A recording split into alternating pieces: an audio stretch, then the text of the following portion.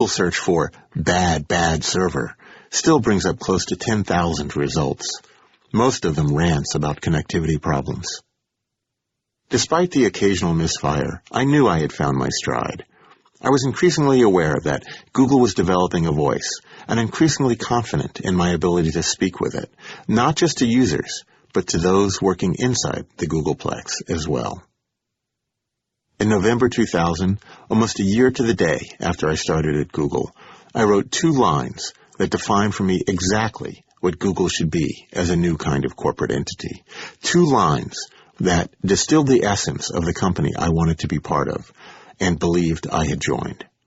It was the click of a tumbler falling into place, securing my role and locking in the sound of Google's voice once and for all. It was good timing, because Google was adding new people every day. They brought fresh energy and ideas, but with new blood, the complexion of the company could not help but change. Chapter 13. Not the usual yada yada. I was at lunch, said Allegrich Disco, the new marketing coordinator I'd hired in September, and I introduced myself to everyone at the table. They all gave me their names except this one guy who seemed kind of shy. I asked him who he was, and he said his name was Larry, so I asked him what he did, and he said he was Larry Page, the CEO. I had no idea. Google had reached a cultural milestone. The company had grown so large that Larry and Sergey no longer had time to interview each hire personally. That proved the problem for Larry a week later when he visited our new 9-person office in New York. They refused to let him in because they didn't believe he was who he claimed to be. Mostly, however, the growth meant we had more going on, more work on infrastructure, more deals in negotiation, more salespeople calling on clients, and more products in development. One of those products was a toolbar that tucked a search box right into users' browsers, enabling them to conduct Google searches without going to google.com. The product had been worked on by Joel Spolsky, a contract developer, based on prototypes developed by my UI team colleague Bei Chang. Googler David Watson created the first working version, and Eric Fredrickson finalized the software we actually launched. Larry was very keen to get it out the door. The Google toolbar came with more than just a search box. It had advanced features. One displayed a green bar with a relative length approximating the page rank of the web page the user was visiting. PageRank was Google's assessment of the importance of a page, determined by looking at the importance of the sites that link to it. So knowing a page's PageRank could give you a feel for whether or not Google viewed the site as reliable. It was just the sort of geeky feature engineers loved, because it provided an objective data point from which to form an opinion. All happiness and joy. Except that, when the advanced features were activated, they also gave Google a look at every page a user viewed. To tell you the page rank of a site, Google needed to know what site you were visiting. The toolbar sent that data back to Google, if you let it, and Google would show you a green bar. The key was, if you let it, because you could also download a version of the toolbar that would not send any data back to Google. The user could make the choice, though Larry and the engineering team believed and hoped that most people wouldn't pass up the advanced features just because Google might learn their surfing habits. We're talking free extra data here. While knowing the page rank of a page might have only nominal value to users, knowing the sites users visited would be tremendously valuable to Google. The page rank indicator provided a justification for gathering it. I thought it was an enormous privacy trade-off. I knew we planned to anonymize the data and wouldn't match the list of visited sites to a user's identity. Still, it felt creepy to me, and I figured I wouldn't be the only one. So how to inform users without scaring them off? If we said that turning on advanced features showed Google every web page a user visited, many people would never download any version of the software. That would be a disaster. The toolbar was a secret weapon in our war against Microsoft. By embedding the toolbar in the browser, Google opened another front in the battle for unfiltered access to users. Bill Gates wanted complete control over the PC experience, and rumors abounded that the next version of Windows would incorporate a search box right on the desktop. We needed to make sure Google's search box didn't become an obsolete relic. To do that, we would turn Microsoft's strength to our advantage and pit one group within the Redmond-based company against another. If the Google toolbar became so popular that people downloaded Internet Explorer just to run it, then the browser gang within Microsoft might defend us when the Windows Mafia inevitably tried to snuff us out. In the meantime, we would piggyback on the world's most popular web browser to gain millions of users. The wording users saw when downloading the Google toolbar had to be subtle and assuage their concerns while downplaying the risks. We could just bury it in the EULA, the end-user licensing agreement, in tiny type, and no one would be the wiser. Almost nobody reads the legalese terms of use before installing software. Knowing that, I considered long and hard and came up with an appropriately nuanced response. The 2 lines I referred to earlier. "Please read this carefully," I wrote on the first line in large, bold, red letters. On a separate line beneath it, also red, also bolded, came the words, "It's not the usual yada yada." The text that followed was equally subtle. "By using the advanced features version of the Google toolbar, you may be sending information about the sites you visit to Google." That seemed to cover it. Maybe I had been drinking the Google Kool-Aid too long, but I believe that telling our users explicitly what we were up to and giving them the power to decide if they wanted to play along was the right thing to do. I didn't want to leave the information lying about where they might stumble across it. I wanted to set it as tablets before their eyes, scribed in burning letters 100 feet high. There was a less altruistic reason as well. I thought we could forestall future criticism and distrust if we were forthright about our actions. That would spare me, as the person responsible for user communication, a great deal of pain. Yes, I expected we would scare off some potential users, but those who did sign up would completely understand the trade-off they were making. I believed the value of the toolbar would become so obvious to them that they would evangelize to others. Eventually, even those who had been hesitant at first would become convinced. Bay, our UI guru, worried the language would frighten away too many users unnecessarily, though he did not insist we change it. Eric, the toolbar's creator, expressed concerns as well, but agreed that talking to people about privacy up front would reassure them that nothing sinister lurked in the shadows. I felt the truth of that deep in my soul.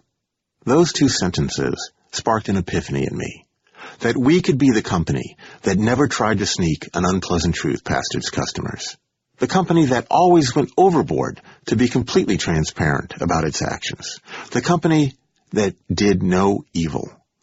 I would advocate as strongly as I could that we engage the issue of privacy and educate our users about exactly what information we collected. Surely that aligned with our core values. When the Google toolbar launched in November 2000, the installer included the language as I had written it, bold red font and all. The page users saw after installing the toolbar also called attention to the information collected and offered links to Google's privacy policy and instructions on how to disable the reporting function. People noticed. Instead of a hue and cry, there was a yawning silence. When users emailed us with concerns, we politely quoted the language on the installation page and reiterated that we had fully described all the options available to them. When the issue bubbled up on message boards, users who had already downloaded the toolbar pointed to the bright red message and asked what more a person could want regarding notification. Those who downloaded the toolbar with advanced features made a fully informed choice.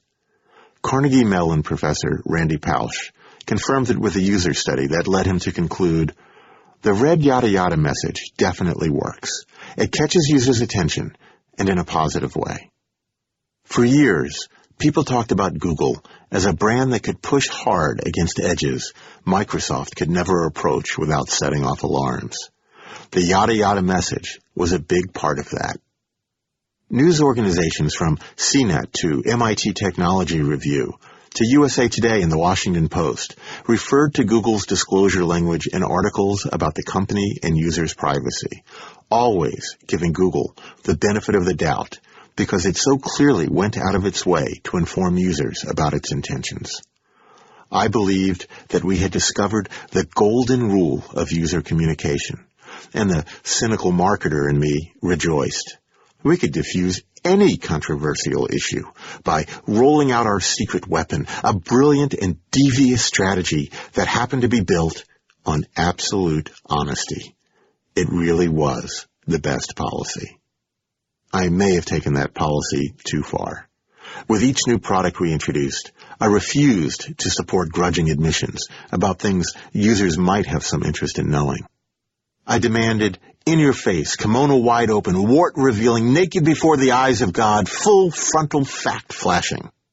I had been converted, like Paul on the road to Damascus, by the lightning bolt our bold red letters had deflected from our young brand. The more you informed people, the more they trusted you not to abuse them. Just as with Mentalplex, the lesson seemed as clear and sharp as shattered crystal. Yet, once again, others considered the same data and saw things in a different light. The issue of user privacy would not arise again for months, but it would never cease to come back, no matter how many times we ignored it. De Parvis Grandis. This is version X.X of the Google toolbar, I wrote. Earlier versions, if they exist, retain only sentimental value. Such is the transience of material things. Eric, the toolbar engineer, was pleased. He had expected something more traditional for the text users checked to see if they were up to date with the latest software. He soon added his own personal signature to the information box. De Parvis Groundus Acervis Erit. Small things make a big pile. It didn't always go so smoothly when I wrote copy at engineering's request. For example, we went back and forth on the text to display when users rolled their cursors over the I'm Feeling Lucky button on the home page. That button was an anomaly. If users clicked on it after typing a term in the search box, instead of seeing a full page of search results, they would go directly to the one that would have been the first on the list. Larry and Sergey were so confident in their technology that they thought the first result would provide adequate information for the majority of searches. Unfortunately, most of our users had no clue what the I'm Feeling Lucky button did.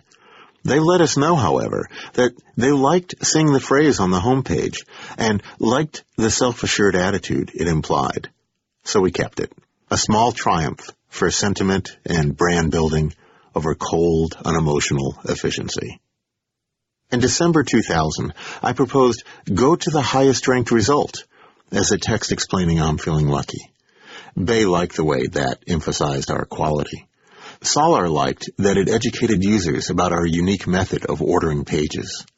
Marissa thought it stank. Literally. Rank is a harsh-sounding word that has an alternative definition of bad smelling, she pointed out.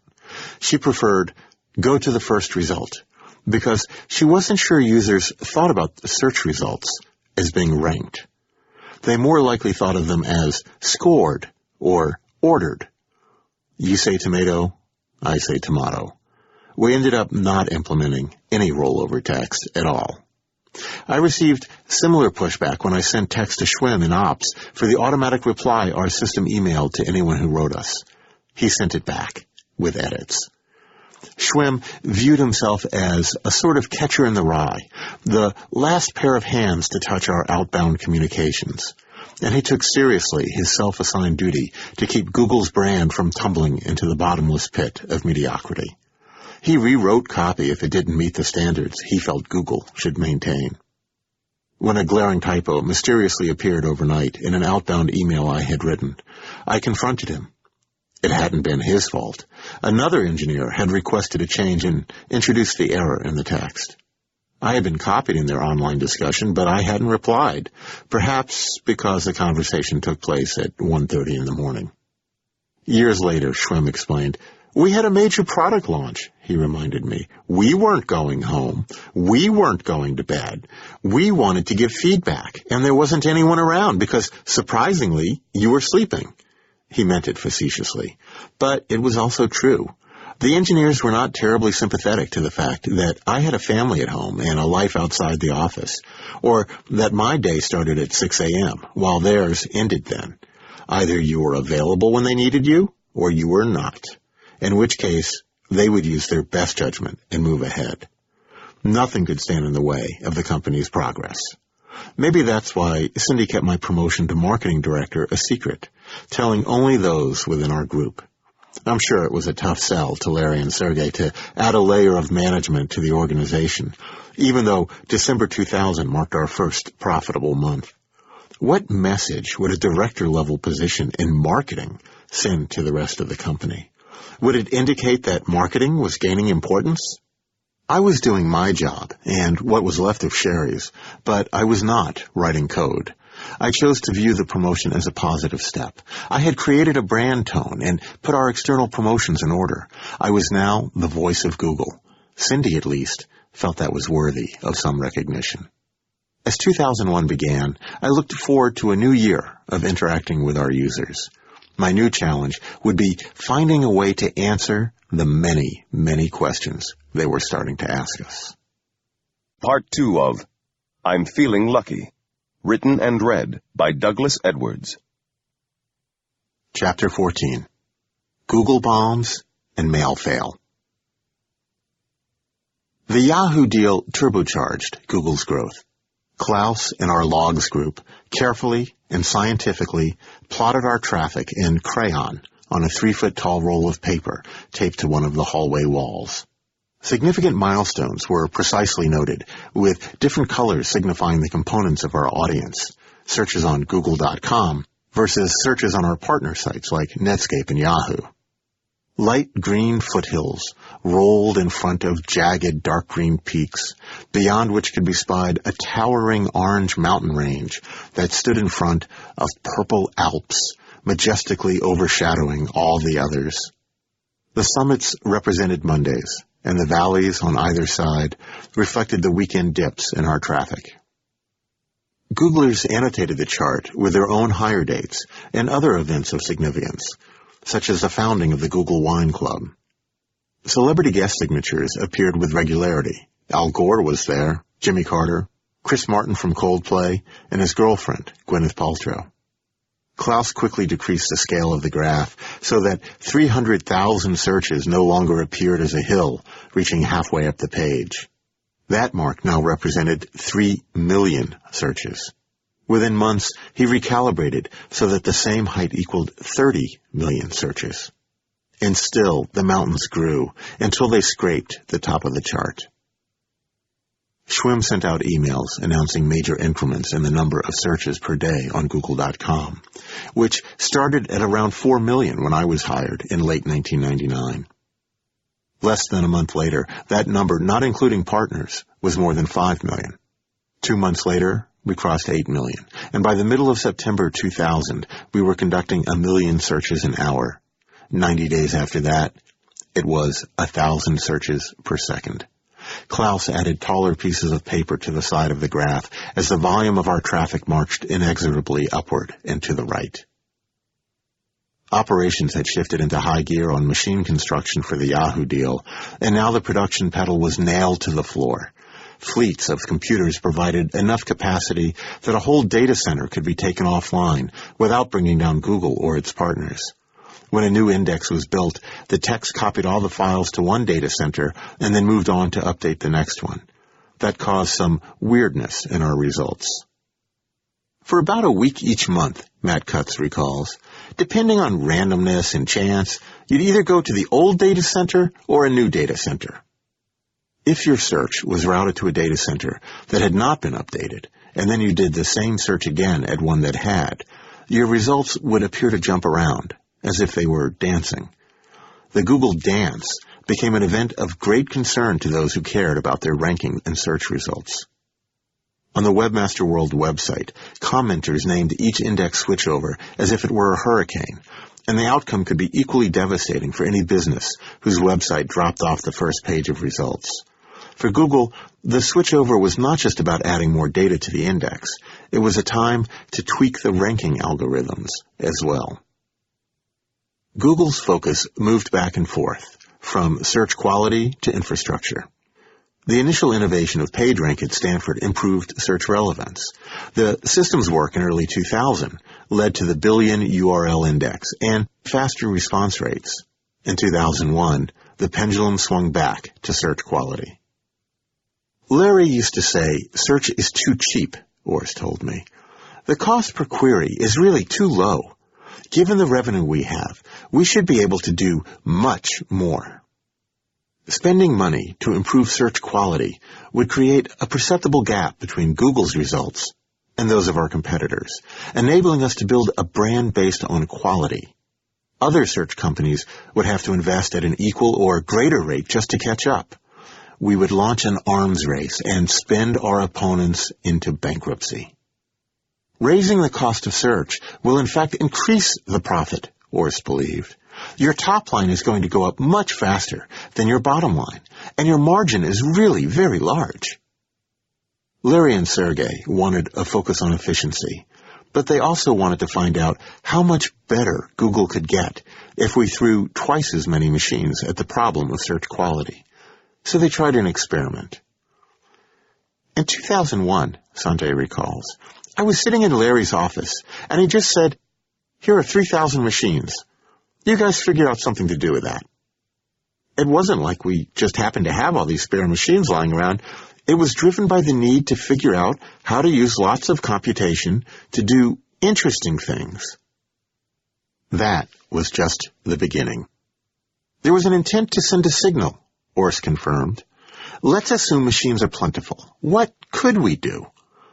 The 3,000 machines were followed by 10,000 more, all allocated to improving search quality. Jeff, Sanjay, and Amit Singhal focused all that computational power into an explosion of innovation that greatly improved Google's ability to return relevant results. One key to better results, according to Jeff, was being much more careful about how we handled anchor text. The more pages in an index, the more information there was about who linked to whom. And just as important to Google, the more information there was about what those links said.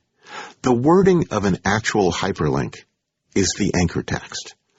Associating anchor text with the content of the page it pointed to turned out to be enormously helpful. For example, some links to the University of California at Berkeley contained its Spanish name, or synonyms like cow or bears. Sometimes, however, relying too heavily on anchor text caused problems.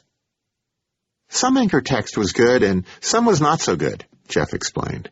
The query cold lemon souffle used to bring up MapQuest homepage.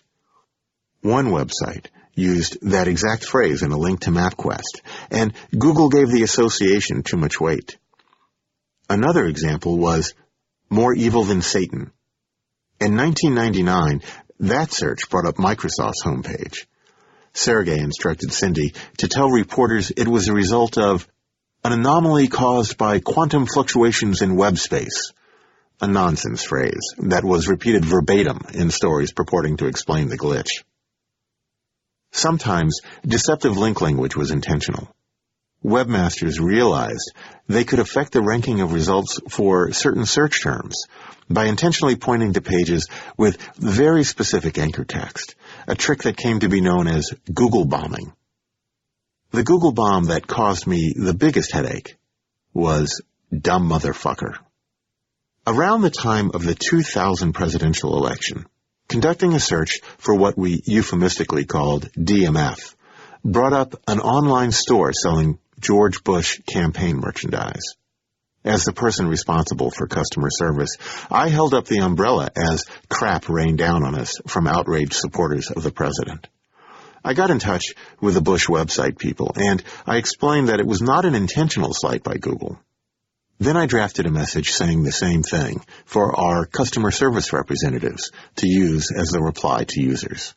The best reply, though, came from someone already familiar with the issue. A couple of months after the Supreme Court ended the 2000 election, Eric Schmidt invited his friend Al Gore to speak at Google about the campaign, the Internet, the environment, and whatever else Gore wanted to talk about. Gore zipped into TGIF on one of our many electric scooters. "I just rode in from Washington," he said, to approving laughs, as he dismounted and took the microphone. "You may know me as the man who used to be the next president of the United States," he joked, garnering thunderous applause. When question time came, a Googler asked Gore if he was familiar with the Bush Google bomb. He was. "So, what's your opinion about it?" came the follow-up question. Gore paused and looked around a bit, as if checking for camera crews or reporters. There weren't any, though the room was packed with Googlers sitting in folding chairs and standing on cubicle desks to get a better look. "Well," he said at last, with a completely neutral expression, "I do believe you might have discovered artificial intelligence." Users would orchestrate many more Google bombs in the years to come. From French military victories, which led to a fake Google error page that read, "Your search French military victories did not match any documents. Did you mean French military defeats?"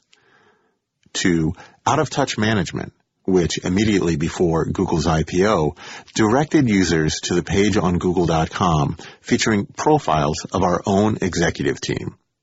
That alone should prove to cynics that Google does not manipulate its search results or inject bias on a case-by-case basis. Wait a minute, Mr. Postman. Each time a Google bomb detonated, it blew my schedule to hell. I'd have to drop everything to smother the flame wars that might damage our brand. User support cast ominous shadows across my world, but the poor grunt who faced the unending deluge of incoming missives was our sole customer service rep, Max Erdstein. Fresh out of Stanford with a degree in history, Max had offered to do whatever needed to be done at Google, which initially meant working on writing projects like the Google Friends newsletter and responding to user email. After Cindy restructured the marketing group, Max moved into my world, dragging behind him responsibility for Google's rickety user support department, which at the time consisted of Max, a laptop, and an off-the-shelf copy of Microsoft Outlook. Max never envisioned customer service becoming an omnivorous blob consuming all his time. But soon he found himself responding robotically to more than 1,000 emails a day from users around the world. Crushed under the load, he could do little more than succinctly reply, "Thanks, keep on Googling." Non-English emails presented the biggest problem. We had no idea if people wanted to praise us or harangue us. We tried using off-the-web translation software, but it left us more confused than when we began. Meanwhile, there were rumblings from Sales VP Omid that supporting advertisers and search services customers should be a higher priority. Could Max help with that too? After all, unlike users, these people were actually paying us. Max was emptying an ocean with a teaspoon. As the backlog of unanswered emails began to swell, Sergey offered a useful perspective. Why do we need to answer user email anyway? He wanted to know. To Sergey's thinking, responding to user questions was inefficient. If they wrote us about problems with Google, that was useful information to have. We should note the problems and fix them. That would make the users happier than if we wasted time explaining to them that we were working on the bugs. If users sent us compliments, we didn't need to write back because they already liked us. So really, wouldn't it be better not to respond at all? Or at best, maybe write some code to generate random replies that would be fine in most cases. Given their lack of concern about unanswered email, the founders were not sympathetic to Max's distress over the monotonous and unfulfilling nature of his work. Besides, when Google started, Larry and Sergey had answered all the email themselves, and written the code, and designed the logo, and handled press inquiries. We had more resources now, So how could anyone complain, given that we all had such small shards of responsibility in the wake of the big bang that was Google's conversion from a two-person project to a full-fledged corporation? Eventually, I realized that the answer, as always, was in the data. In the spring of 2000, I had Max start quantifying how many emails per day he received and responded to. I plotted the data on a chart and estimated Max's maximum capacity, then extrapolated how many Max equivalents we would need to answer all email within 48 hours of receiving it. The data clearly showed that we would require at least one more Max, as well as better tools for managing the email itself. Reluctantly, and under pressure from Omid, eStaff gave us a green light to hire another customer service representative, or CSR, and to buy an electronic customer relationship management, or CRM, system. I immediately began the search for both, a task that took on increased urgency that summer when Max moved into his new role helping advertisers generate better returns from their AdWords campaigns. The sales team nicknamed him the Maximizer.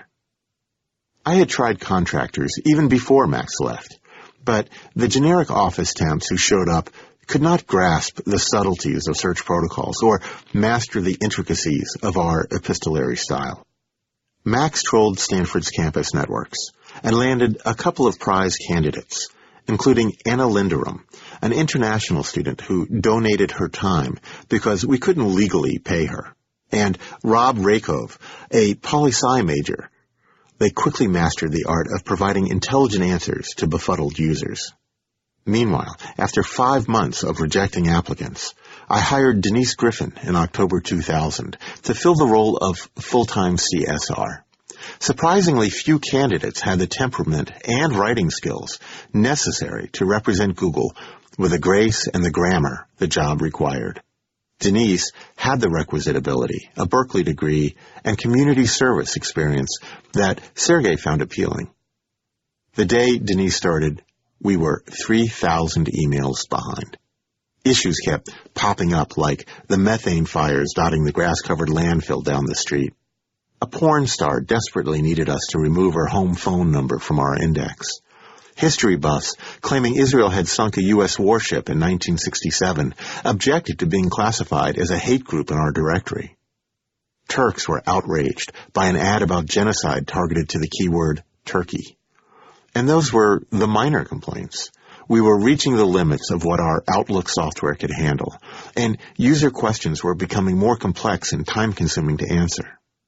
Our email output slowed from Sergey's remembered and perhaps unconsciously optimized personal response rate of 1 per minute to a more languid pace of 1 every 3 minutes. Of course, Denise and Rob couldn't pull answers out of their heads as Sergey had, but in his eyes, that did not excuse lower productivity. Then Cindy found some week-old unanswered emails that could have resulted in negative press. "The situation is getting out of control," she warned me. "You need to get it in hand." You know that dream where you're trying to run away from some menacing figure and your legs turn into melted marshmallows? I felt my feet mired in the sticky mess of text that was our user base asking for help. I went back to the only solution that ever worked. I argued the numbers with Salar, and I convinced him to support a push for another CSR for our group. Omid put in a separate request for a service person for advertising clients. With 2 additional staffers, we would be able to make progress for at least a couple of months, until the volume of mail doubled again. Prompted by Salar, Sergey agreed to let us hire another CSR. 1 CSR, that is, to handle both the user support and advertising jobs. It wouldn't be enough, but it was better than nothing. Since so much incoming mail was not in English, I sent out a note asking Googlers to list their language abilities in hopes of tapping in-house translation skills. The languages spoken by staff included Arabic, Chinese, Hindi, Indonesian, Japanese, Hebrew, Romanian, and Swedish, but that didn't help me. Engineers didn't have the time or inclination to sift through foreign language spam all day, looking for urgent messages. We needed better technology to sort the mail, store common responses, and send bulk replies. But choosing the right customer relationship management software required engineering skill to evaluate the efficiency and security of the code we'd be installing. Engineering project manager Mika Bloomfield agreed to help me separate the good bits from the bad. Mika and I quickly learned that Google's trivial needs did not impress big CRM firms. They focused on companies managing extensive sales operations and providing product support for thousands of paying customers. We did not need to identify potential big spenders, and we had no desire to create buyer profiles. We just wanted a tool that could track basic metrics around volume and response rates. And we didn't want to spend a ton of money. Unfortunately, it was a seller's market. Kana, which Wall Street dubbed the leader in the CRM space, had just split its stock at an adjusted high of about $1,500 a share.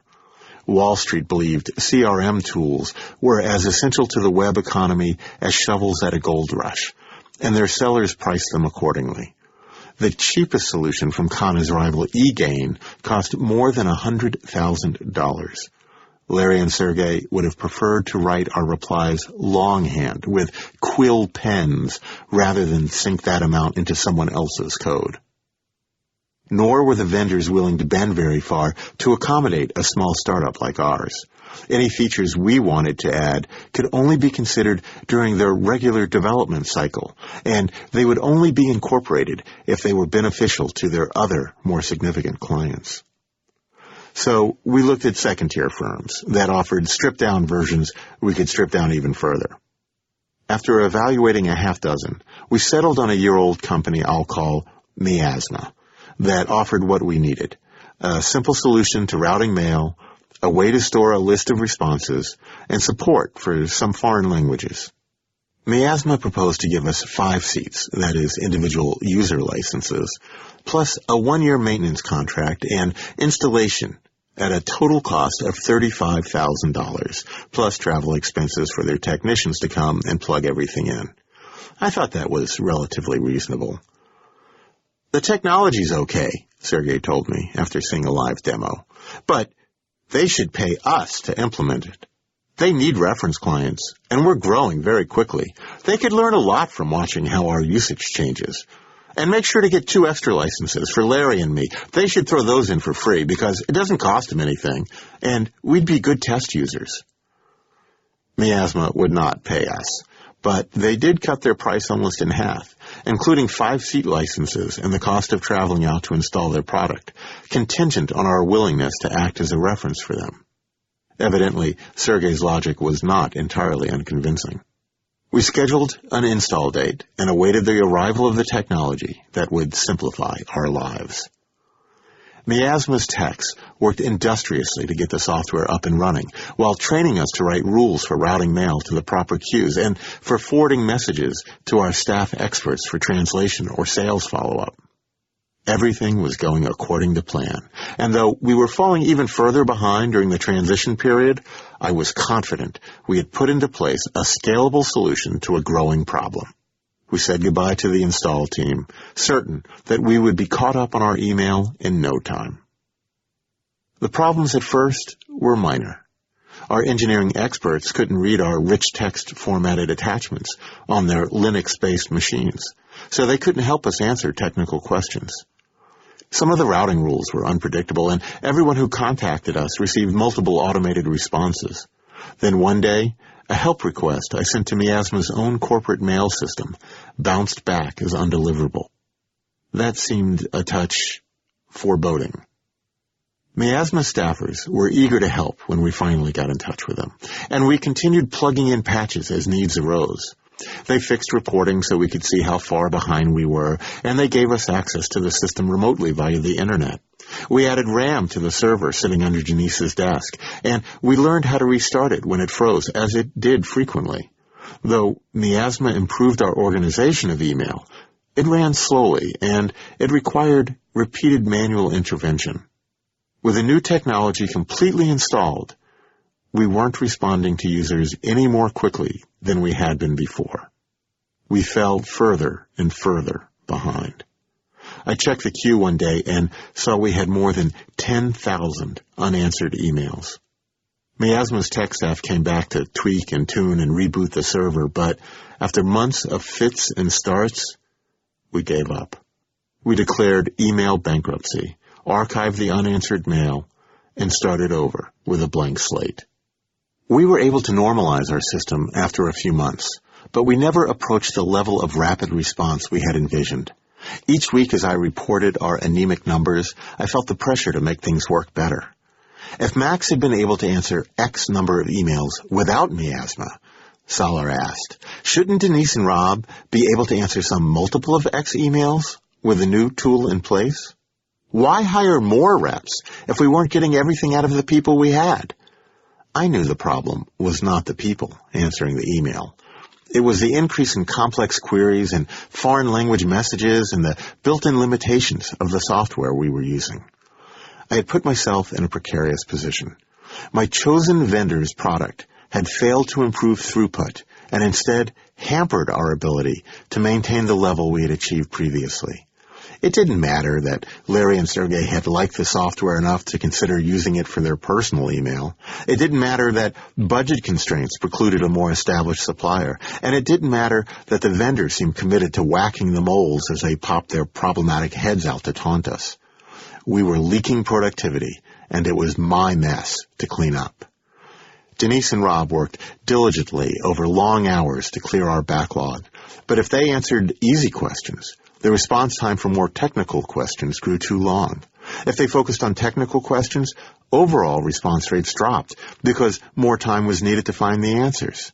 Foreign language email just languished in limbo. This went on for a full year, with issues popping up and emails flying back and forth to Miasma tech support in India. Finally, Miasma announced they would deliver a full upgrade to their software to fix all our problems and make rainbows shine across our network and unicorns dance on our desks. First, though, we needed to walk through the fire of a major assault on user support. Post-apocalypse. It was November 2000 when I first learned that Google was buying another company. The acquisition, codenamed Yogi, was an online archive of Usenet posts known as Deja News. We would announce the deal the following February. If you're a Usenet aficionado, you'll probably take issue with what I say about it here, so why not skip ahead and avoid the heartburn? Of course you won't.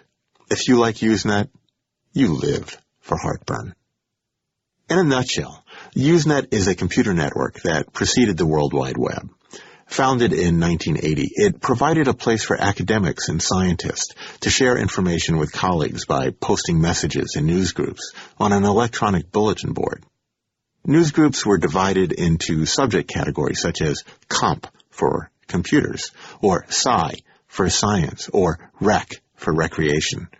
The name coming after the period indicated the subgroup, as in sci.research.aids. Over time, Usenet devolved from its noble purpose to reflect the common concerns and issues of our times, with groups like rec.arts.movies.slasher, and an explosion in binary files, which contained encoded software, music, and images since reposted on websites requiring a credit card and proof of age. Moreover, the nature of the dialogue on Usenet changed, from dry academic discussions to heated polemics on politics and religion and a multitude of other contentious issues, giving birth to such terms as flame mail and trolling. Deja News was home to a continuously updated archive of 500 million of these posts, going back to 1995. Including such classics as the announcement of AltaVista's launch and the first mention of Google. Unfortunately, Deja News could no longer afford to maintain the service. In fact, it could not even provide access to all the data it had archived. Desperate, it came to Google, seeking a way to keep their data from sinking forever into obscurity. Recognizing the value of the content, Larry and Sergey threw them a lifeline, offering to take the archive, clean it up, make it more searchable, and host it going forward. Google already had plans to launch its own Usenet site at groups.google.com, so the timing was fortuitous. Still, it was an act of mercy, and everyone involved knew it. The handoff happened quickly. Too quickly for Google to do much more than launch a stopgap service based on a separate, recently acquired archive of Usenet posts, while our engineers organized the Deja data and built a better system to deliver it. The interim site would not contain all the posts back to 1995, as Deja's had. It would only offer posts dating back a year. Users would not be able to browse through different groups, though they could search them, or post new messages. Most significantly, they would not be able to nuke or remove posts they had already written, even if they had deleted them previously. Deja had suppressed display of deleted comments, but they never actually expunged them from the old database. Some Deja users were about to rediscover the offensive and embarrassing notes they had written while angry or drunk, thought twice about, and destroyed, or at least believed they had destroyed. I could smell the crap clouds gathering. I drafted copy for Deja's former homepage and an FAQ explaining that Google was engaged in brute force mud wrestling with gigabytes of unruly data to reintroduce a new and improved Usenet archive. I made it clear the effort was ongoing and things would soon get better. On Monday, February 12, 2001, the old Deja.com went away and Google's interim site went live.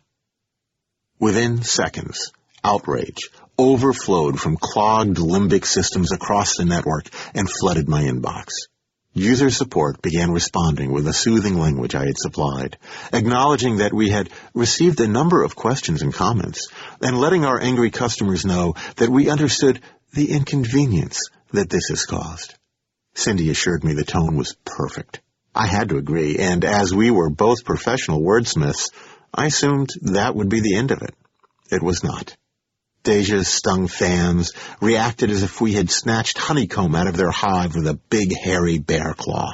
They swarmed us. Their emails overloaded our fragile CRM system all Monday afternoon and just kept coming. We couldn't answer the specialized questions that related only to Usenet, and our generic responses just agitated users, our mailboxes filled with mud and fire. Larry and Sergey were surprised by Deja's ungrateful users. We had rescued a valuable internet resource from the ash heap of history at our own expense and committed to launching an improved archive with access to far more data than Deja had ever offered. What's wrong with these people? They wondered. They wouldn't have to go far to find out. Within days, disgruntled Usenetters were literally knocking on Google's front door to complain.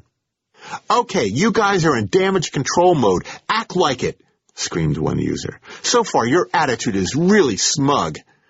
He went on to compare us to Firestone, whose fatally flawed tires were the subject of a safety recall. Though, as far as I know, no one died from lack of access to 3-year-old posts in rec.arts.sf.Star Wars. Wayne Rosing, our new head of engineering, shook off the assault, saying, "What matters is whether we're doing the right thing. And if people don't understand that now, they will eventually come to understand it." It was a lesson that would shape Google's attitude toward the public from that point on. Sure, we had upset people with mental plex, but at least some of us conceded their fetching might have had cause. With Deja, though, we were clearly on the side of the angels. The public just didn't get it. Even when we worked our asses off, spent our own cash, and tried to do something good for them, they bellowed and ranted, bitched and moaned. Since users were being so unreasonable, we could safely ignore their complaints. That suited our founders just fine. They always went with their guts anyway. I've been asked if Larry and Sergey were truly brilliant. I can't speak to their IQs, but I saw with my own eyes that their vision burned so brightly it scorched everything that stood in its way. The truth was so obvious that they felt no need for the niceties of polite society when bringing their ideas to life. Why slow down to explain when the value of what they were doing was so self-evident that people would eventually see it for themselves? That attitude was both Google's strength and its Achilles heel. From launching a better search engine in an overcrowded field to running unscreened text in AdWords, the success of controversial ideas gave momentum to the conviction that initial public opinion was often irrelevant. By the end of the year, we proved our intent had always been honorable, rolling out not just the features users had clamored for, but an archive that extended back 20 years instead of just the 5 Deja had offered. This was almost single-handedly the work of Michael Schmidt, an engineer who took it upon himself to conduct a global search to track down tapes and CD backups of the earliest Usenet posts and the hardware that could read them. He recovered for posterity the first Usenet mention of Microsoft, Tim Berners-Lee's first posted reference to the World Wide Web, and Mark Andreessen's public disclosure of the Mosaic web browser that would become Netscape. If there were justice in the world, wrote a formerly disappointed Usenetter, you guys would be rich, and Bill Gates would be standing in line waiting for watery soup. Not that Larry and Sergey needed affirmation that they had made the right call, but still, it was nice to hear. Chapter 15. Managers in hot tubs and in hot water. A month after we bought Deja, 140 Googlers packed up overnight bags, boarded a fleet of buses, and headed for the hills. It was time for Google's annual ski trip.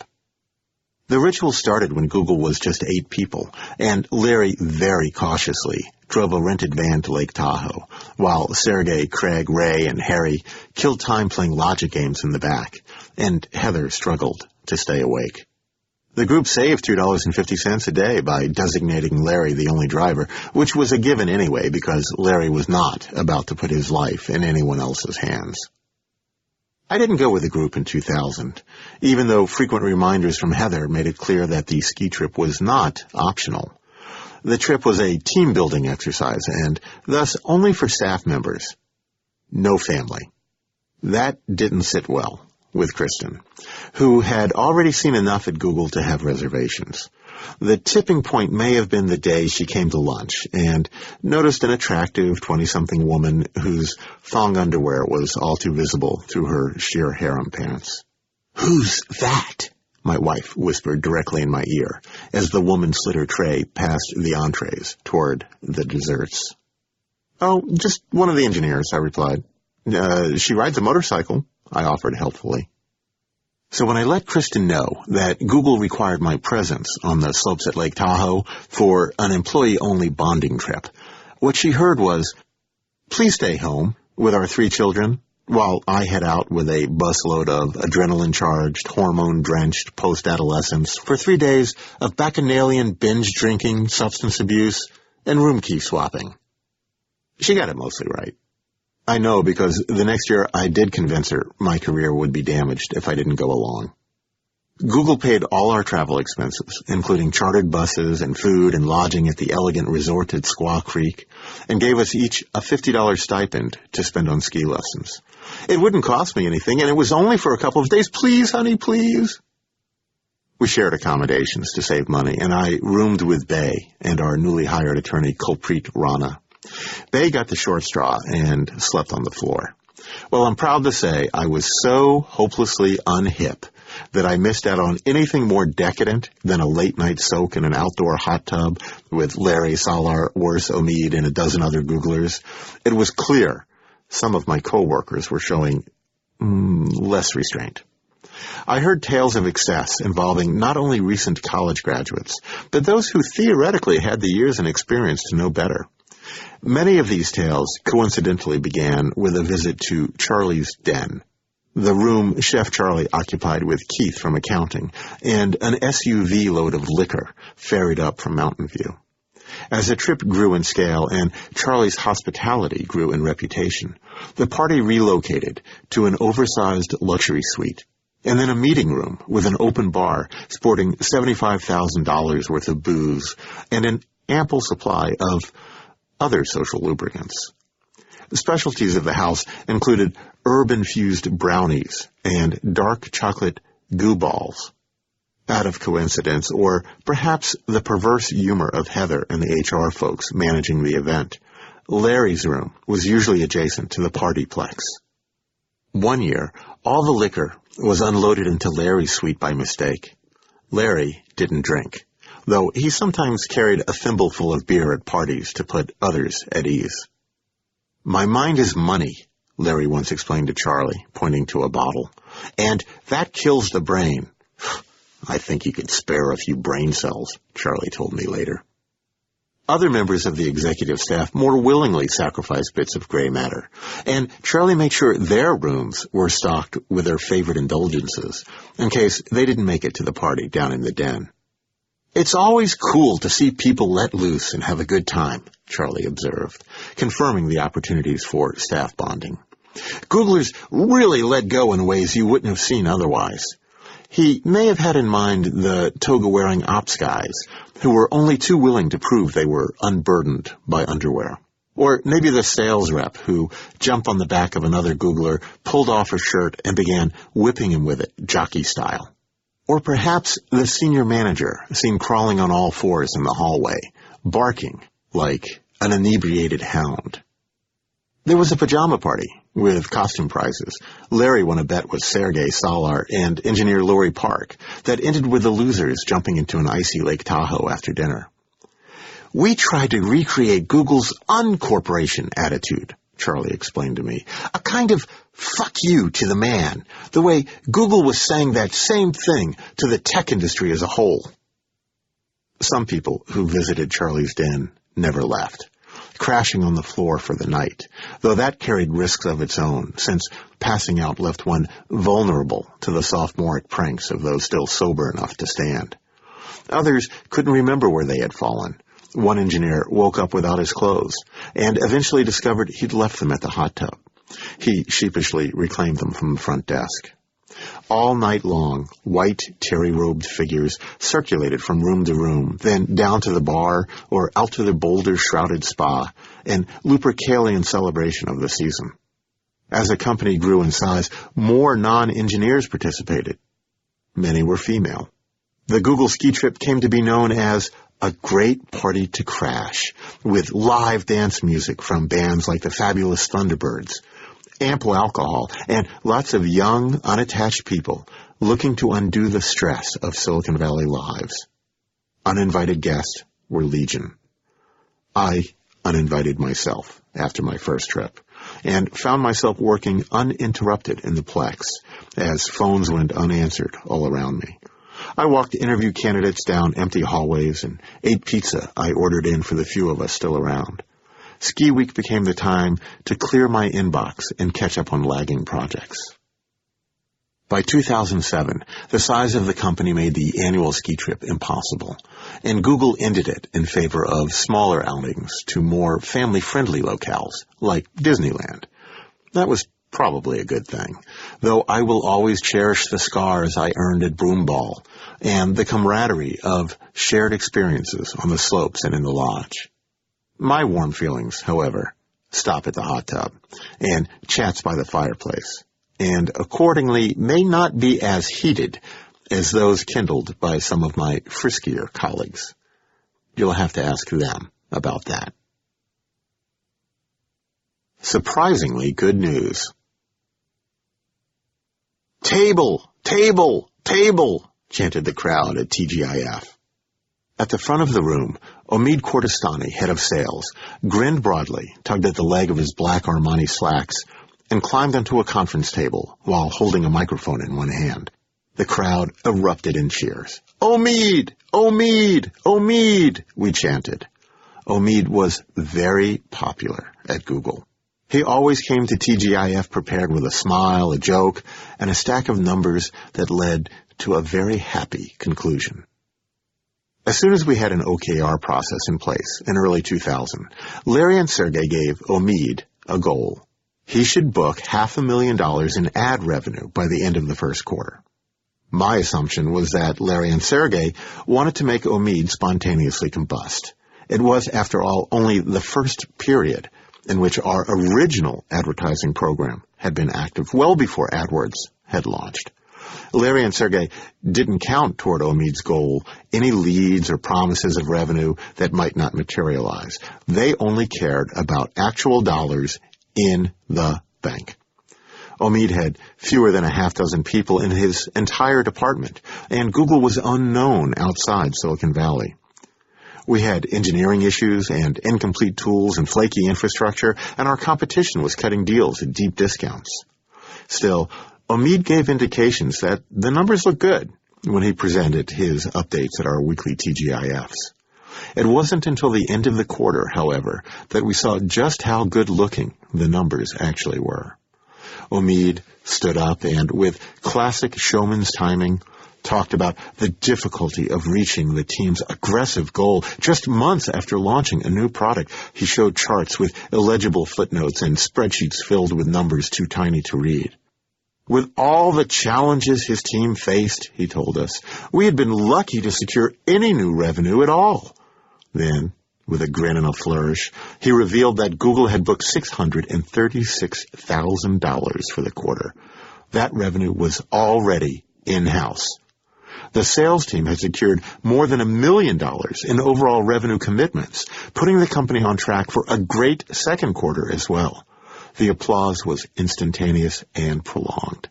Our salespeople, I thought, were amazing. 3 months later, Omid and his team beat their goal again.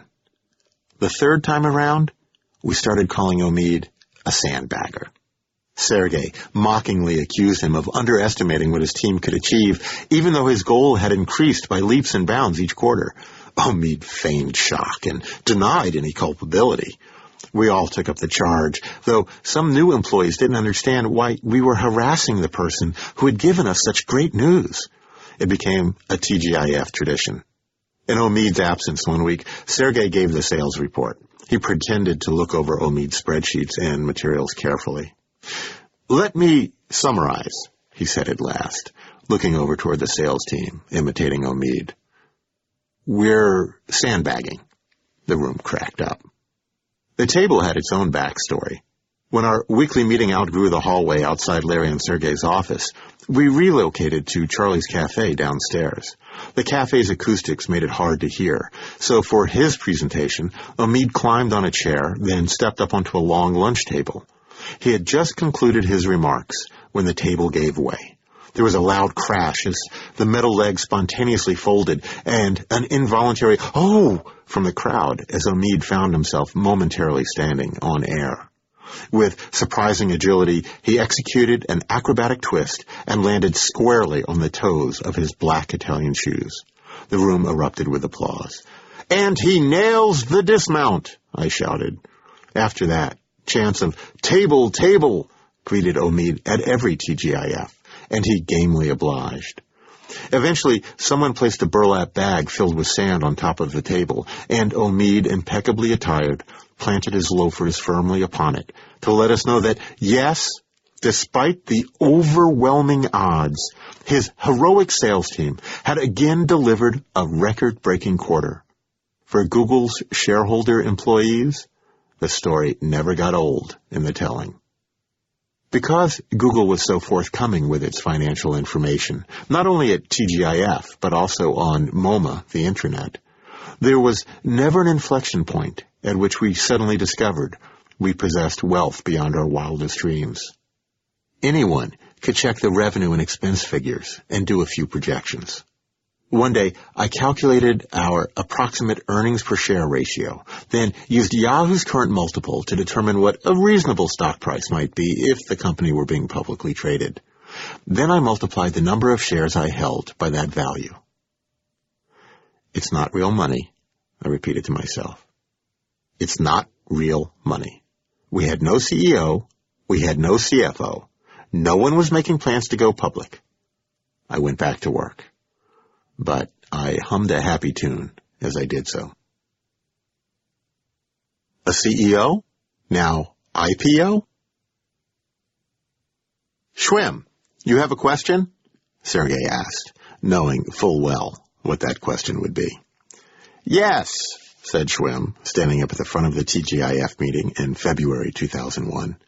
The Nooglers had been introduced. Larry and Sergey had reviewed the news of the week. Omid had completed his slideshow. Now it was time for Q&A. "What's the status of the CEO search?" Schwim wanted to know. It was the same question he asked every week. We all were aware there was a checklist of items to be completed before the company could go public, and our stock options would have real value. A CEO was on the list, also a chief financial officer. Sergey paused for dramatic effect. "We're making progress," he said, with a serious look. It was the same answer he gave every week. When I joined in 1999, many of us assumed that Google would be public within a year. We weren't obsessed with the idea of an IPO, but it was the height of the dot-com era, and that's what startups did after they'd been around for 6 months. Larry and Sergey didn't seem in any hurry. They felt no urgency to hire a CEO, despite the board's prodding. Sometimes they would make a dismissive remark about a candidate they had interviewed. They didn't give names, just vague disqualifications based on a lack of tech savvy or googliness. At TGIF on March 23, 2001, Larry and Sergey introduced 2 Nooglers to the assembled staff. Dirk Aguilar as an international advertising analyst and Eric Schmidt as chairman of Google's board of directors. It was assumed that Eric would be made Google's CEO as soon as he could disentangle himself from his responsibilities as CEO of Novell. I was thrilled, not because I knew Eric and felt he would lead us to search dominance, but because the long wait was finally over. That light we could see at the end of the tunnel was Google's ticker symbol circling the NASDAQ sign in Times Square. When I learned that Google had hired a corporate CEO, I allowed myself a glimmer of hope. Surely someone who had worked for large competitive companies like Novell and Sun Microsystems would get the importance of strong marketing. Maybe he would see branding as a powerful tool for claiming market share. Maybe he would want to tell the Google story in new and creative ways around the world. Maybe he would feed Cindy's anemic staff, build my spindly budget, and transform our 97-pound department into a 500-pound gorilla. Maybe he would cure lepers and help the blind to see. Who knew? I did. Larry and Sergey would never hire someone like that. "I don't believe in trade shows," Eric informed Cindy and me at a get-acquainted meeting he set up shortly after coming on board. There was a new sheriff in town, and our days of profligate spending and freewheeling excess had ended. Eric's ideas about marketing mirrored those of our founders, only with a paranoid edge sharpened by experience. "I've seen how the budgets for industry shows grow and grow," Eric regaled us, "until they're so bloated you're paying for warehouses full of booths and furniture and trucks to haul them around. We're not going to do that. We're not going to spend money on mass media marketing," he continued. "No TV spots or big magazine spreads, and everything you buy needs to be on a purchase order signed off by me personally." I sat back, stunned by the implication that we were an overweight cost center that needed to be taught self-discipline. We had never done a trade show. We had one booth, a crappy pop-up frame that traveled around in a tube with pictures we stuck on using Velcro. We hadn't done any mass market advertising other than banner trades and our buy on Yahoo. Eric obviously didn't know anything about our marketing department, but had come in swinging his big stick to knock us down to size. Stunned I was, but not surprised. As our new CEO, Eric wanted to control costs and to lay down the law his first day in Dodge. And I also wasn't surprised that Larry and Sergey hadn't bothered telling him that our marketing group was not like others he might have worked with, or if they had, that he had not believed them. We nodded our heads and interjected where we could, muttering "Amen" and "Hosanna" when he let us. He seemed to hear some of it. When we let him know that Google T-shirts were our biggest expense, he smiled approvingly. "Oh, that's fine. Keep doing that. If someone likes our product enough to want to wear our brand, we should do everything we can to make it possible. And it's great for staff morale to have everyone decked out in the company logo." He would soon be signing off on expenditures for pre-shrunk cotton in the 7-figure range. Cindy and I agreed we needed to bring Eric up to speed. I drafted a memo laying out our brand strategy and listing our guiding principles. PR and word of mouth work better than ads. Paid ads work against our brand. Focus on the joy of discovery. I believe users felt a deeper connection if they learned about Google via news reports or friends, and thus felt they had discovered it themselves. We'll grow faster getting current users to search more than by mass marketing. All our promotions must include a way to measure success. Product interaction is and must remain the primary branding experience. User retention efforts should center on improving UI and user support. I dropped the memo into Eric's inbox, and I copied Larry and Sergey. The response was deafening, as in, I must have gone deaf because I didn't hear anything. I took that as a good sign. We received no more unsolicited feedback from Eric on how to spend our budget. Apparently, he realized that we were doing the right thing, or, more likely, he figured that if we screwed up, our impact on the company's overall health would amount to little more than a sneeze. Or maybe he was just focused on our number one priority, finding women. Larry and Sergey did research, HR Senior Manager Stacy Sullivan told me, and they believed that having a good gender mix created a healthier work environment. For the few women that you had, hiring more women made their lives so much better. They had a community. It's true that male-skewed tech companies sometimes devolved into frat boy funhouses, and I never doubted Larry and Sergey's commitment to hiring technically adept women. However, I often wondered whether the ideal of a healthier work environment wasn't driven by our founders' own deeper need to lead lives that contained more than code. At the Mercury News, we had once run an ad in which we assured readers, in some parts of the world, the language of love is not Java. Google was not one of those places. Hiring more women would not only forestall a Neanderthal culture, it would increase the odds of socialization and ultimately continuation of the species. Given that Larry and Sergey more or less lived at the office, it hardly surprised anyone that each of them dated members of the staff. It would have been more of a shock if they had actually met women they deemed acceptably intelligent and not recruited them to Google just so they could see them on occasion. Whatever the rationale, I discovered that the emphasis on gender equality was real. Why don't we have Google T-shirts for women? Sergey demanded of me after a female visitor left the office with our standard extra-large men's T-shirt. He was as upset as I had ever seen him. When a woman in France chastised him about American companies and their enormously oversized T-shirts that no French woman would wear, he insisted we address the problem once and for all. I ordered women's shirts, more than I thought we would ever give away, but we couldn't keep them in stock.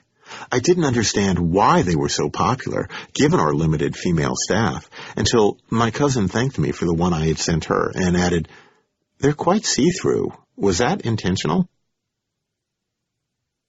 Missed management. I saw Eric often in his first weeks. He seemed to spend much of his time roaming the halls with a bemused look on his face, as if he couldn't believe he had actually joined this company populated with big rubber balls and lava lamps and scruffy animals sleeping on couches, sometimes with the pets they had brought to work lying next to them.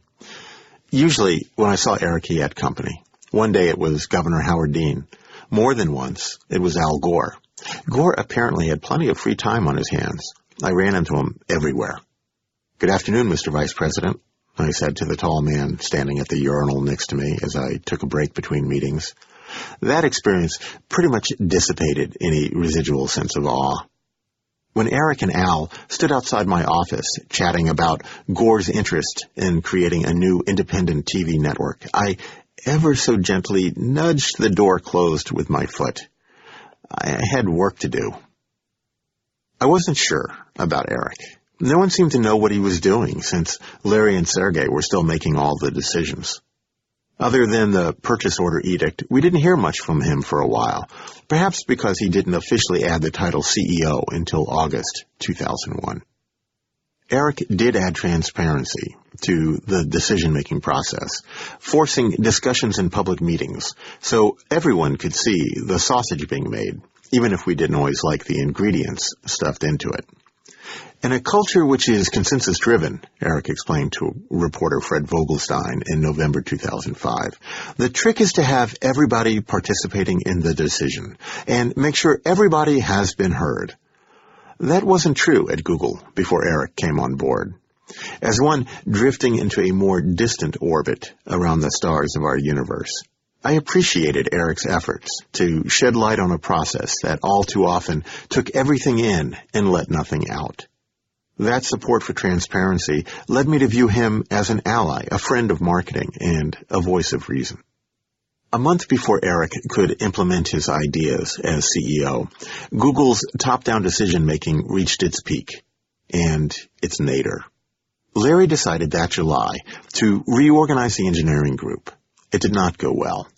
Our founders cut bureaucracy the way they cut costs, with a cleaver instead of a paring knife. Larry trusted his newly minted product managers, or PMs, Salar and Susan, and the two new hires, John J.P. Piscatello and Pearl Reneker, who joined them in April 2001. They all reported directly to Larry.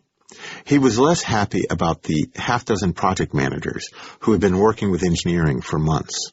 Project managers created timelines, allocated resources, and prodded engineers to ensure products shipped on schedule. They conducted performance reviews and kept people like me from bugging the technical staff with requests that might slow things down. They also acted as a buffer between the engineers and the executives, or as systems engineer Ben Smith described it, shielded their employees from random shit that came from above.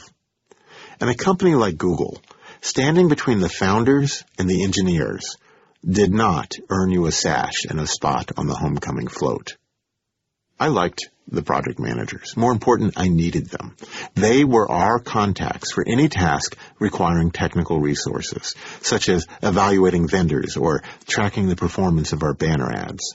The project managers assigned engineers to work with us, engineers who were under great pressure and would not normally consider a marketing task important enough to add to their to-do lists.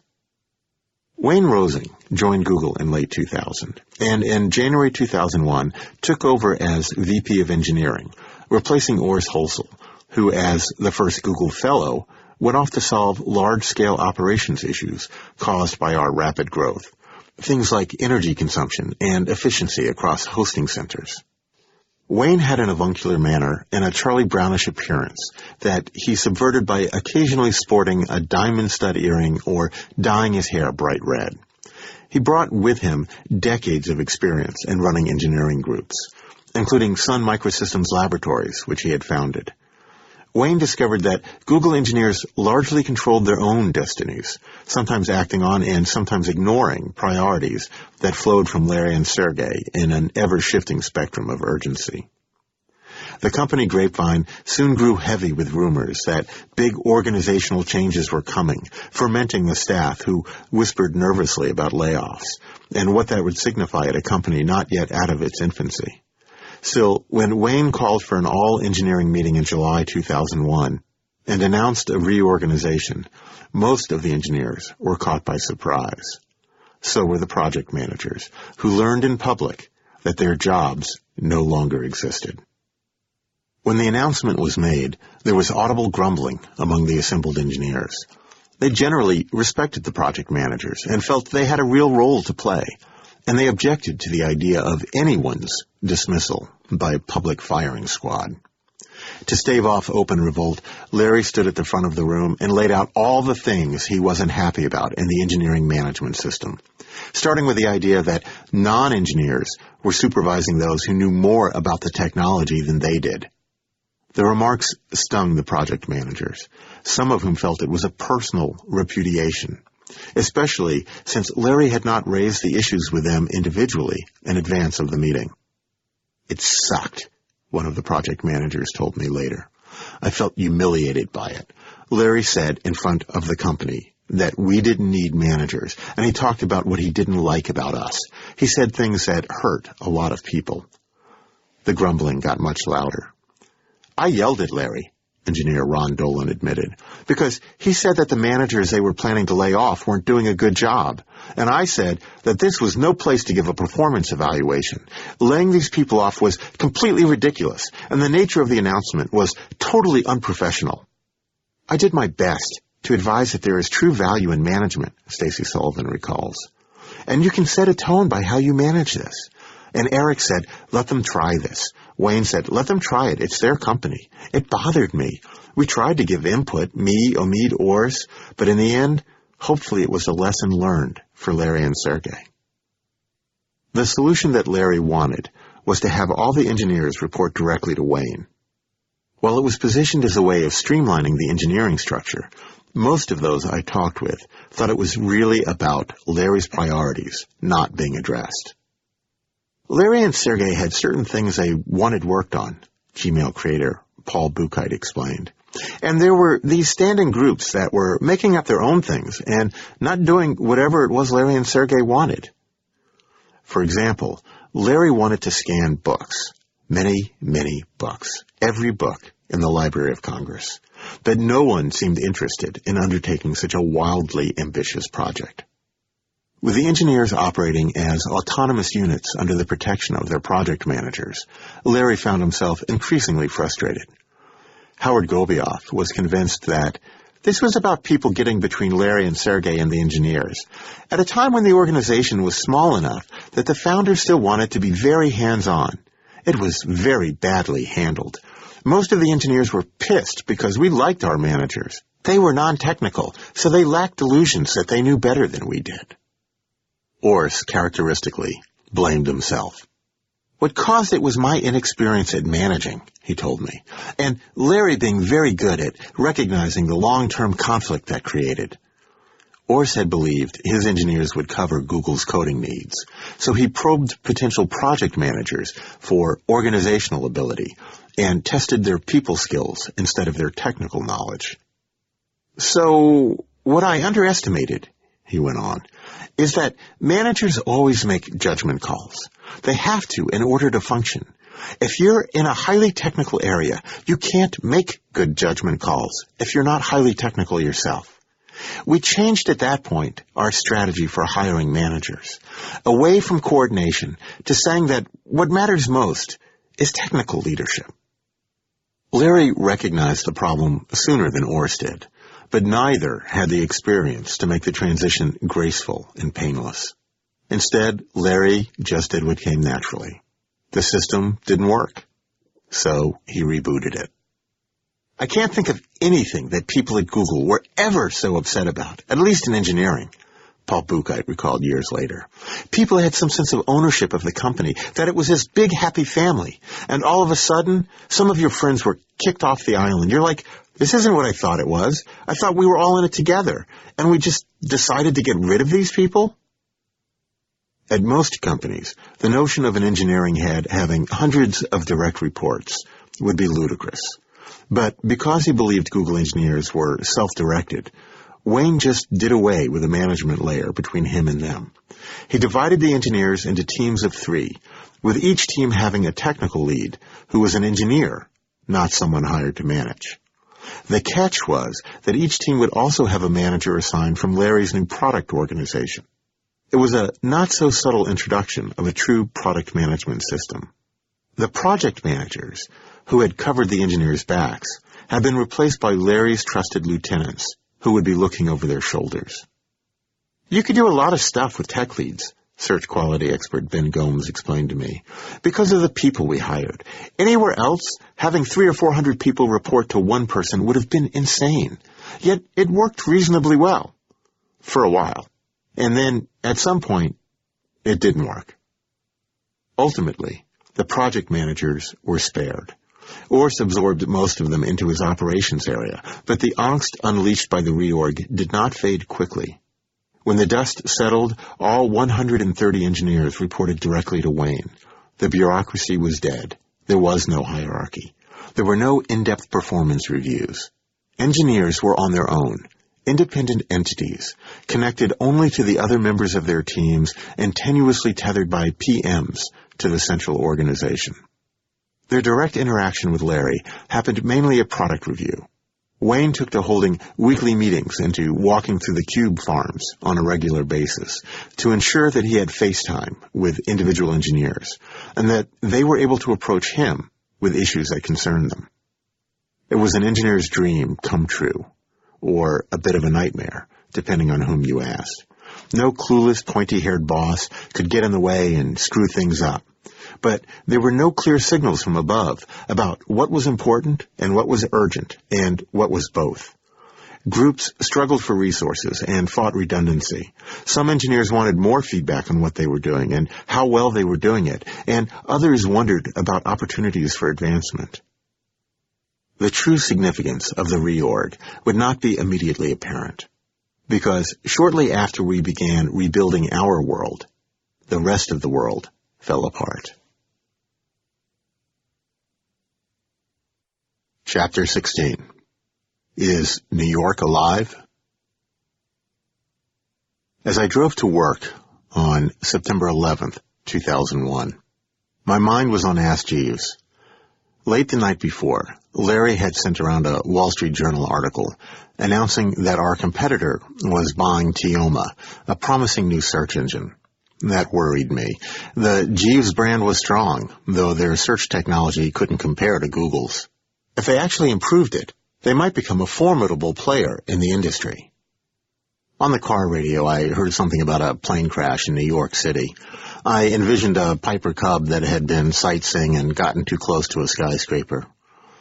And then they were talking about another plane. Another plane had flown into the World Trade Center. Jet planes filled with people. The World Trade Center was burning. People were jumping out of windows. Other planes were missing. No one knew what was going on. By the time I got to work, the TV was on in the blue conference room. A couple of engineers sat transfixed, bowls of soggy cereal untouched on the table in front of them. I sat down at the table to watch, and I didn't move for 30 minutes. Oh my God, I thought. Oh my God. I didn't think much beyond that. It didn't occur to me that there might be something I could do about what I was saying. The disaster was on the other end of the country, 3,000 miles away. I never once considered that I worked for a powerful global information service, that Google could somehow offer assistance. Sergey walked in. He was frowning and clearly agitated, but his mind was clear. He saw problems, and it never occurred to him that we could not help, that we would not help. He had been having trouble accessing online news organizations. People desperate for information had besieged them and choked their servers. He directed us all to begin downloading the HTML for news reports from whatever sources we could access.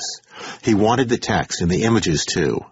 He had already spoken to our webmaster, Karen, and to Craig, one of the few engineers who could manually push changes out to our website. We would harvest whatever pages we could and host them on Google.com, which was better able to handle high volumes of traffic than the New York Times or CNN.com. No one asked whether it was within our legal rights to appropriate others' content. We didn't debate whether linking to cached news reports fit our brand, our mission, or our role as a search engine. No one argued that the links would disrupt the aesthetics of our homepage. People urgently needed information and couldn't get to it. We could help them.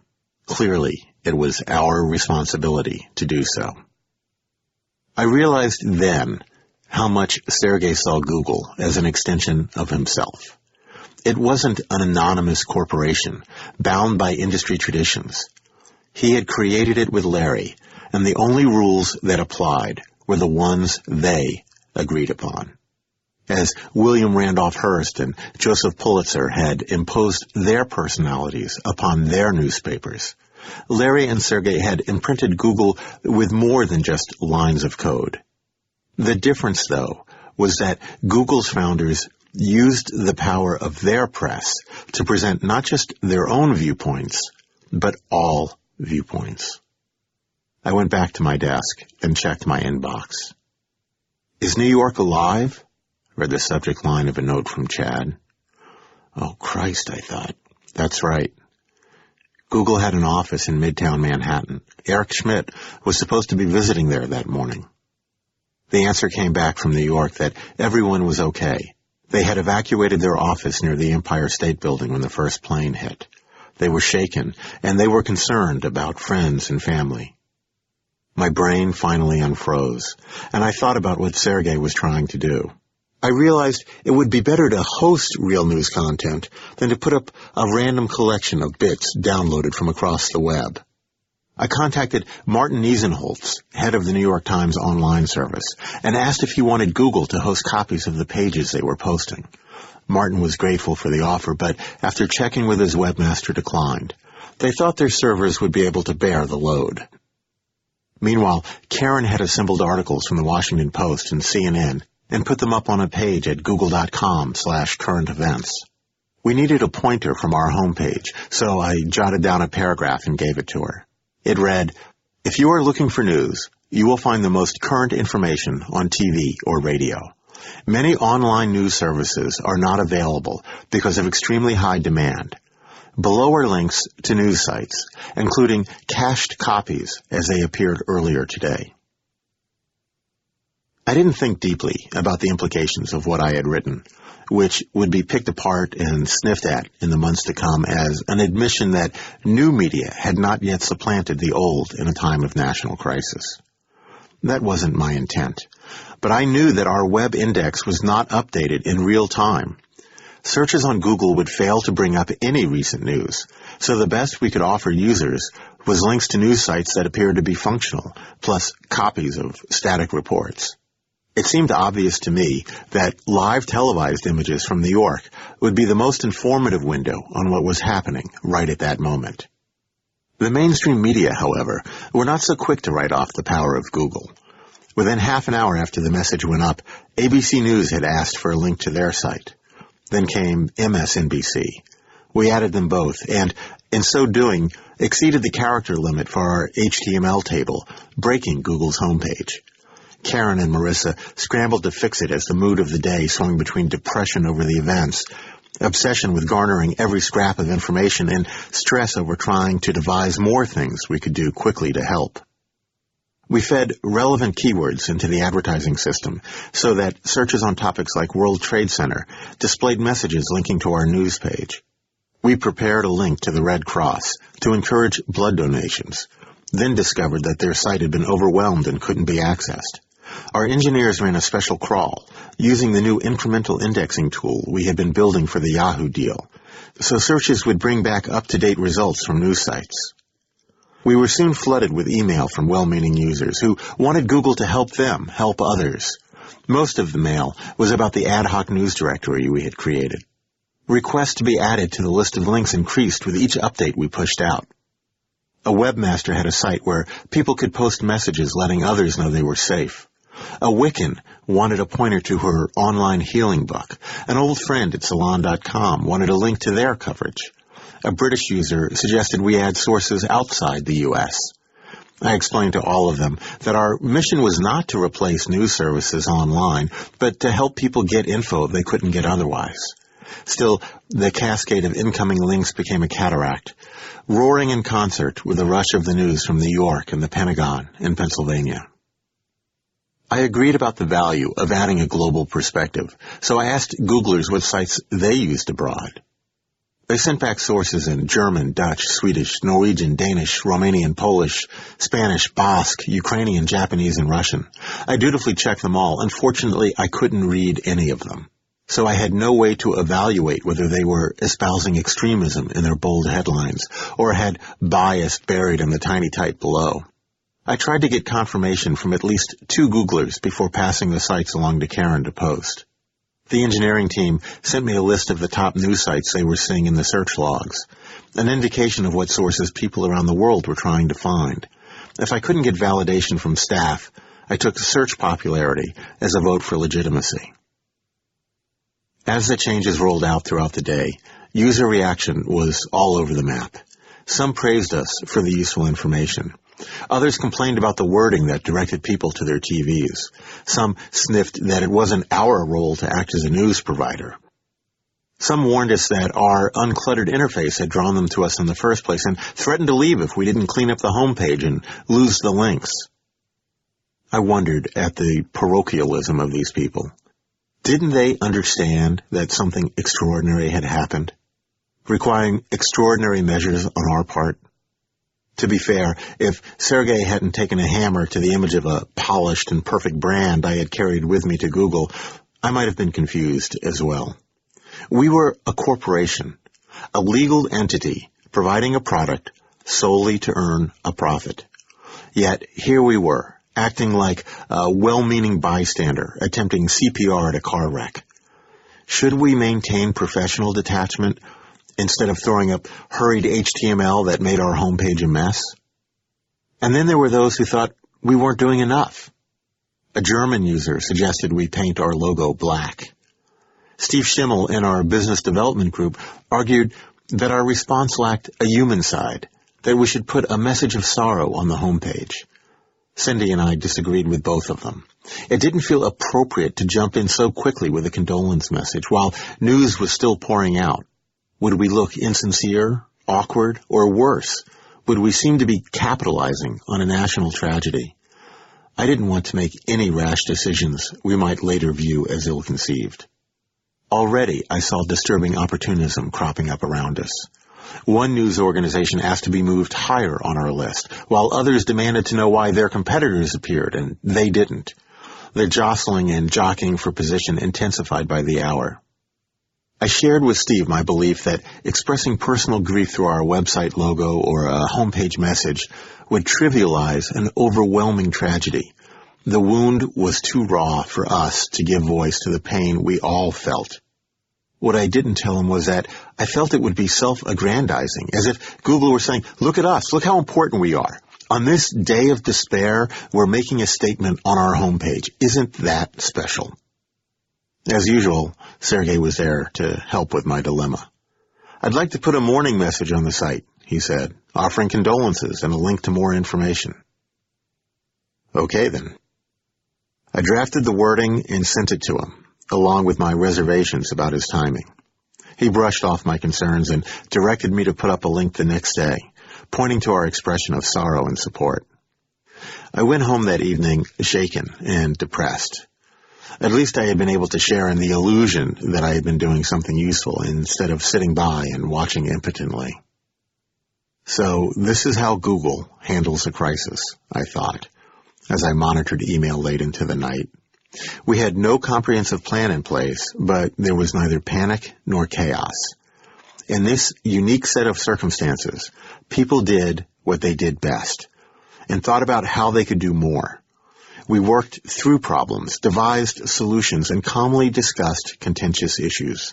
Ultimately, our leaders made decisions that ended debate, and we moved ahead. The next day did not start well. The Washington Post interpreted our message directing users to their TVs to mean Google itself had been unable to handle increased traffic. Users asked why we had not modified our logo to honor those killed, or at least put a flag on our homepage to show solidarity with our countrymen. We changed our logo for less important things. Why not this? I've explained how I felt about a commemorative logo, but I had separate reservations about pasting a flag on the homepage. To me, waving the stars and stripes would provide immediate gratification, but send the wrong message. I felt physically ill watching my country under attack, but I did not want Google making a knee-jerk nationalistic gesture just to prove we were loyal Americans.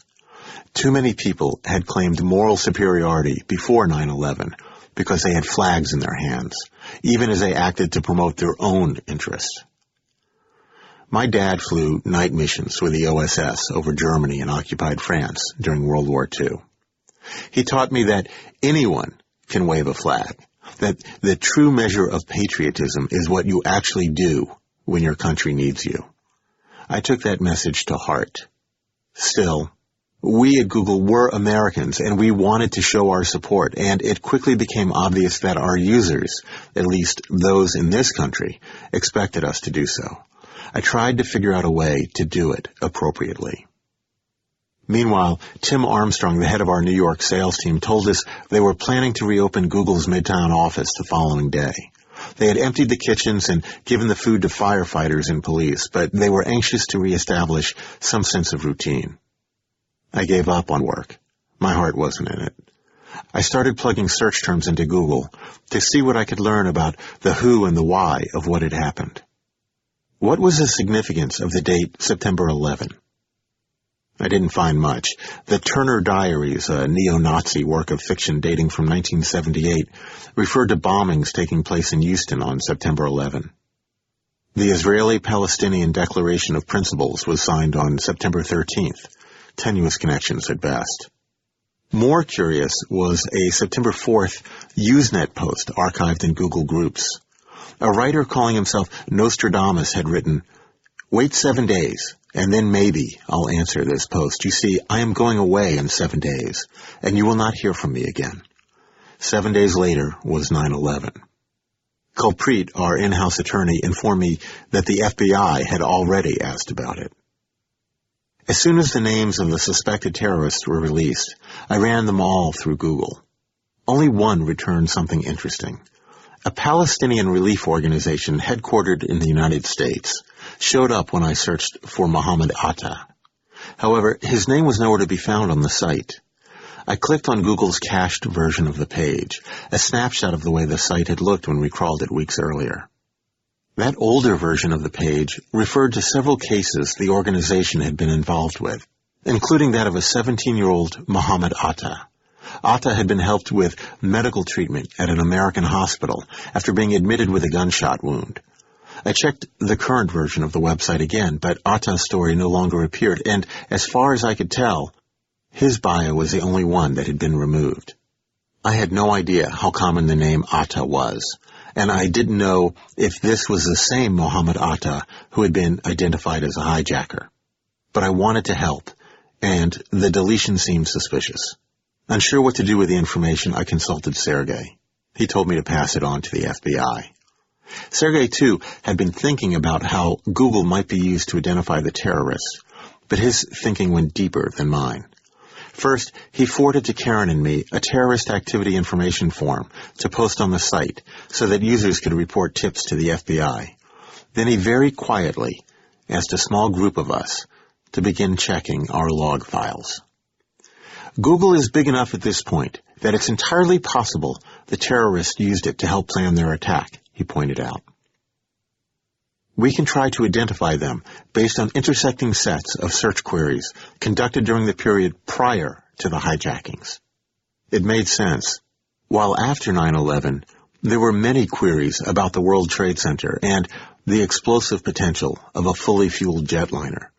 It seemed likely there had not been a great number before that date. A quick note of explanation about what data was in our logs. We did not have personal information about users, their names and addresses, but like most websites, Google placed a unique string of numbers on each user's computer when it connected to our site. This string of numbers is known as a cookie. In our logs, all searches were associated with a cookie and the IP address of the computer conducting the search.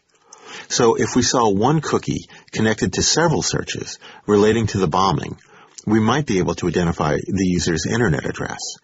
And by looking at other searches he had conducted, we might be able to determine his real-world identity. For example, if the user had searched on his own name, a relatively common occurrence, that search would be connected by his cookie to the other searches he had done. Sergey compiled a list of words to look for in the logs, including Boeing, aviation school, Logan Airport, and fuel capacity. In a first run, the logs team found about 100,000 queries a day that matched some of his criteria. I added a set of terms I derived from searches across message boards, where the names of the hijackers had appeared before 9/11, though I realized it was likely those messages were coincidental posts by unfortunate users sharing the hijackers' names. As far as I know, no one outside Google, had requested that we mine the logs, though news reports indicated that the government had installed carnivore machines, computers that can monitor internet communications, at a few ISPs to track conversations across the web in real time. Reports also said the government was searching ISP logs for traffic from a specific email address. The Bush administration's interest in internet chatter had expanded exponentially overnight. I had no qualms about helping with Sergei's search effort. No one knew if there were other terrorist cells waiting to attack, and if so, where they would strike. If we could provide information that might save lives, we had a moral obligation to do so. The cost in terms of potential loss of privacy seemed negligible, given how constrained our parameters were. We would only try to identify individuals who had displayed, before 9/11, a suspicious interest in topics clearly related to the hijackings. Still, there was no way to avoid the fact that we were trying to sift out specific users on the basis of their searches. If we found them, we would try to determine their personal information from the data about them in our logs. I think about that when I hear debates over internet privacy. The yada yada wording I wrote for the toolbar had been my first encounter with potential issues of user privacy. This was the second.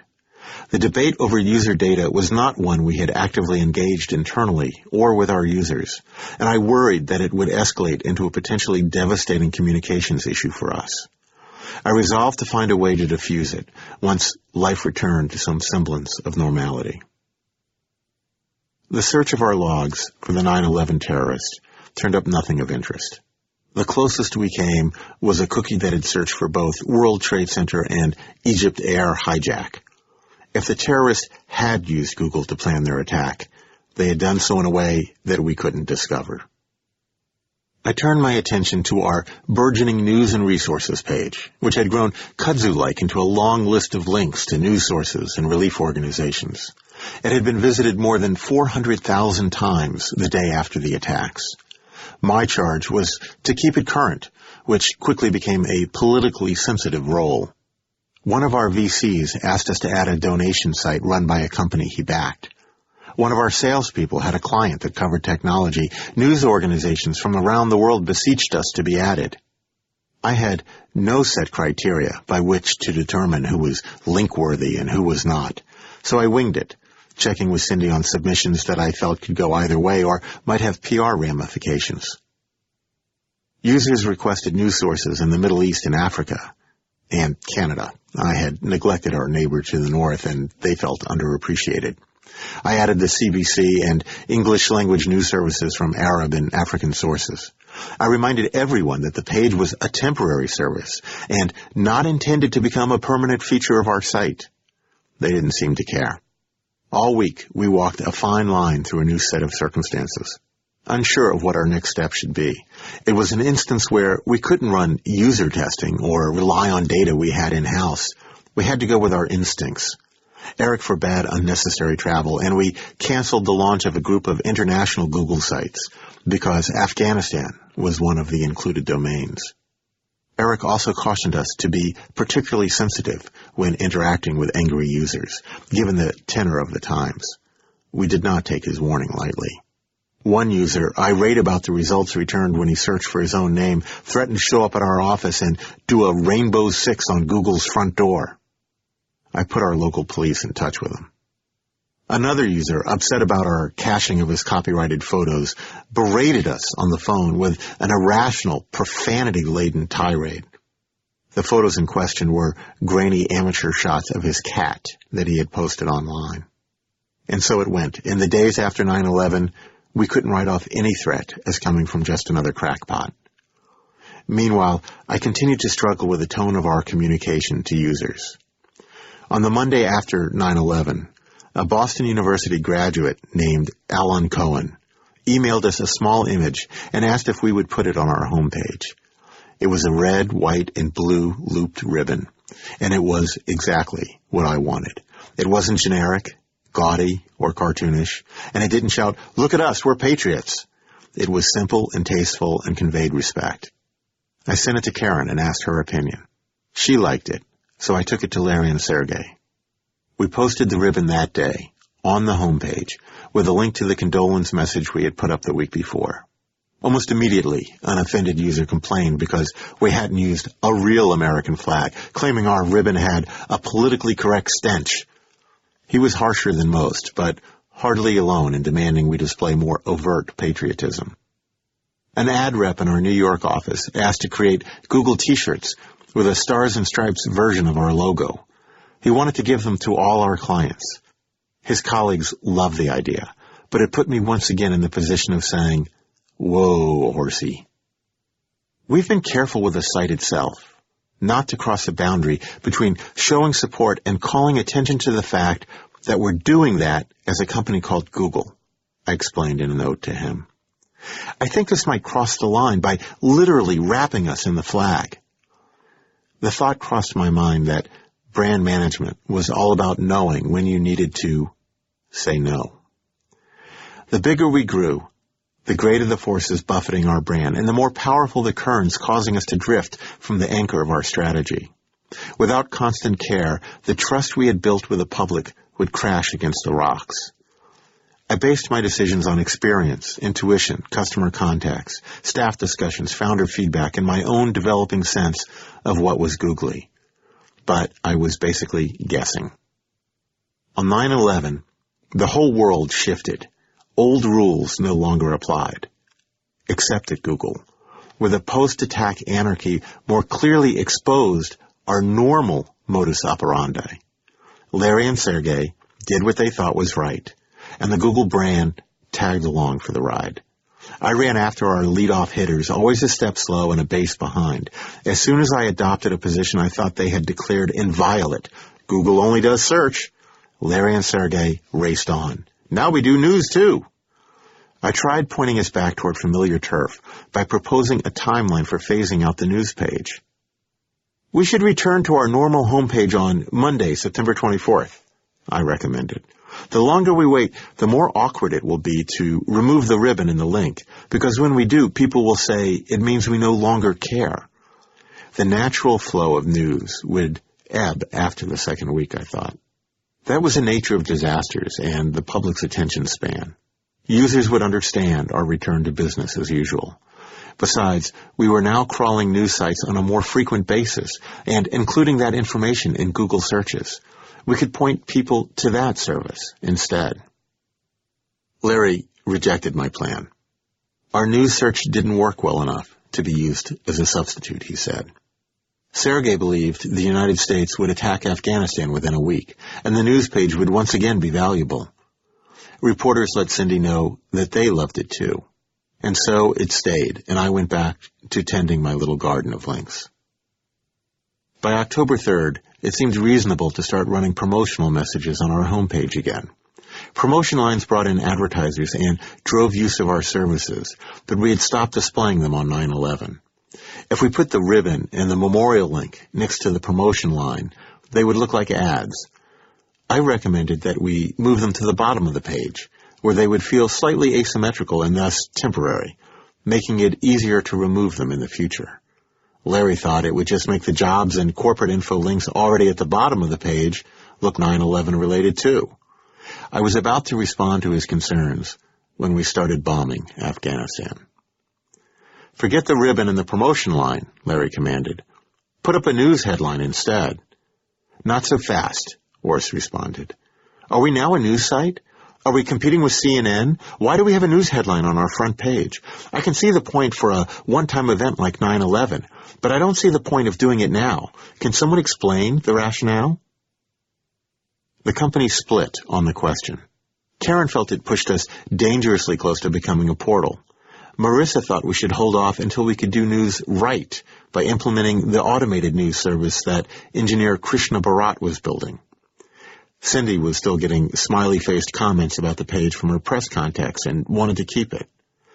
I argued that portals like Yahoo had dedicated teams that managed news better than Karen and I could do on our own. Our page, to use one of Cindy's favorite phrases that always made me wince, was Mickey Mouse. Salar sided with us dissenters. Do we intend to update the latest news about the war as it goes on? He asked.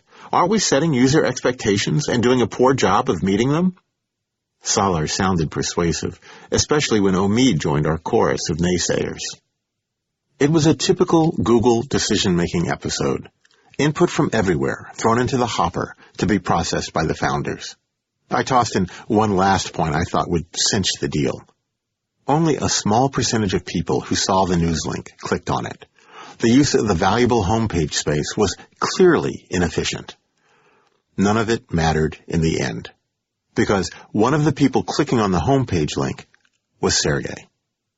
As a user, I just want to see what is going on in the world using a few top sites, he told us.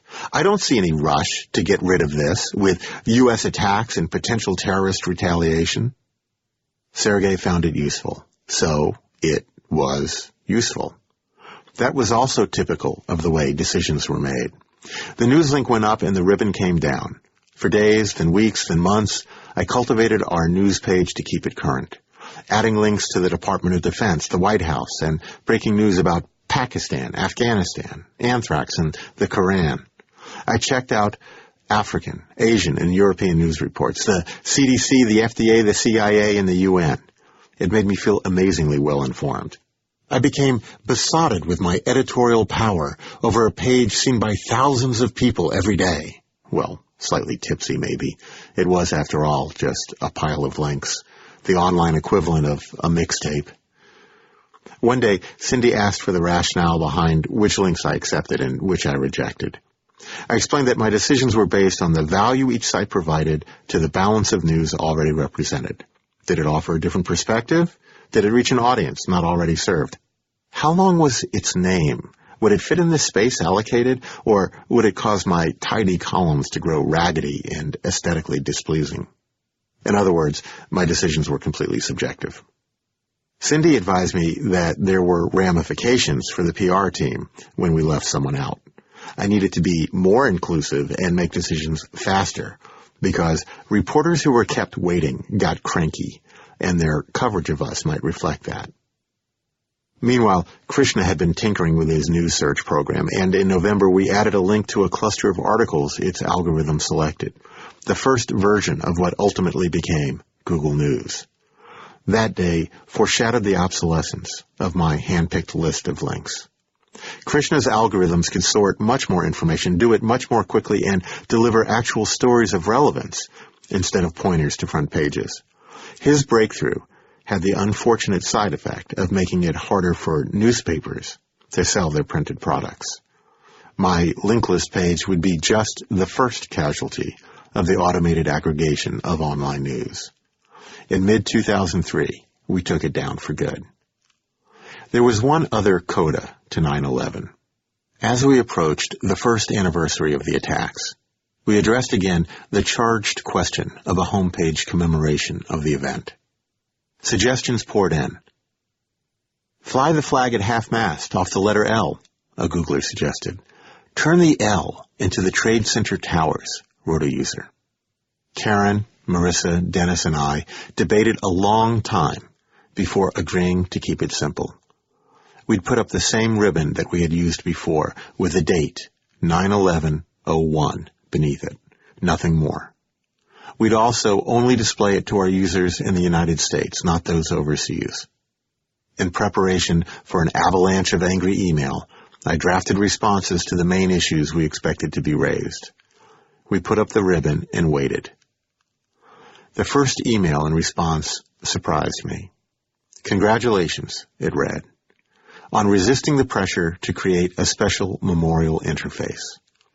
The Internet is full of these special events that are very U.S.-focused and simplify the enormity of the events during and after the attacks.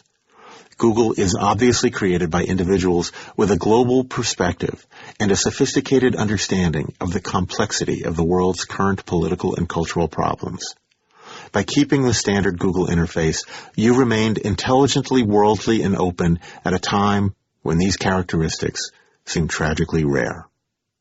Other users made similar comments. The day passed quietly for us. Yahoo chose a different path. They rendered their entire homepage in funereal gray and placed in the middle of it a large black box containing these words: September 11, 2001. We remember. In tribute to the more than 3,000 lives lost. There was a link labeled, "Click here to learn, share, and remember." I appreciated the impulse behind their decision to create a living memorial, but seeing that approach in action confirmed for me the difference between our site and a traditional portal site. We were not about content generation or evoking memories or creating an atmosphere of mourning. Google's brand was built on simplicity and functionality, and we knew enough to stick with it. We acknowledged the anniversary of 9/11, and we provided our usual search service. Our users could direct Google to find the information they wanted to see. We didn't try to tell people how to feel about the occasion or to build an experience for them on the basis of what we thought was most significant. "I think you articulated the right insight," Marissa agreed. "We as a company have no unique perspective to offer on this tragedy. So while we can recognize and acknowledge it, it doesn't make sense to prepare content about it." Since those days, Google has developed many more ways to communicate directly with users. Numerous official blogs, news feeds, and Google-produced YouTube videos. Our response to 9/11, however, overflowed the banks of our established communication channel and helped establish Google as more than a disinterested corporation. Users could feel the presence of the people beyond the stark white screen of our homepage and see the shadows cast upon it as we scurried about backstage, trying to find ways to help. There was no question about our intent, and the constant updates we pushed, while not always professional in appearance, were earnest efforts to go above and beyond the minimum expectations of our service in a time of national need. I think it was one of the company's finest moments. I'm proud to have played a part in it. Part 3. Where we stand. Google's big ideas. There are fortunes to be made, and mistakes as well. Chapter 17. 2 speakers, 1 voice. Google went through some rough times in 2001, though the hard work and stress paid off, mostly with more hard work and stress. The company's revenue numbers continued to improve, traffic was up. The September 11 attacks, though, seeped into everyone's mood. My own attitude at work was generally positive. I had figured out how to contribute something of at least nominal value, and the variety of tasks requiring my attention ensured I never grew bored. Hours were long and my family rarely seen, but aside from that, life was good. In any decent narrative, however, a certain amount of conflict must occur.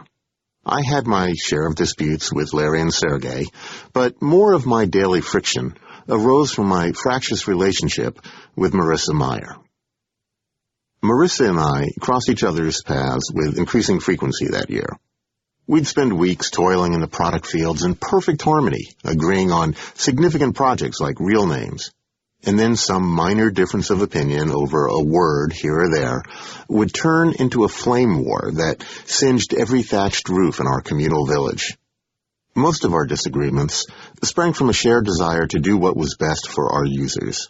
Their satisfaction was our common deity, but we worshipped in different ways. Those disagreements began to take on more weight as Marissa's role expanded, and it became harder to appeal her decisions, especially as she controlled the agenda and attendance list for Larry's product review meetings, the logical place to hold such discussions.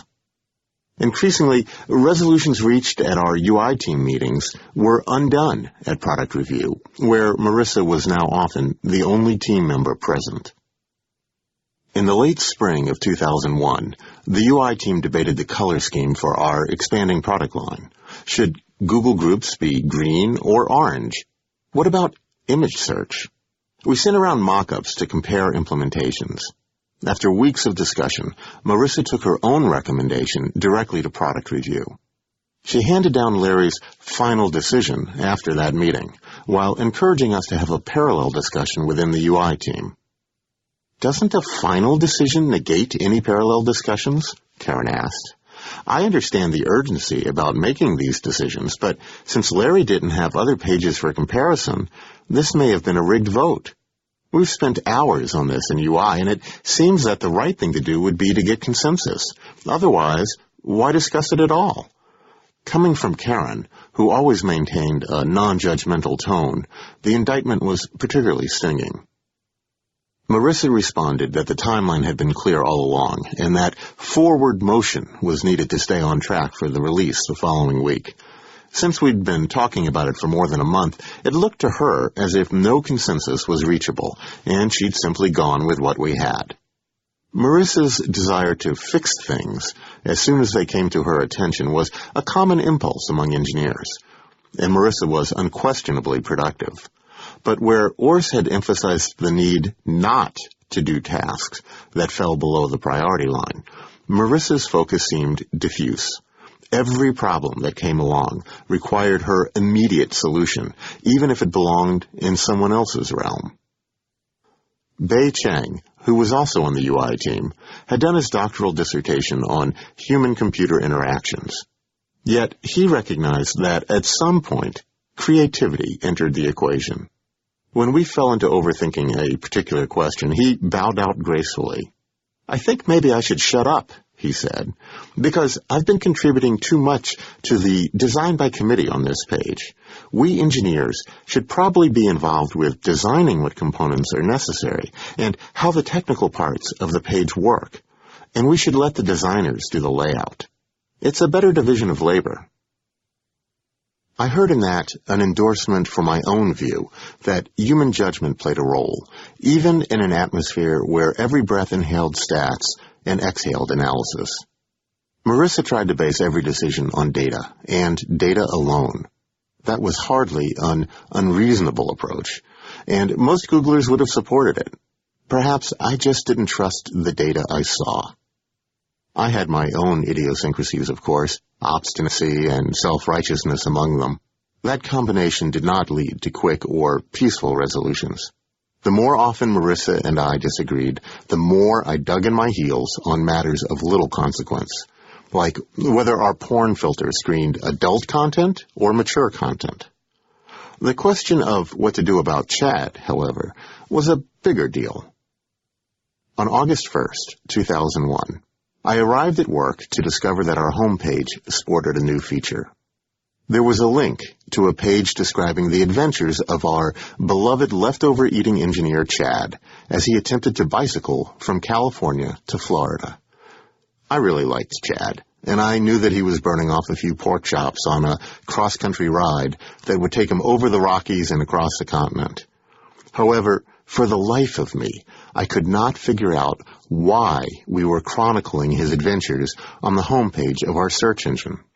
Cindy was puzzled as well, and the UI team, including our webmaster Karen, also wondered, exactly TF? So, this page went up on short notice, Marissa explained to us. Someone came up with the idea at lunch yesterday. Urs presented it to Jen McGrath and me, and we put it in the product review. Larry liked it and informed eStaff. A few hours later, it was on the site. Sorry for not giving more notice, but opportunity was short, since his trip was elapsing by the day, and we've already missed half of it. Ah, it was an engineering thing. Chad's trip is very cool, Marissa insisted. We wanted to be supportive, and we realized that people might find this of interest. The page included a map showing Chad's general location and offered Google T-shirts to anyone who captured his image and sent the photo to us. Adding something non-essential to the homepage in the middle of the night struck me as unnecessarily rash. Given our propensity to test every small modification we make to the UI, I argued in response, this feels like a fairly significant change to make with no discussion at all. I don't think it's a bad thing to honor Chad or to have a fun promo line on the homepage. But since this particular one involves PR, customer service, and our brand, I wish that Cindy and I had been consulted first. It's unlikely the difference between putting it up last night and this morning would have been significant. Marissa pointed at Urs and suggested the urgency had been his. There simply had not been time to notify the UI team until after the Chad page had already shipped. She agreed the page should have been held until the morning and reminded me that she had worked hard to put the UI team process in place. Still, I bridled at the systemic exclusion of marketing from decisions with obvious brand impact. In retrospect, I'm not sure that was such a bad thing. Part of the power of Google's brand was the cluelessly geek chic it projected, as though a site serving millions of users around the globe were being run by a handful of nerds who didn't know any better than to put whatever struck their fancy on the homepage. I think I had a pretty good ear for that nerd voice and was able to channel it into the communications I crafted. But I also know that I always wanted to smooth out the rough edges and make things flow a little more nicely across the screen. It was the English major in me. Sand down too many protruding bits, though, and you end up with a perfect sphere that's not terribly interesting. So, while at the time I was quite perturbed at being usurped, the tension between Marissa and me may actually have resulted in a better brand. A brand that walked a line between overt nerdiness and polished pablum. We were the yin and the yang, marketing and engineering, glibness and geek speak, a gracefully arcing comma and a classic Garamond font, complementing a rigidly vertical apostrophe and fixed-pitch ASCII. Okay, so it wasn't a perfect match. There were plenty of occasions when the center did not hold, when we did something I considered tone-deaf, or Marissa considered insufficiently googly. Google was an engineering company. When we did not agree, we usually did what engineering thought best. One upshot of the bicycle debacle, as I came to think of the Chad contretemps, was that Marissa explicitly agreed that the text on the site was my province, even as she rejected, rewrote, or edited the final copy I passed along to be posted. We butted heads frequently over the months and years to come. Sometimes I won and sometimes I lost, but the arguments were always elucidating. And when Marissa and I agreed on the best way to approach a topic, or about principles that should not be violated, I felt assured we had captured some essential element of what it meant to be googly. Shortly after 9/11, Larry granted Marissa's request to join the product management, or PM team. He put her in charge of the user experience on Google.com, the consumer-facing part of our business and the basis for our brand. Marissa had been acting as a UI lead for some time, but now it was official. Her move to the product side raised some eyebrows because it meant abdicating her engineering birthright, a sacrifice akin to giving up citizenship in the Roman Empire to become a Thracian slave. It also meant she would be reporting to Larry. In the end, Marissa's move worked brilliantly for her. Product management gave her a far wider playing field than she ever would have had as an individual contributor in engineering. She became the disciple spreading the word of Larry, a word often passed to her in conversations restricted to the two of them, making it difficult to know where Larry's dictates ended and Marissa's interpretation began. Larry rarely refuted Marissa's directives, though, so eventually we came to believe that the gospel she preached was, if not true to its source, at least not antithetical to it. Cataloging our issues. To the casual observer, Project Hedwig was a weird and random product, a tool for searching mail-order catalogs that enabled users to call up images of printed pages online. Enter Blue Baby Doll T-shirt, and up popped the page from the Gap's merchandise flyer.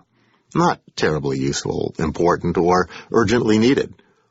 But Hedwig had a secret agenda. Larry wanted to prove it was possible to digitize every page ever printed. Catalogs were readily available. They cost nothing. They could be easily scanned, since no one cared if they were damaged in the process. And perhaps most important, their publishers would not object to having their copyrighted material reproduced. What merchant would complain about reaching a raft of potential new customers without paying for paper, ink, or a government employee to stuff their mailboxes? That was the theory, anyway. In October 2001, Pearl Renneker, a newly hired PM, began asking Googlers to bring her all the catalogs we received in the mail. Within a couple of weeks, the engineers had built a prototype for internal testing. The results were less than spectacular. A search for toys yielded no results for anything I might want to buy my kids. There were, however, plenty of toys for puppies and very, very naughty grown-ups. I asked Marissa if there would be a porn filter in place when our catalog search launched, and if so, if it would be on by default. I pictured kids using catalog search to build their Christmas gift list, and the picture was not a pretty one. Google did not automatically turn on its full-strength safe search filter for normal web searches, but we did use a milder filter by default for image searches. Marissa and I approached the issue from different perspectives. Marissa argued that our handling of objectionable content needed to be consistent across all the services we offered, and that if users hadn't turned on the safe search filter for their Google web searches, we shouldn't assume they would want it on for catalogs. We should honor the user's preferences, even if the users had done nothing to actively express them. Image search, Marissa reminded me, was a special case, because the odds of getting porn on an average image search were almost 70%. She didn't object to turning on that same mild filtering for catalogs, but it would be an engineering nightmare to have the full safe search in place for our new service if a user had previously left it off for regular Google searches. Her point made total sense from an engineering perspective and would be logical to a sophisticated user who knew how to turn filters on or off. As usual, though, I went immediately to the worst-case scenario. What would happen if we served pictures of dildos to first graders? Pearl offered a compromise. We would turn Safe Search on for catalog search if the user had already activated it for web search. I felt that was insufficient, but I recognized that the decision belonged in the product group, and I conceded the argument. I was concerned about becoming the guy who was always concerned, an alarmist doomsayer whose prophecies were rightly ignored. Not a good fit for a company with an emphasis on moving boldly ahead as quickly as possible. The first week of December 2001, Lauren Baptist, the lead engineer, pointed Googlers to a working prototype. One of those who looked at it was Schwem, the ops guy who liked to edit my copy. "I'm flabbergasted this got so close to launching," he told me. While casually browsing through the catalogs, he had found ample adult content. A broad group, including engineers, also felt the product wasn't ready for prime time. I let Cindy know that the launch, scheduled for that week, might have hit a snag. Cindy had been unaware of the filtering issue, but immediately recognized it as a potential PR liability, and she informed the product team that the risk was unacceptable.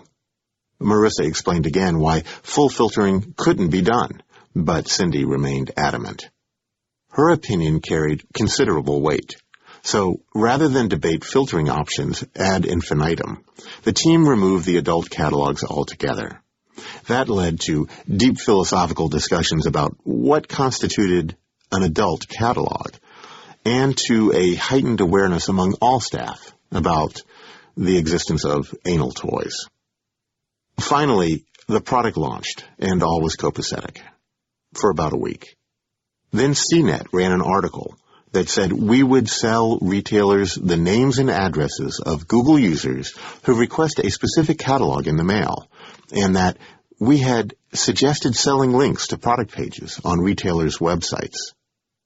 Gerald Egner, our chief frugality officer, was outraged and complained to the founders that the article implied that we would sell user data and that we put revenue ahead of user interests. "This is a true marketing fiasco," he said. "We basically screwed totally up." I was just as unhappy about it as Gerald, even though the article was quoting me. Larry had given me specific instructions to add information on our web page directed toward catalog publishers. The copy I wrote said in part, "What are the keywords users enter to find your catalog? How many pages do they typically examine? Google can provide you with information about how your customers use your catalog in ways no other research tool can, all while adhering to the strictest standards of individual user privacy. There were references to ad programs Google was developing and to Google's ability to help generate leads, including the names and addresses of our users who have specifically requested that your catalog be mailed to them. We had never telegraphed our product development plans before, nor given any hint that we might sell user data, even if our users said it was okay to do so. So why do it this time? It was all part of Larry's master plan. If we were explicit about the potential of catalog search for marketers, they might call off their own legal departments when they noticed we hadn't exactly asked permission to include their copyrighted materials. Larry always thought strategically, and he never hesitated to make short-term sacrifices to win a more important battle down the road. Trying to pry that strategy out of him was like squeezing water out of a rock. But when he did baptize us with drops of his wisdom or give us insight into his stream of consciousness, I couldn't help marveling at the depth of his thinking and the breadth of his understanding. His pragmatism around user privacy gave me pause, however. I believed absolutely that we would never provide any user's personal data to an outside party. But Larry's willingness to play around the edges of perception made me, dare I say it, concerned. Let's do launch. Bei Cheng was a quiet, good-humored member of our UI team, with a floppy mop of jet black hair that reminded me of the cartoon character George Shrinks. Among the many innovations he introduced at Google was Sparrow, a collaboration tool he had created while still working as a researcher at Xerox PARC. With Sparrow, anyone could edit a web page without knowing HTML. One member of a team could set up a web page and others could make changes to it online using just their web browsers and a menu on the page. Googlers quickly adopted it to manage all sorts of team projects. Marissa chose Sparrow as the basis for an online launch calendar in November 2001. Our first intranet-based accounting of every project that would ultimately be visible to users. Each project page had toggle switches that needed to be changed from no to okay before a product was officially ready to launch. I owned the switch labeled copy. No product was supposed to launch if I hadn't flipped my switch approving all the text appearing within it. I didn't abuse my power to stop the production line, in part because I wasn't convinced anything would actually happen if I pushed my big red button. Once everyone had given approval, a note went out to a Googler mailing list named Visible Changes. That ensured, in theory at least, that half-baked products would not slip out the door and Googlers would not awaken to find their world radically changed without warning. Each week, Marissa led a meeting to review launch calendar projects about to become public or stuck in limbo awaiting approval. The meetings were an extremely effective way to generate buy-in or to force naysayers to articulate their objections face-to-face with product managers. For all the emphasis on electronic communications at Internet companies, regular meetings in which people had to explain themselves to their peers were swords that cut Gordian knots of bureaucratic red tape. If a PM showed up at a meeting without having procured all the flipped bits needed for a launch, Marissa would ask why those approvals were being withheld and what had been done to address outstanding concerns. People scurried frantically immediately prior to the meetings, but things got done. Skipping the meeting was not an option if your approval was the gating factor for a launch or if your product did not have all the sign-offs you needed. The minutes were published, so no one needed to point fingers. It would be obvious who had held up progress. Launch calendar grew to include dozens of engineers and PMs, and Marissa kept the meetings clipping along. I enjoyed going, though, or perhaps because, meetings were occasionally contentious. On rare occasions, a product launched without everyone's okay, but for the most part, you had to win over approvers or expect delays. The people in the room knew their stuff, and when challenged, fired back with live data and true passion. There was intellectual satisfaction in finding flaws in well-constructed logic or uncovering unseen and potentially problematic aspects of new products. If the engineers and PMs were blacksmiths beating code into new plowshares, I was the anvil against which they hammered. I wanted to ensure that each new product tempered our brand rather than introducing a weak link into a chain of successes. I always amped up with a double espresso before taking my seat. I knew I was playing the role of roadblock, raising red flags left and right, but my colleagues were driven by youth, enthusiasm, and energy to just do things and damn the consequences. I think we struck a healthy balance, even as we struck sparks along the way. Marissa made sure my concerns were given serious consideration, and once they were answered, I gladly flipped my bit to okay. Ego eruptions were rare in the meetings, but intensity visibly increased if debate threatened to become delay. When copy was the gating factor, I made sure that it was done on time, or that the reason it wasn't lay with lack of final specifications from engineering or product management. Marketing would not hold up a launch. No one at the table, with any sense of self-preservation, wanted to violate Larry and Sergey's most sacrosanct commandment. Get it done on time. Chapter 18. Mail Enhancement and Speaking in Tongues. User support started the year 2001 with 8,000 unanswered emails. Even after the Deja News furor passed, the number again crept up to 10,000, in part because of an orchestrated campaign to add Catalan to Google's list of interface languages. Larry and Sergey strongly hinted we should look for an alternative to our customer relationship management company, Miasma, which continued to hinder rather than enhance productivity. I don't want to start looking for a new CRM vendor, I warned them. If we're just going to pick the cheapest one at the end of the road, that's how we got in this situation to begin with. It's better to stay with the devil we know than to start over with a new set of problems. Miasma had just released a software update. I let their sales rep know that we would order a copy, but that Larry and Sergey would not pay the $5,000 cost of flying their techs out to install it. The sales rep was taken aback. You don't want us to install it? You know, this is a completely new version. It's not a service pack. It's really complex. We'd strongly recommend against a self-install. We have a building full of engineers, I rejoined. They're confident they can do it themselves. Just send us the disks and the documentation. Well, frankly, only one other customer asked to do it themselves, and they gave up halfway through. We'll have to pull some documentation together for you. I wasn't nearly as worried by that as I should have been. I had developed unquestioning faith that there was no task beyond the capabilities of Google engineers. The disks arrived in the mail. The installation did not go as planned.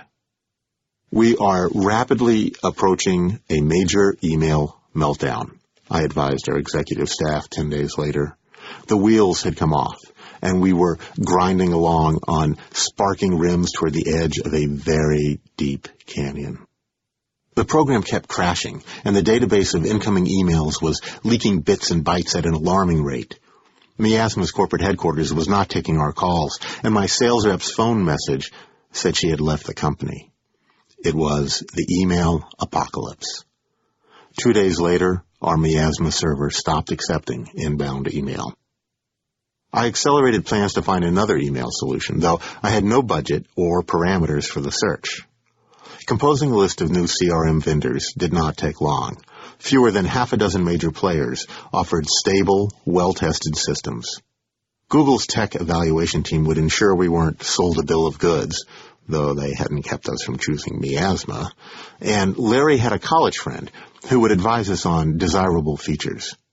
The friend, David Jeske, counseled us on what to ask for, then added that, by the way, he and a buddy were building a CRM product called Trackin', if we were interested. It wasn't really finished yet, but Larry's other Stanford pals over at Wonderground.com, they were using it. Interested? Interested in an untested CRM product still in development with one tiny client. Created by a company of 2 people, sure. That's just what I was looking for. Another risky technology with no support and no track record behind it. I thanked Dave for his help, and because he was a friend of Larry's, assured him we'd be happy to send him our request for a proposal. Meanwhile, our real search was well underway.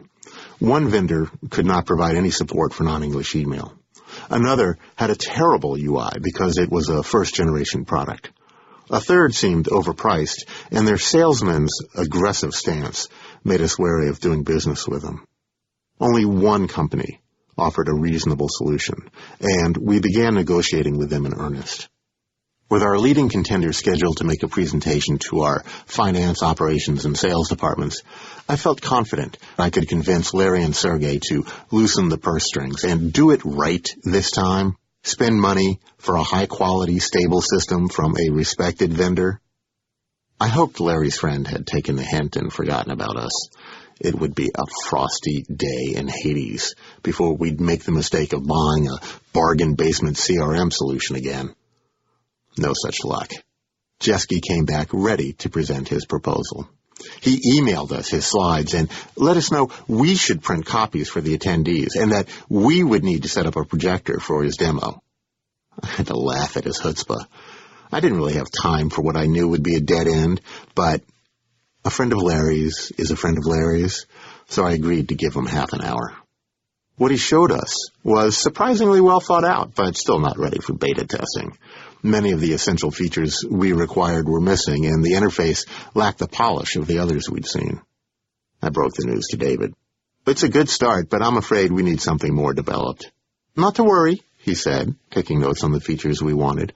I can get these done. How about I come back next week with a new demo? It was more like 2 weeks before we met again. And that time, David and his partner, Brandon Long, had implemented more than 30 feature improvements from our list. Oh, it was impressive, but I was far from convinced. I was more worried that David seemed to think he had a shot at winning the contract. I didn't want him complaining to Larry when his hopes were dashed. I decided to head him off at the pass by talking to Larry myself. Actually, Larry recommended when I described the situation, you should hire these guys. They're really smart. They'll work hard to build the product for us, and we can invest in their company. Larry, I explained slowly and carefully, we just went through hell with an undeveloped product.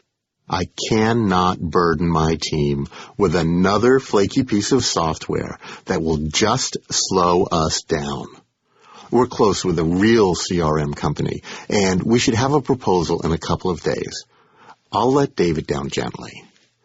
No, really, Larry repeated. You should hire these guys.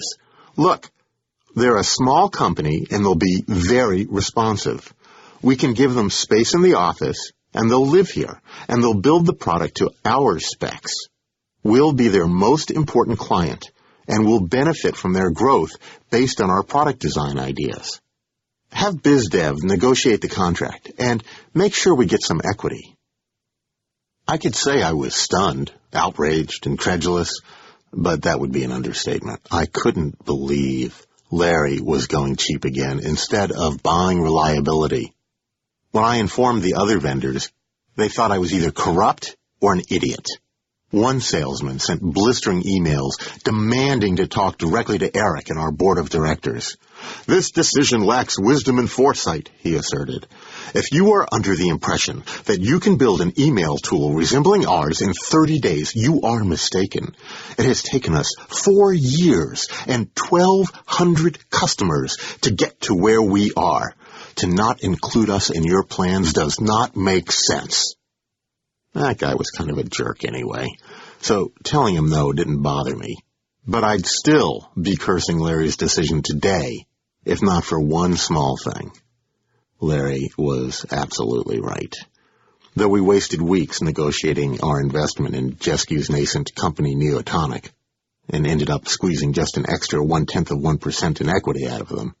By the end of October 2001, we had the new Tracken CRM system running in parallel with Miasma. David and Brandon lived in our office, and Denise Griffin, our user support manager, gave them a daily list of desired features and bug fixes. Unlike the big, reliable company I had wanted to hire, Neotonic did not have hundreds of customers using the same product. They didn't release upgrades only twice a year. They fixed things as they came up in priority order. Within a couple of months, we had the CRM system we wanted, built to our specs, fully stable, and intuitive to use. We cut our ties with Miasma and never looked back.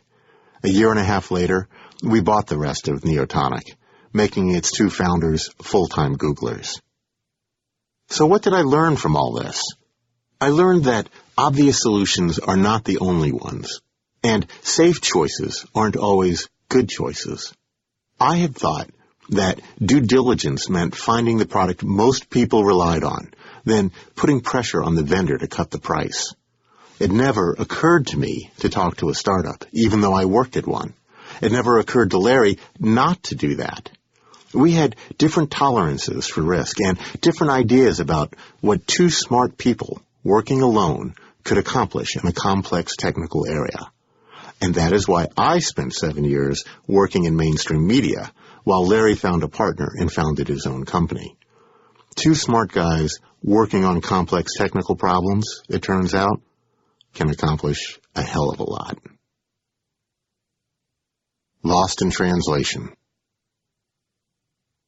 The translation console was an idea, like building our own ad system and hiring the Tracken guys, that originated with Wonderground, the weather site founded by Larry's college friends. It was a tool for translating our site into all the languages scattered over the face of the earth. Marissa was the chief proponent of implementing it at Google, and Ron Garrett was the lead engineer. The translation console split all the text on Google's pages into single sentences, phrases, or even words to make it easy for volunteers to translate our interface one bit at a time. When users posted multiple correct translations, they earned editorial power to overwrite awkward or incorrect submissions made by others. If it worked, the system would make our site available in hundreds of different languages, a long and arduous task for us to manage on our own. Insofar as we had a clear strategy, a big part of it seemed to be getting other people to do our work for free. Nowadays, that's known as crowdsourcing. We just called it cutting costs. Self-service AdWords, porn cookies, affiliate programs, viral marketing, all were based on many hands lightening the load and the unbeatable value of unpaid labor. Google parsed all its tough problems into manageable pieces and parceled them out.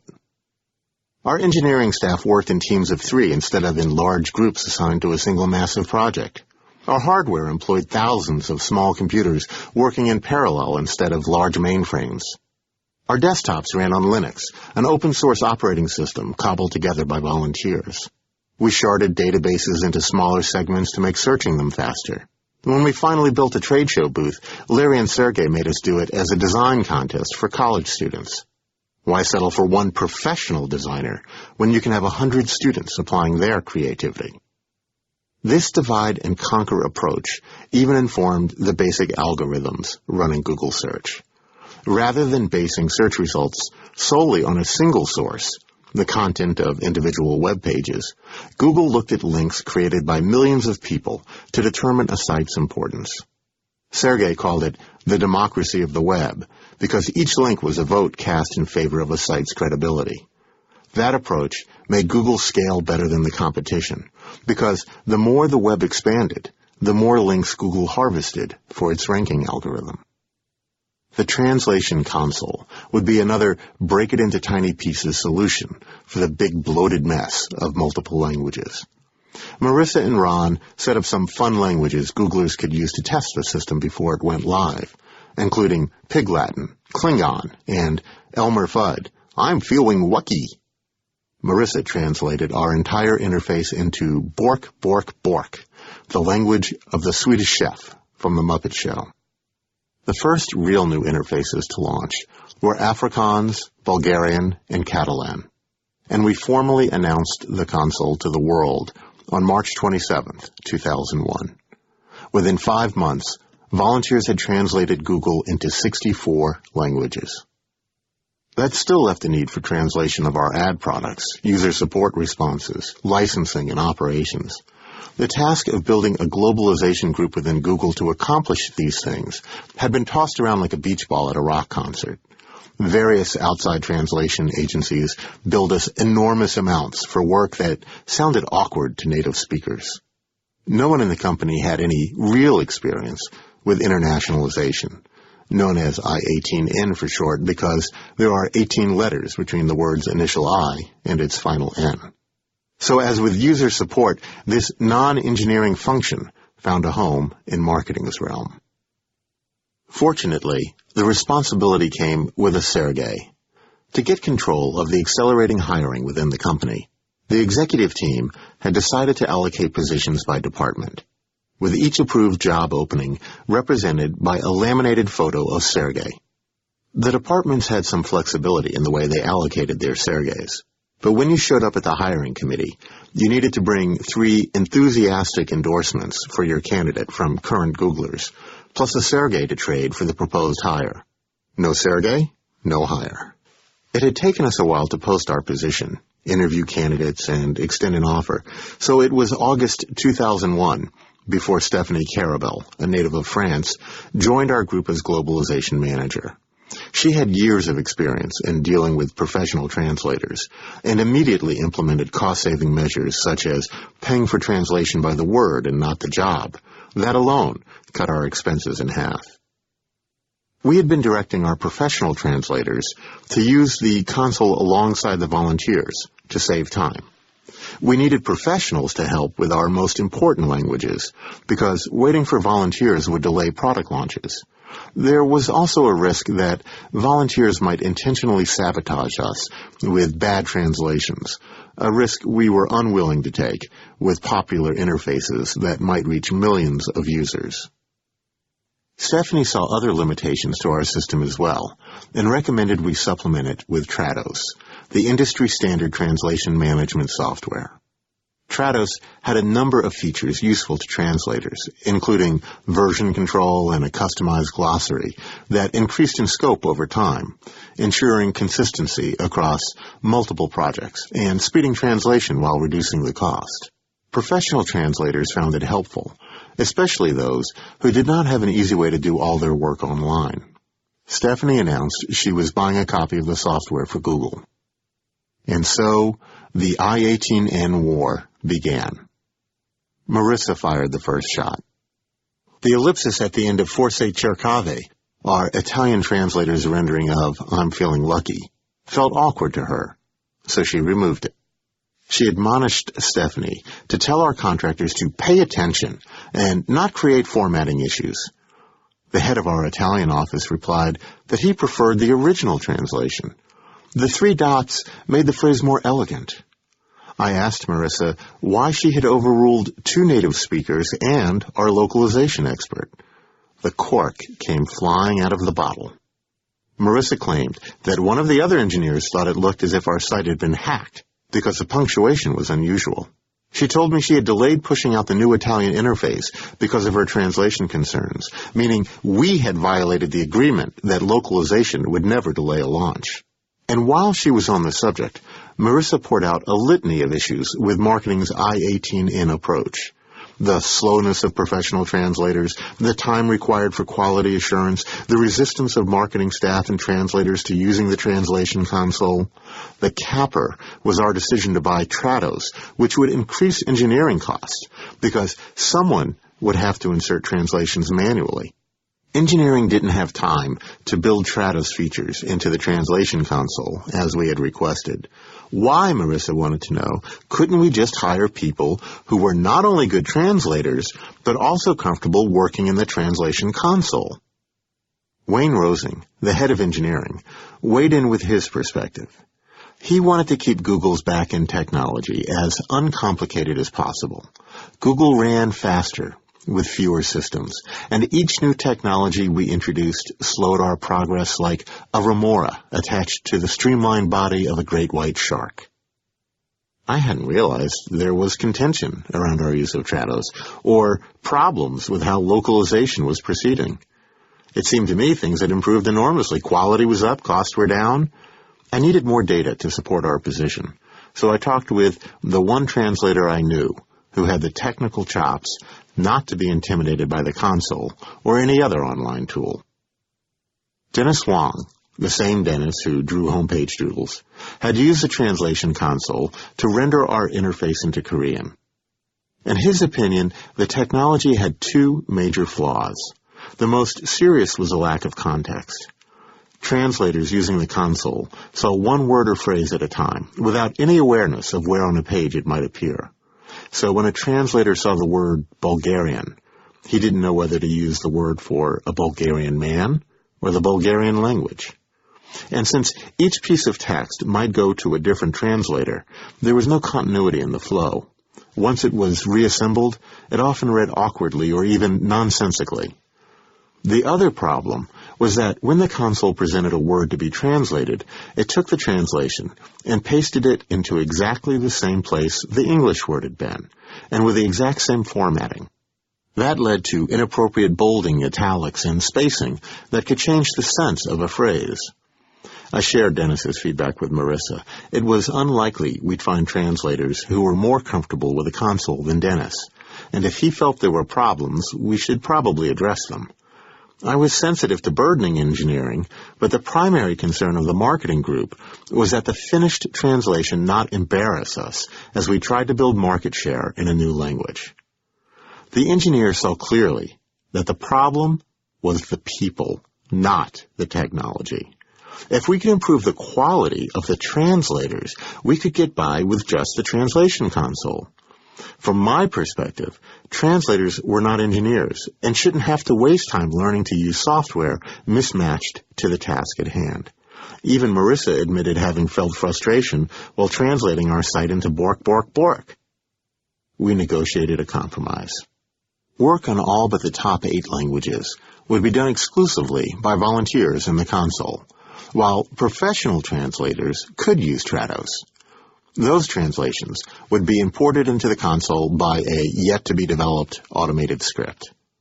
That script remained yet to be developed for years, but the agreement meant we had clear guidelines for moving ahead. The trade-off was accepting the risk of unprofessional translation in all but a handful of languages.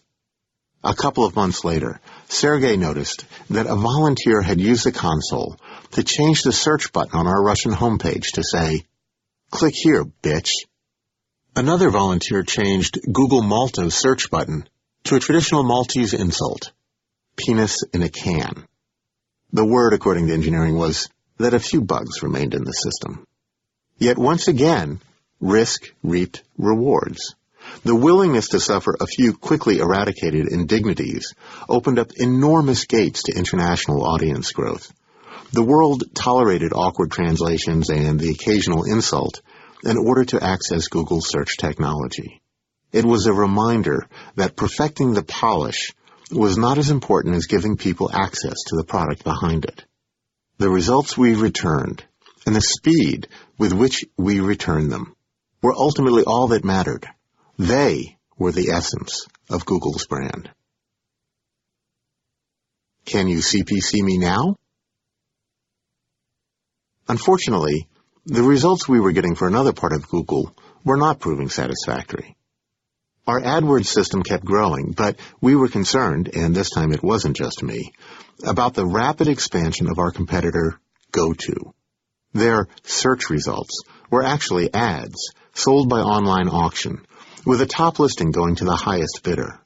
These ads were distributed across the internet, and each time someone clicked on one, the advertiser paid GoTo, who gave a small percentage to the site on which the ad appeared. The pricing model known as cost per click, or CPC. It was an innovative approach to monetizing search. In the Googleplex, most of us thought it was a load of crap. GoTo required no algorithms to determine relevance, and it presented paid ads as objective search results. GoTo's rationale was simple. The more someone paid to have an ad show up on searches for a particular keyword, the more relevant that ad was likely to be. Where we had a democracy of the web, GoTo had a dictatorship of the dollar. I found GoTo's auction-based results almost unusable. A significant number of their advertisers bid high for popular but irrelevant search terms, just to lock in the top position on as many searches as possible. Even when the top result was not pure spam, the whole approach seemed misleading. Ralph Nader agreed. Nader's group Commercial Alert filed a deceptive advertising complaint with the Federal Trade Commission in July of 2001 to stop the practice of inserting advertisements in search engine results without clear and conspicuous disclosure that the ads are ads, which may mislead search engine users to believe that search results are based on relevancy alone, not marketing ploys. The complaint called out 8 search companies, including AltaVista, AOL, i1, and Microsoft. Google was not listed among the offenders, but news articles grouped us with companies that had no scruples about crossing the line. That bothered Larry and Sergey a lot. Larry had thought he was done with ads after AdWords launched in September 2000. Ads were the price we had to pay for building a really cool search engine, but he viewed them as tainted meat, according to an engineer who was in the ads group at the time. We had made ads better, but GoTo proved we had not completely solved the problem. Fortunately for Google, the ads engineers had not been content to leave AdWords alone. They continued to innovate because they saw the danger presented by CPC ads as life-threatening for our company. Fortunately for those engineers, Solar saw it that way too. Chapter 19. The Sell of a New Machine. Solar felt hemmed in. It was early 2001, and he was not getting his way on consumer products. As Larry's first PM, he had helped launch Google News and been involved in the rebirth of Deja.com as Google Groups. But there were always too many cooks stirring those pots. Everybody had strong opinions about everything, he remembers, because the consumer product was what we all lived and breathed. I understood that perspective entirely. I kept bumping into concerned parties who wanted to rewrite my copy. Solar decided it would be nice to find some area that fewer people cared about. He settled on ads and began informally working with the ads engineers. Larry and Sergey had the strongest views about things on the consumer side, Solar realized. We all knew that they were less interested in the details on the ad side. Omid, on the other hand, had a deep and abiding interest in ads. As head of sales and business development, he liked having Solar involved and suggested Solar make the arrangement official. Larry agreed and named Solar product manager for ads. Solar did his best thinking late at night. He walked the bike-lined halls of the Googleplex after dark, thinking about how ads were sold, how they were displayed, and how they could be improved. In the cubicles around him, Matt Cutts and a handful of other engineers worked on maintaining the AdWords system. Another team focused on ads optimization, a new system to predict which ads users were most likely to click. Predicting user behavior was an enormous technical challenge that required machines to learn in real time and then make educated guesses. Veterans Chad Lester, Ed Carrolls, and Howard Gobioff were on that team, along with noogler Eric Bauer, whose initial project had added $100,000 a day to Google's revenue stream by replacing low-performing ads from the original system with the best-performing AdWords ads. Their leader was a red-headed Canadian by the name of Eric Veach, who had come to Google after making fur and smoke look more realistic in movies like Monsters, Inc. Eric enjoyed a challenge. Eric and Solar bounced ideas back and forth from parallel tracks, though their common destination became clear soon enough. Google would need to build an entirely new ad system to replace AdWords. A new system based on CPC, or cost per click, instead of CPM, or cost per 1,000 impressions. Remember that with CPM pricing, an advertiser paid a set amount for each 1,000 times an ad was shown, regardless of how many people actually clicked on it. AdWords offered 3 CPMs at $10, $12, and $15. The more you paid, the higher up on the page your ad appeared, which made your ad more likely to be seen and clicked by users. With CPC, an advertiser paid only when someone actually clicked on the ad, regardless of how many times it was displayed. Advertisers loved CPC, but it scared the bejesus out of Google executives. Netscape had offered CPC deals, guaranteeing the number of clicks their clients would get over a certain period of time. The numbers had been very large. When the clicks didn't materialize, Netscape had no choice but to keep running more and more ads. And the more ads they ran, the lower the click-through rate went, until every page was saturated with banners that were ignored by users. CPC could spawn a whirling, sucking spiral of death. Solar, though, had seen a great future. He summed it up in one word: syndication. Solar believed that to truly grow Google's revenue, we needed to distribute ads on other websites. Advertisers would be unwilling to pay CPM rates to have their ads displayed across a network of sites over which they had little control. They would be much more comfortable if they paid only when people actually clicked on their ads. But if we were going to do CPC, we had to do it differently than GoTo. We had to do it better. The question was how.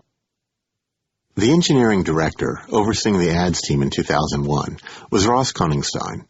Ross had a PhD in aerospace robotics and notions of his own about how the ad system should develop. He thought we could sell ads CPC, but rank them by CPM.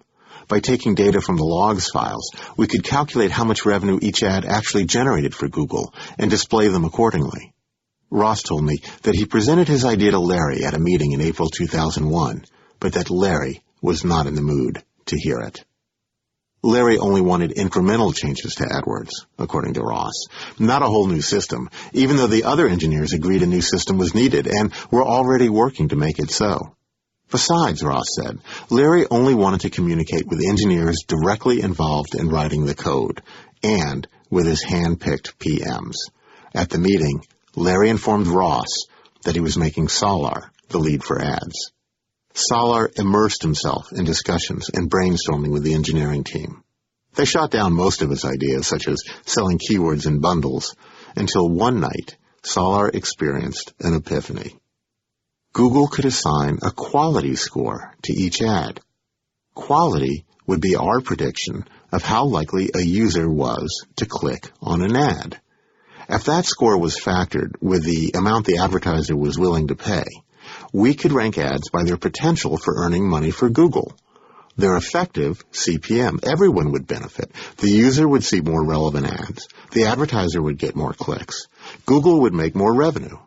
It was a brilliant idea. Ross believed he had already suggested something very similar, only to be ignored. According to Eric Veach, a number of people were arriving at the same place independently. It's kind of an obvious idea, he claimed, though some of the things evident to Eric made my brain ache. A little side story on Eric. He once interviewed a job candidate who started explaining the problem at the heart of his doctoral thesis and the way he had arrived at an elegant solution. Before he could describe his breakthrough, Eric asked him, "Was it a Hamiltonian system?" The candidate just stared at him in awe. The answer had eluded him for months. Eric had deduced it from their 5-minute conversation. Anyway, AdWords already prioritized the ads by CPM. If you paid $15, your ad appeared at the top. If you paid less, your ad was lower on the page. I know I proposed that at one point, Eric told me about effective CPM ranking. I said, we can prove that it results in the highest expected income if you rank people by their effective CPM, which essentially means the cost per click you charge times the predictive click-through rate. That one idea was worth billions and billions of dollars. So who came up with it? I think you're going to find very little agreement on that, Eric went on. It's true that each of us who was involved thinks we contributed. The sum of those numbers adds up to much more than 100%. But brilliant as the idea was, it was not perfect. Two things were still needed. The first was a method for determining the quality rating for each ad. When Soller was originally talking about multiplying by click-through rate, Eric explained, what he meant was the historical click-through rate. If we had shown their ad 1,000 times and somebody had clicked on it 10 times, they would have a 1% click-through rate. Eric thought that was the wrong approach. The problem is that kind of stuff is just, well, garbage, really. You have to show a bad ad thousands and thousands and thousands of times to get any good information about how well it's doing. The click-through rate needed to be a predictive thing, Eric insisted. It needed to be what we thought the chances were of somebody clicking on the ad, given all the information we had about the query right then. That required enormous computing sophistication and secrecy. Eric didn't want advertisers to know how Google was determining the quality of their ads, so that Google could keep refining and improving the algorithms without advertisers trying to game the system. He insisted that Google retain complete control, that the ranking mechanism remain a black box.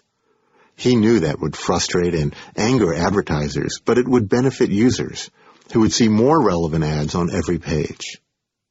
While our competitors made trivial adjustments to their ad programs, Eric led an effort to build one of the biggest machine learning systems in the world, just to improve ad targeting. The second fix the new system needed was to correct a big problem that GoTo faced. GoTo displayed the price bid by each advertiser, and advertisers kept lowering their bids because they could see they were paying more than they needed to.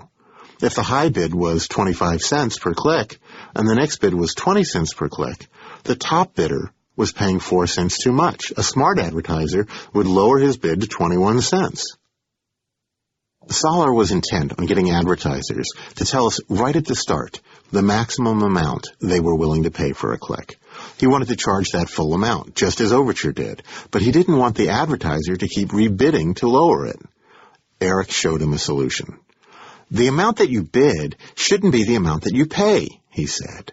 He envisioned an eBay-type auction where the advertiser would pay the minimum amount necessary to win a position in the rankings.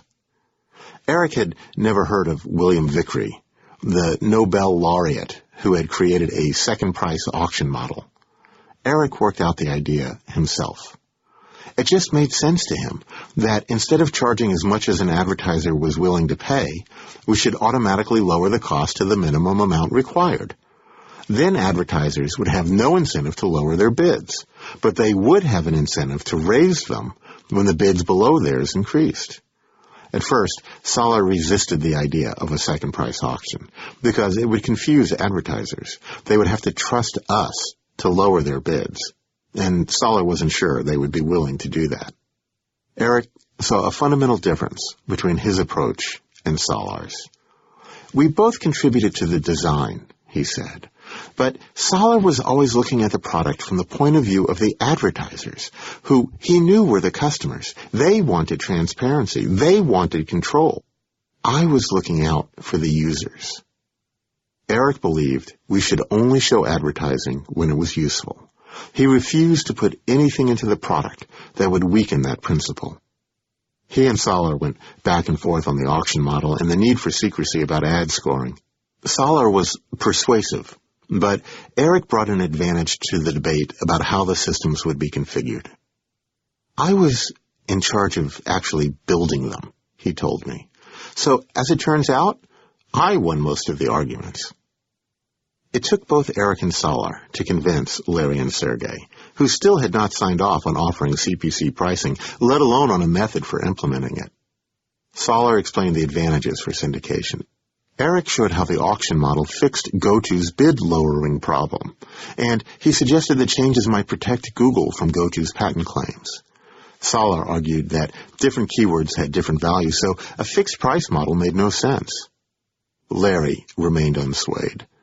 It was only after Eric pointed out that ad quality and search quality were related that, with the changes we could control the relevance of the ads we displayed and improve the user experience, that he finally consented. As Eric put it, Larry had always been the biggest champion of getting the best results for users. He was fine with making things tough for advertisers when we needed to. In the end, Larry and Sergey were not totally convinced, but they agreed to move ahead. That was not unusual for them. If you brought enough passion and logic to the fight, they'd take a chance that you might be right. Eric assumed they would rake him over the coals if it didn't turn out well, but he was glad to get the chance to move ahead, and he wasted no time putting together his team. He knew that GoTo had a head start and was gaining momentum. A friend accepts an enemy overture.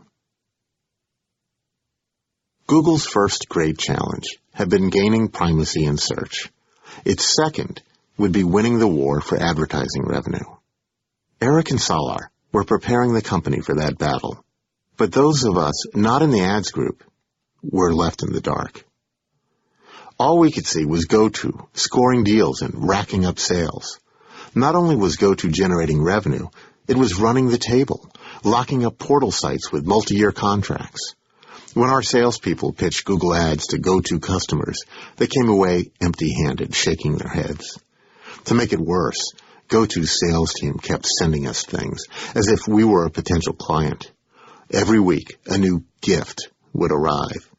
A notepad, a golden egg, a plastic goose that lit up, a hand-delivered pie. Omid would display the latest item at TGIF each week and then send it flying with a kick. Except the pie. I'm pretty sure he ate that. GoTo's management continued to crow about their successes. In August 2001, 1 month after Eric's team was given the green light to build a CPC system, a GoTo executive appeared at a Jupiter Research conference and claimed that all search would be paid for in the future. He said that if users don't like the results, they can keep clicking, a Googler who attended the conference reported back. It's no problem, since they'll eventually find what they want.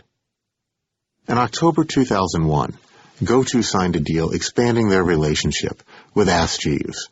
They announced proudly that they had attained profitability and that they were changing their name to Overture. Overture continued the boasting at the Direct Marketing Association conference in Chicago later that month.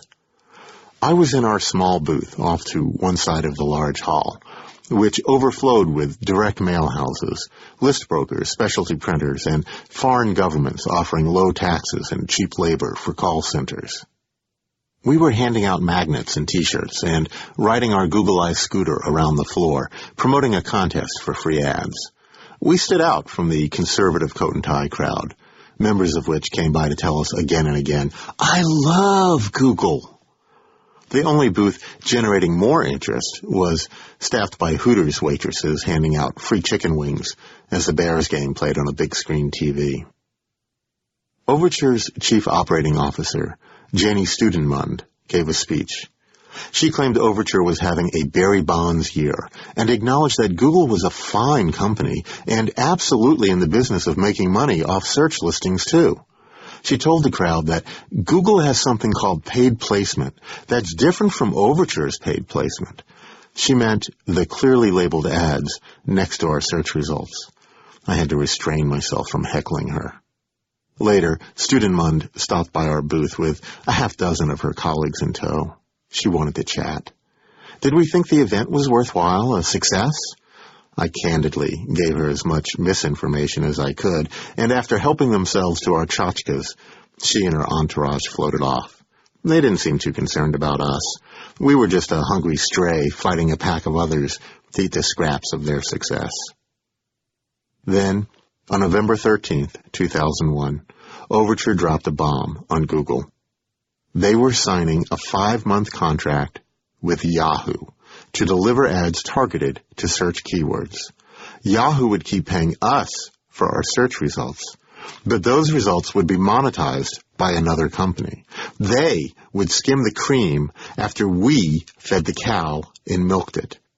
Larry and Sergey bit their tongues, but they were furious at the setback. They couldn't take it out on Yahoo, which was still our biggest partner. and bad-mouthing Overture would imply that Yahoo had made a mistake. There was no immediate engineering fix to our problem, but that didn't mean we had no way to respond. We hold these truths to be self-evident. While we couldn't talk trash about our competitors, we could use our site to talk directly to our users about the principles that made us unique. I had some thoughts about how to express that. Never settle for the best, I wrote, and quoted Larry's vision of the perfect search engine, which would understand exactly what you mean and give back exactly what you want. Only Google was engaged in an endless struggle for search perfection, I explained. A noble, perhaps quixotic goal that set us apart from portals laden with ancillary services and from ad networks that put the interests of advertisers ahead of users. To demonstrate Google's purity of heart, I compiled a list of 10 things we found to be true. I tried to distill every interaction I'd had with our engineering team and with Larry and Sergey into discrete nodes that together mapped the attitudes of the company's creative force. I laid them out in priority order. Number 1, focus on the user and all else will follow. 2, it's best to do one thing really, really well. 3, fast is better than slow. 4, open is better than closed. 5, democracy on the web works. 6, you don't need to be at your desk to need an answer. 7, you can make money without doing evil. 8, there's always more information out there. 9, the need for information crosses all borders. 10, you don't need a suit to be serious. 11, great just isn't good enough. The 4th point stuck in Larry's craw. It described Google's preference for free, community-developed, open-source technology, like Linux, which was increasingly viewed as a threat to the dominance of Microsoft's Windows operating system. Don't moon the giant, Larry admonished me. Larry, along with the Netscapees like Omid, knew what came from waving red flags at the Beast of Redmond. Netscape had famously mooned the giant by boasting that their browser would turn Microsoft Windows into a mundane collection of not entirely debugged device drivers. Microsoft had responded with their own version of mooning. They had bundled their Internet Explorer browser with Windows to turn Netscape into a barren, lifeless realm by cutting off their air supply. Google's air supply was still coming through a rather narrow tube, and Microsoft could easily throw kinks into it by making changes to Internet Explorer or focusing on search themselves. I cut out point number 4. That brought the total down to 10. I had intentionally included 11 because the last point went on to state that we would always deliver more than expected. I tried to add another point to replace the deleted one, arguing that taking it to 11 would give the list a sort of postmodern, ironic hipness, but the executive staff said, let it go. They were a pretty literal bunch. They had no objection to the rest, including my favorite, you don't need a suit to be serious.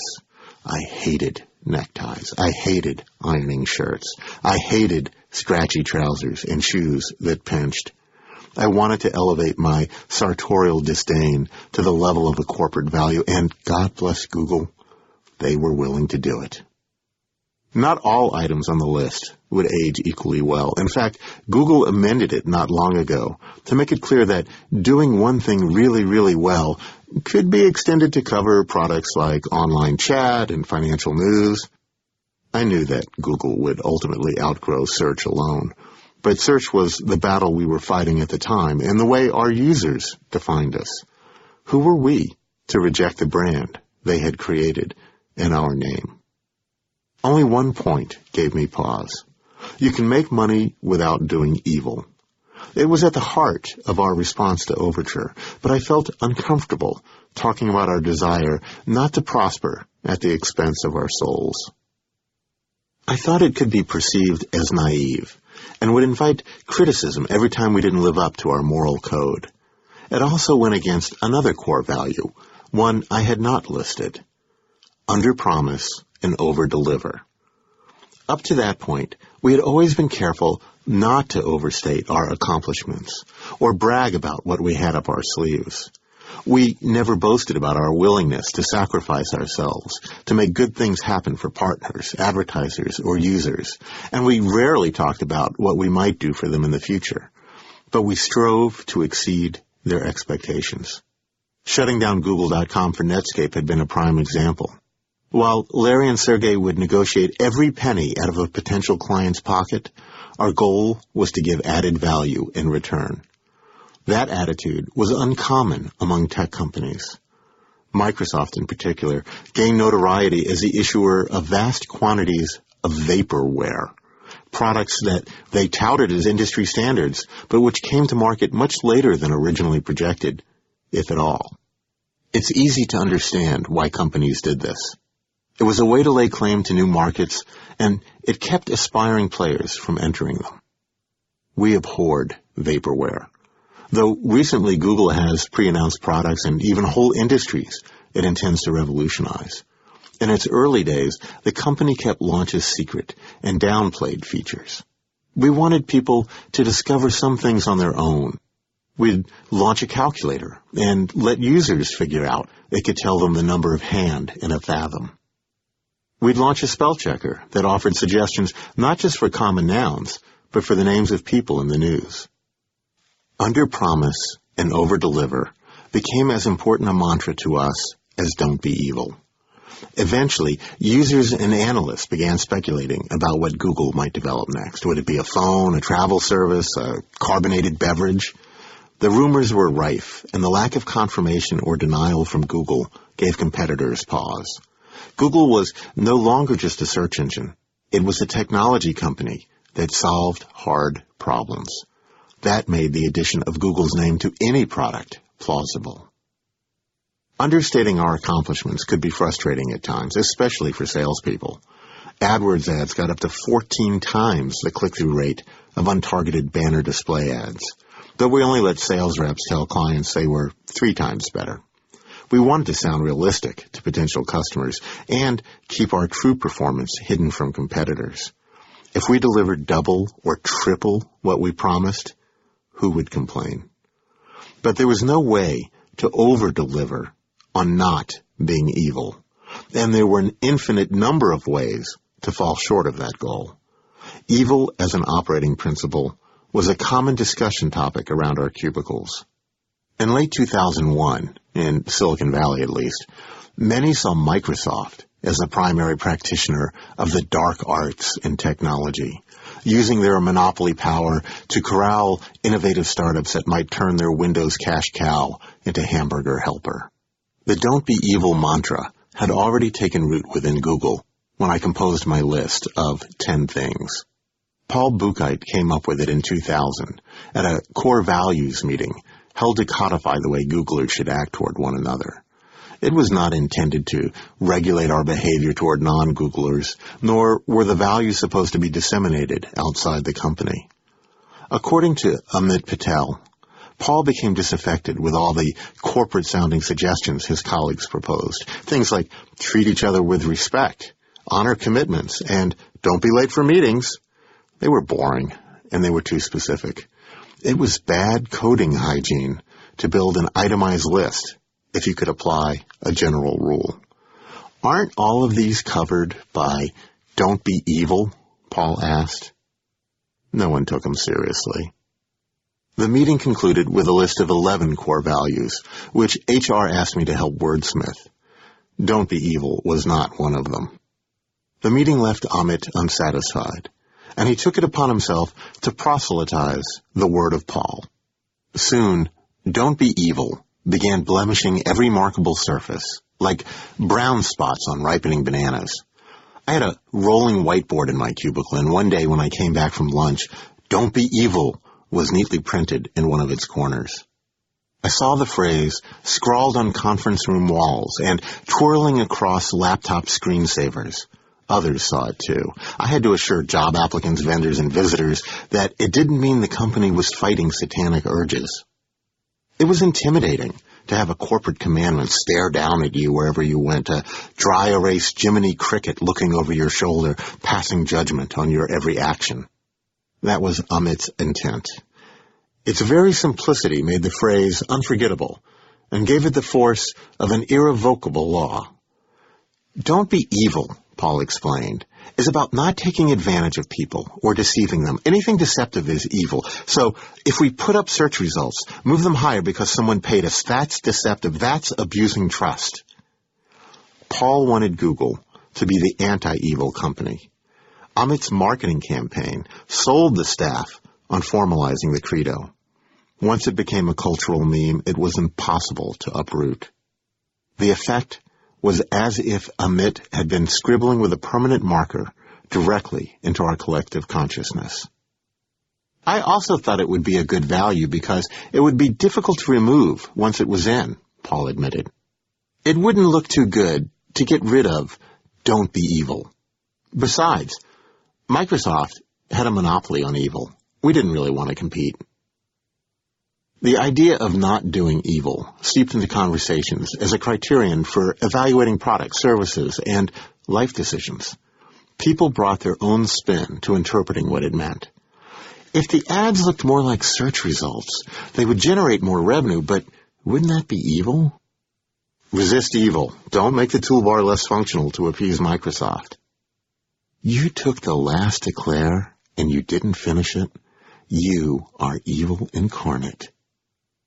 I've noticed that people have this strange definition of evil, Paul observed, which is anything I don't like. In my mind, I cannot like something, but it can still not be evil. But even strict adherence to Paul's original concern about selling placement in search results put us at odds with our industry. If pay for placement was evil, the market was in league with the devil. Overture was growing at an enormous clip and building a sprawling advertising network of sites running their ads. When we posted 10 things we found to be true on our website, we earned a handful of kudos from users for our stand in favor of integrity. But that did nothing to slow the growth of Overture, a juggernaut that now threatened to lock up all the advertising dollars flowing to search. Some positive results. Overture's deal with Yahoo seemed to put them out of any competitor's reach. In December 2001, they signed a 3-year agreement with Germany's biggest ISP.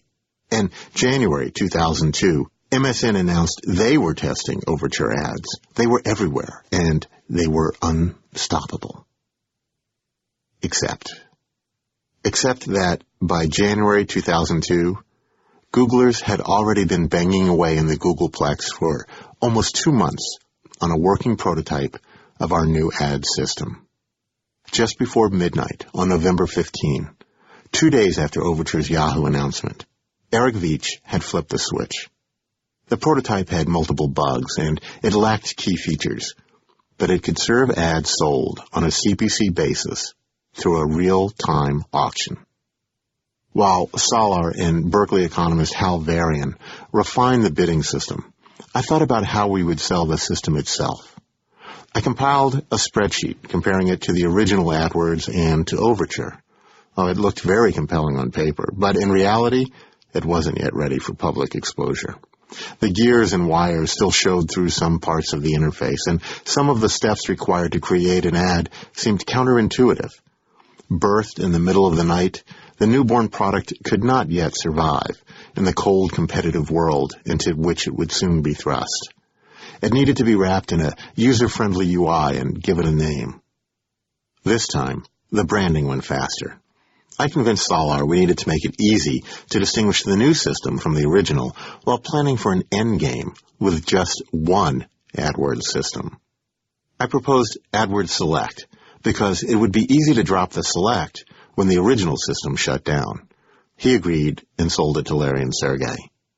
The new interface bothered me more.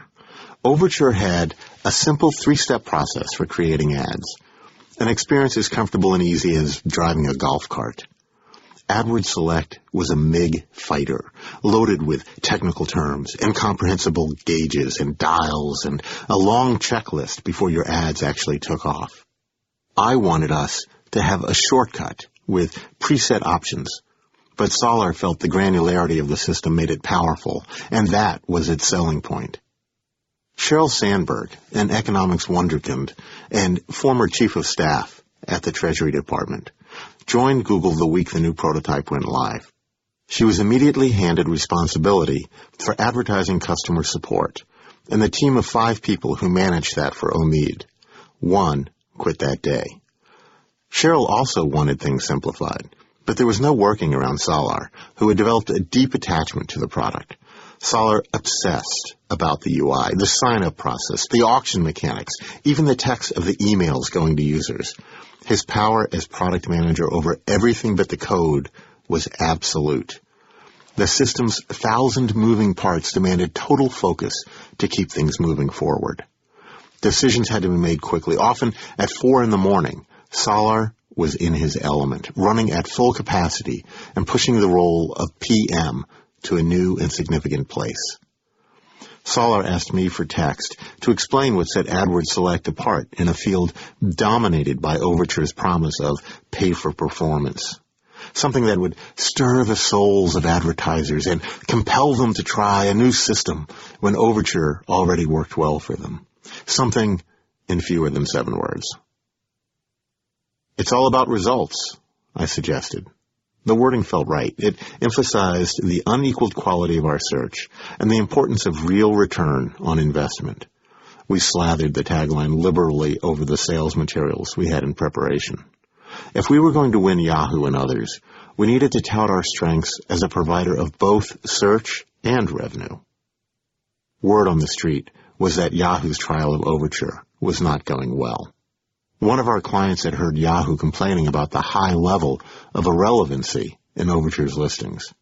A few days later, Overture overhauled their advertiser guidelines and introduced stricter controls on URLs, ad titles, and descriptions.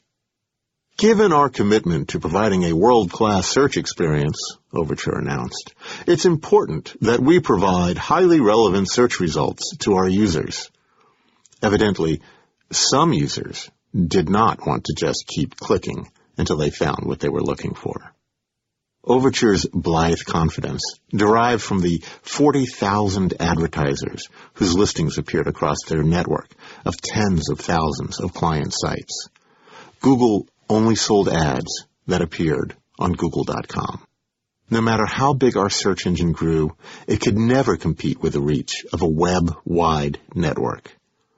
In January 2002, Omid let slip a hint that things were about to change.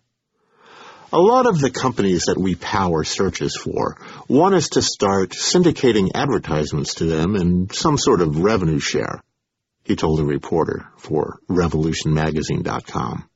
We're looking at that, and it is an area where we may potentially compete with Overture, but it's not our core business, as we aren't dependent on third-party traffic to generate income. That Omid. What a sandbagger. We already had our first syndication deal signed. Our sales team had inked a contract with Earthlink to supply our original AdWords ads a week earlier. They had been an Overture client until their contract expired, making it our first win in a head-to-head contest. We hadn't even offered them CPC ads. I doubt Overture worried. Earthlink was a trivial account compared to their major partners, Yahoo and AOL. But we saw the contract as a very big deal. It proved we could syndicate our ads. Our formerly Cold War with Overture began to simmer. Omid celebrated by telling the entire company to work harder. We needed to increase the revenue per ad we generated to pressure Overture. The more we earned, the more we could offer potential partners in a bidding war for their business. We knew we could improve relevance faster than Overture because they employed human evaluators to determine ad relevance. People could not possibly keep up with a good algorithm. The Earthlink deal held only one danger for Google: the guarantee of a minimum payment, even if the advertising didn't generate sufficient revenue to cover it. It could turn out like Netscape's CPC death spiral. The exposure was small, but as deals grew bigger and competition more intense, guarantees swelled like great gas-filled dirigibles, casting shadows over our balance sheet. The threat was the overhang, the cumulative amount of money guaranteed to all partners. Reduced search volume or quality issues that hurt ad click-through rates could spark an explosive expansion of Google's debt and obliterate the company. Even with Larry and Sergey's high tolerance for risk, no one wanted the company to die under a load of corporate IOUs, especially the new CEO, Eric Schmidt. "Don't make me bankrupt," Sheryl Sandberg recalls Eric telling Solar. "Don't run out of cash." The guarantees would become a weapon in the battle for syndication market share, as each search superpower tried to bluff the others into spinning themselves into economic oblivion.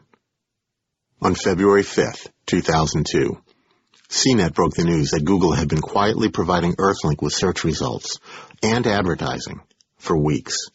It was too late in the day for a market reaction, and the story garnered little attention. The next morning, Overture stock tumbled 41%.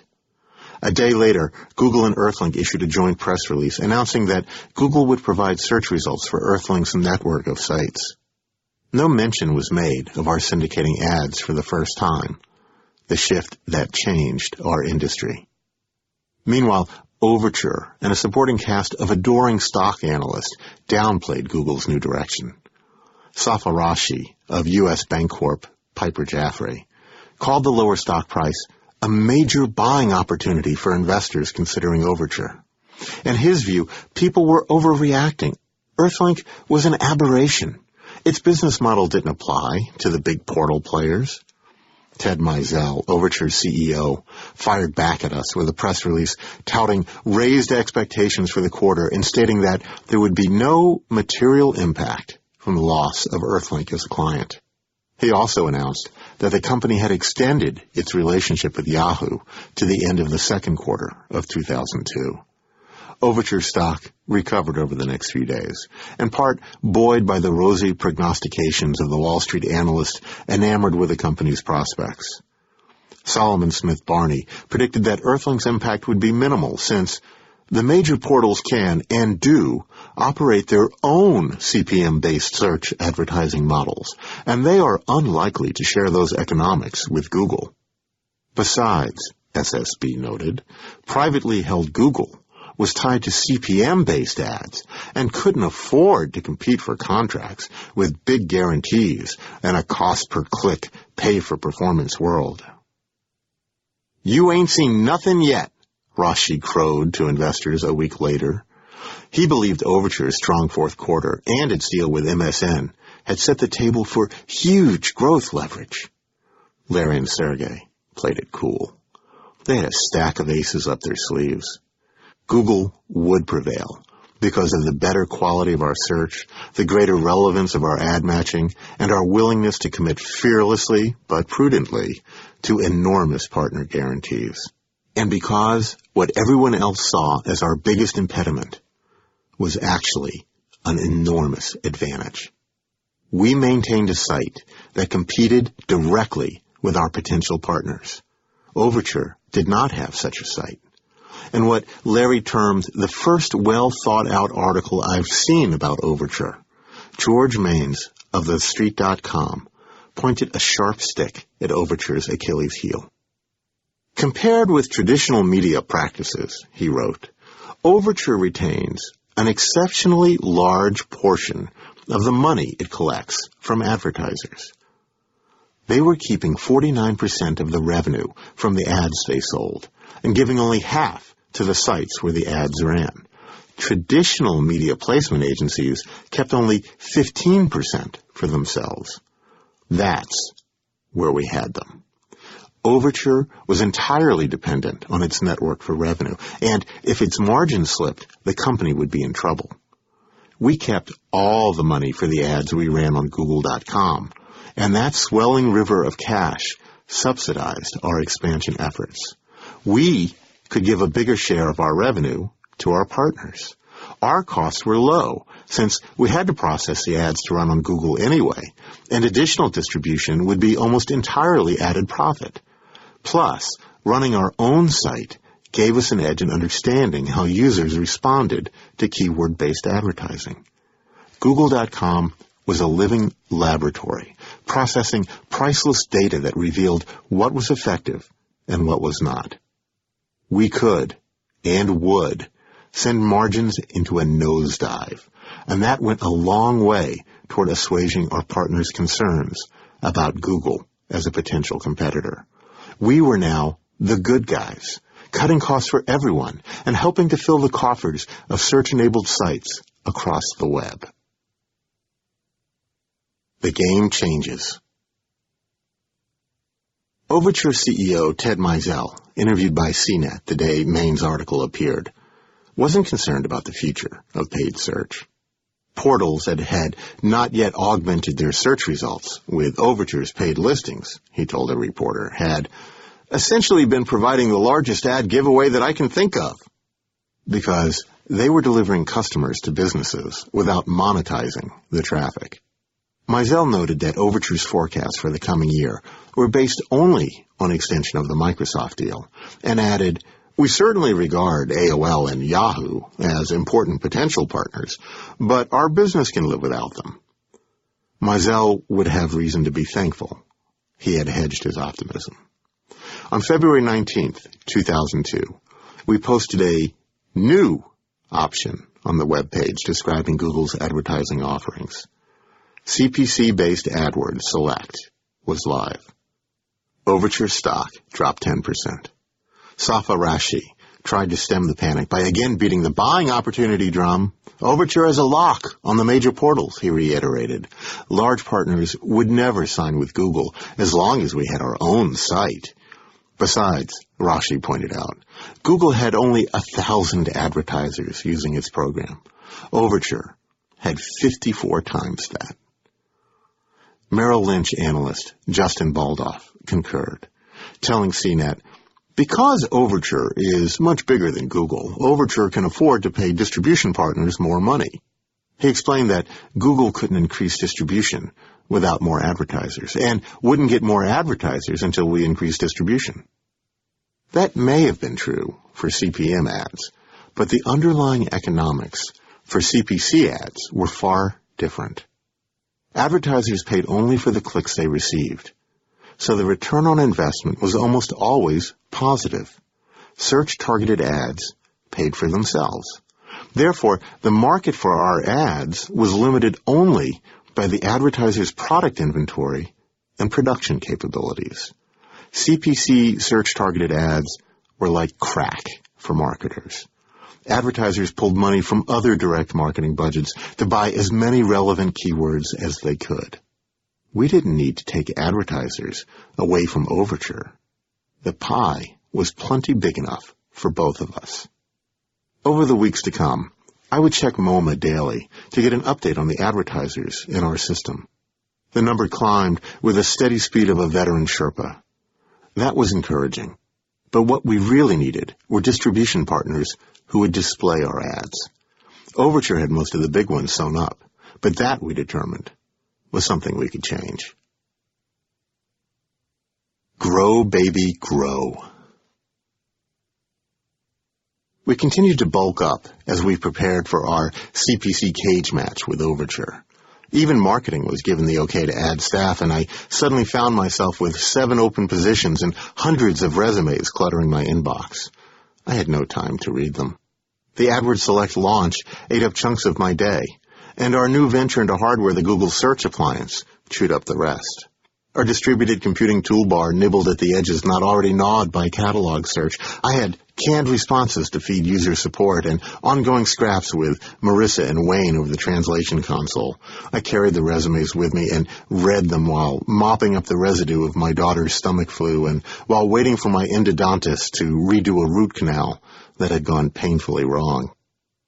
Still, I got a note from a product manager, complaining that I couldn't be too busy to rewrite something a second time because he hadn't seen me in the office at 2 a.m. I wrote a scathing reply in which I pointed out I had been at work until 3 a.m. polishing AdWords Select, and that, well, let's just say it went on for a page and a half of painful detail about his need for urgency and how it related to his management style. I hit send and waited for the response. It wasn't long in coming. "Don't send this," Cindy advised me, as I knew she would. I always ran my venting tirades by her before sending them to the people who had wronged me. She understood my wrath and sent a curt note on my behalf. I had plenty of wrath to go around during those hectic days, when the smallest bumps threatened to upset my carefully balanced tray of tasks. My buffer, as the engineers sometimes said, was full. With Google's expansion, the engineers found that they had outgrown the grand experiment begun with the awkward July reorg. In January 2002, Wayne announced that the company's flat structure could not scale much further. Yes, the executives had a clear line of communication to engineering, but Google intended to hire another 100 engineers that year. They couldn't all report to Wayne. The new goal would be to bring the reporting ratio down to 35-1. Senior managers would be hired primarily for their technical skills, not their managerial ability. These new directors would recognize technical talent when they saw it, and, when needed, could lend a hand rather than just encouragement. A month later, Jonathan Rosenberg, freed from his prior commitments by the bankruptcy of Excited Home, joined Google as VP of Product Management. He formalized the responsibilities of the department Larry had started with Solar and defined the role of product manager. The PMs would work with engineering to design and develop new products and features, handle cross-organizational communication, and determine product roadmaps. There would soon be many PMs with many advanced degrees from the world's top business schools, law schools, and engineering programs. Our cultural evolution would take a giant leap from single-celled amoeba to vertebrate, from anarchy and individual autonomy to the controlled chaos that, at Google, was as close as anything came to a state of order. Jonathan's new division shoehorned itself into a crack in the org chart between Cindy's corporate marketing group and engineering. When product management had been ad hoc, my colleagues and I had worked directly with engineers to prepare products for launching into the open market.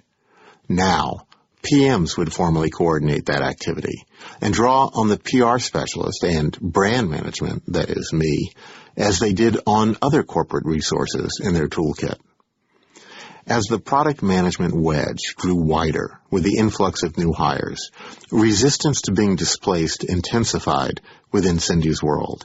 I, for one, was willing to be integrated, but I didn't want to be shoved aside. In a growing engineering-driven organization, the power of product management could easily become an unstoppable force. Cindy's reports, including brand management, played a secondary role. We added the clear-coat finish on a precision automobile. Our efforts invisible, save for a glossy shine highlighting the beauty of the machine that lay beneath. My role still had value because I worked on the language that went into the product itself. But thinking about how users perceived the product and the company as a whole was a low priority. The product would speak for itself. So what mattered most was the technology and the cool things that could be done with it. The building's population density increased, even after we pushed finance and the ads team into an adjacent office, quickly dubbed the Moneyplex. Stacy in HR sent out multiple memos about office hygiene and our duty to respect the micro-kitchens, load our dirty dishes, put away the milk, throw out half-eaten bananas, recycle whenever possible, leave conference rooms clean, wash hockey gear, and keep animals out of the cafe, the kitchens, and the bathrooms. There were policies regulating dogs left alone, animal hair, and barking, barfing, and biting. Charlie warned Larry, Sergey, and long-suffering facilities manager George Salah that he would expire without more space. A compromise was reached. A semi-tractor showed up one morning belching diesel and dragging a monstrous white trailer, custom outfitted with ovens, dishwashers, pothooks, and prep counters. The Leviathan was unhitched and beached in the parking lot adjacent to the cafe to bake in the sun, like the victim of a drive-by harpooning. The trailer contained a fully equipped mobile kitchen designed for use at large outdoor events. All it required was hookups to electricity and water. Those we had, though we lacked the permits that would have allowed us to use them legally. But what's a piece of paper compared with the happiness of hundreds of Google employees? Facilities plugged the trailer in and fired it up. With its painted sheet metal glinting in the harsh summer light and smoke pouring out of its vents, the auxiliary kitchen immediately lowered property values throughout the manicured office park in which Google was situated. All that was missing was a rusty Ford pickup on concrete blocks and an ugly mutt chained to a lawn chair. Charlie promptly had his crew run up the Jolly Roger on a pole jutting from the trailer's roof, proclaiming the auxiliary kitchen an interference-free zone. Charlie's outlaw kitchen crew operated unperturbed, except for a lone fire truck that rolled up to investigate the smoke perfuming Mountain View with the aroma of a rib joint. Its crew left without sighting us. Firemen. They do love barbecue. Chapter 20. Where We Stand. Users were complaining again. We heard a rising chorus of annoyance with pop-up ads appearing when people did Google searches. The ads opened new windows, cluttered users' desktops, and irritated the hell out of them. Either we stopped running pop-up ads, our users demanded, or they were prepared to stop using Google. Google never did run pop-up ads. Others just made it look as if we did.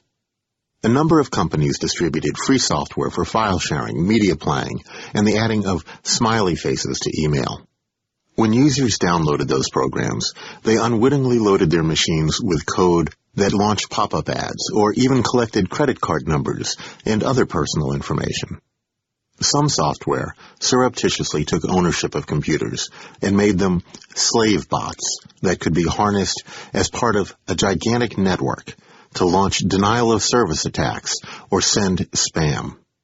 Techies call these parasitic programs malware, adware, or spyware. We lumped them all together and called them scumware. Matt Cutts hated scumware. Intensely, personally hated it. His job focused on blocking people who tried to trick or spam Google into listing their sites higher in our results. He fought black hats every day, and scumware distributors were the worst of the worst. It sickened him that users thought we were the ones degrading their Google experience. In late 2001, Matt began monitoring the rise of scumware and pleading with any Googler who would listen to do something about it. I was with Matt. I loathed seeing notes from users threatening to quit Google because of something over which we had no control. I worked with him to draft a lengthy email response in which we explained what was happening and how to fix it. People replied with apologies and thanked us for alerting them to problems they hadn't been aware they had. Matt wanted to do more. He proposed that the Google toolbar include software that killed pop-ups and that we forward complaints we received to the Federal Trade Commission. He also suggested we post a note on our homepage explaining that Google was not at fault. Wayne Rosing supported the idea of a full-scale crusade jihad against those responsible, but others worried about the danger of declaring war. We suspected there were hundreds of scumware creators, and we knew they could be scummy and spiteful. They didn't like to be thwarted, and they had no scruples about attacking those who tried to stop them, If we aggressively pursued them, they would target our site to make an example of us, causing even worse problems for users. Marissa suggested a compromise. If we could detect that a computer had been infected with specific scumware applications, we could show a message telling the user what to do about it. With that approach, we wouldn't confuse people who weren't experiencing problems, and we wouldn't make ourselves too broad a target. That solution turned out to be infeasible, so we fell back to posting a note linked from our homepage. We would tell users that pop-up ads were not coming from us, and casually mention that we did have our own very discreet, very targeted keyword advertising program. Two marketing objectives satisfied simultaneously. Larry didn't like the second part. Most of the people seeing our homepage would never advertise with us, and they might not even know we ran ads. Why disillusion them if they had no need to know? Larry never wanted to give people more information than he thought it was useful for them to have. I deleted references to AdWords. In January 2002, we added a line to the homepage. Google does not display pop-up advertising. Here's why. It was linked to a page that began, Google does not allow pop-up ads of any kind on our site. We find them annoying. The response was immediate and positive, and I found it intoxicating. Google was becoming my own personal publishing platform. Mentalplex, the 9/11 news page, 10 things we found to be true, and now, no pop-ups. The hits kept coming. We had built a global bully pulpit, and my voice rolled forth from it. My thoughts, my ideas, my imprecations would be seen by more people than read the New York Times or watched a network newscast. I was the man behind the curtain, giving voice to the all-knowing Oz. I tried to keep my ego in check. The day after AdWords Select launched, the Associated Press ran a story about the service that said in part, Online search engine maker Google Inc. is introducing a program that allows websites to be displayed more prominently if sponsors pay more money.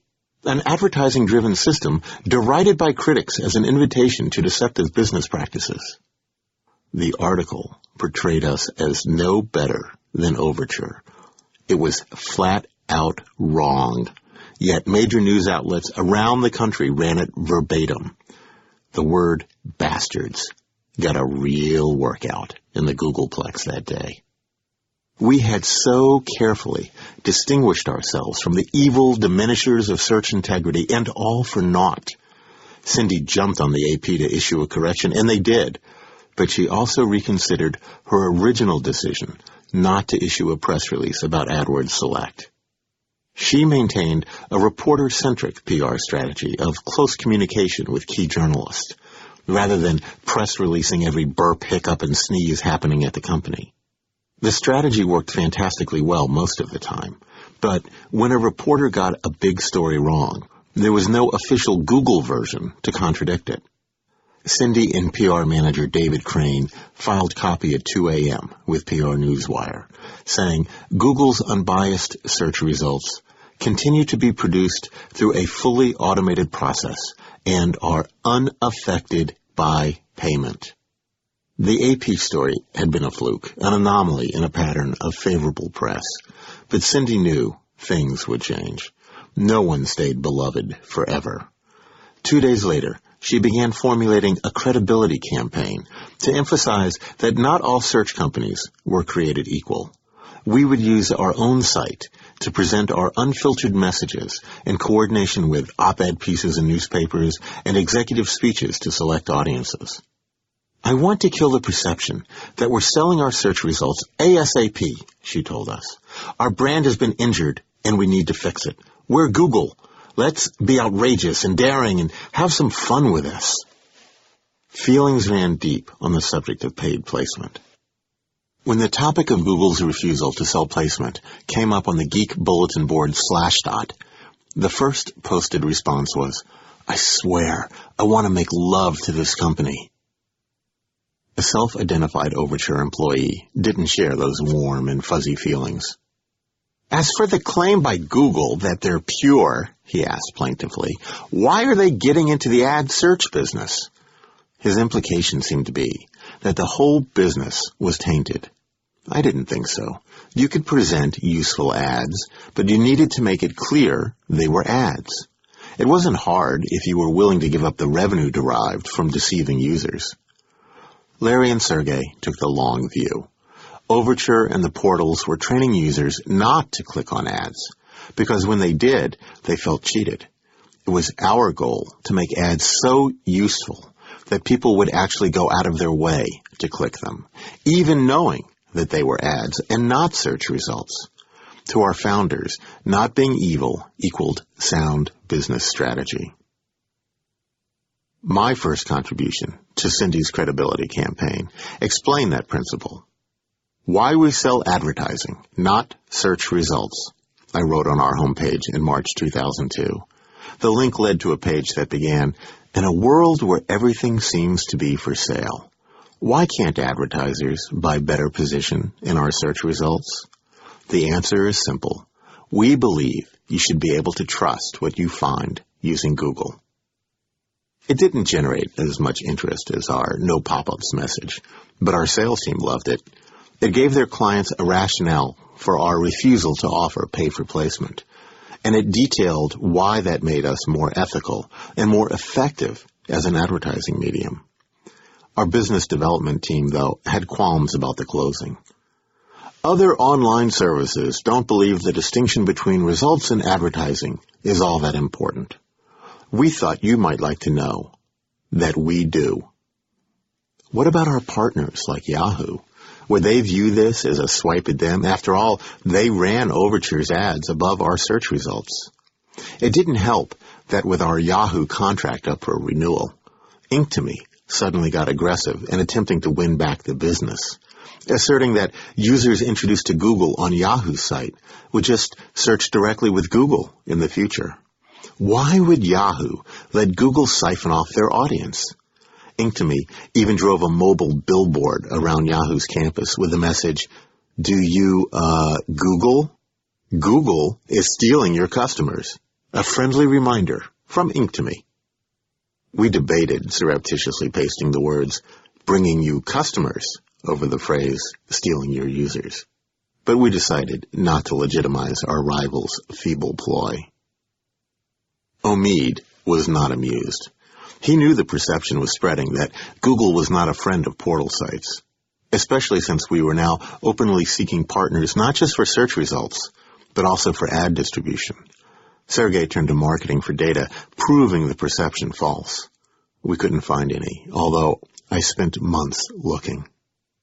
Our Earthlink win had cracked the icy stasis, locking the search players in place. Suddenly, conventional certainty was set adrift. Google had entered a new industry and won an account from a firmly ensconced leader. We had flawlessly implemented a substantial and complex advance in our back-end systems and transitioned from one economic model to another. Those accomplishments could easily have absorbed the full focus of a competent tech company for years.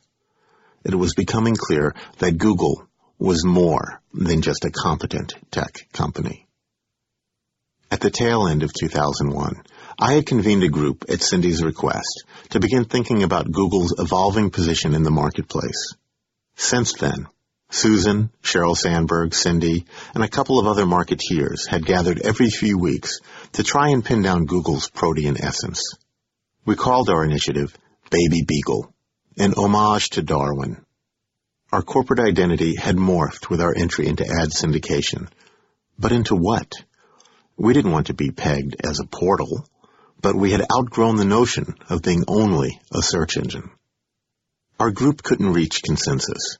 It was like the old story of sightless men describing an elephant by touching its leg, its trunk, its back. I needed to talk to someone who saw the whole picture. I needed to talk to Larry. The hour I spent with him and Sergey, probing their vision for Google, gave me my best look at their motivations and aspirations for the company. Cindy was the only other person in the room. It wasn't a press interview. They had no reason to shade their views or filter their thoughts. They expressed what they truly and deeply believed. We spent the first 15 minutes talking about what Google was not and what we would never do. Larry wanted Google to be a force for good, which meant we would never conduct marketing stunts like sweepstakes, coupons, and contests, which only worked because people were stupid. Preying on people's stupidity, Larry declared, was evil. We wouldn't mislead people like our partner Yahoo, which at the time was experimenting with a pay-for-inclusion program that sold placement in their results. Google would not treat employees badly or sell products that worked poorly. We would not waste people's time, a point Larry emphasized again and again. We need to do good, he said. We need to do things that matter on a large scale, things that are highly leveraged. When I asked for examples, he mentioned microcredits in Bangladesh and the Rocky Mountain Institute, and talked about changing business systems to make them environmentally friendly while saving money. He also talked about distributed computing, drug discovery, and making the internet faster. And that wasn't all. We should be known for making stuff that people can use, he said, not just for providing information. Information is too restrictive. In fact, we shouldn't be defined by a category, but by the fact that our products work. The way, an Apple product will look nice, and a Sony product will work better but cost more. We're a technology company. A Google product will work better.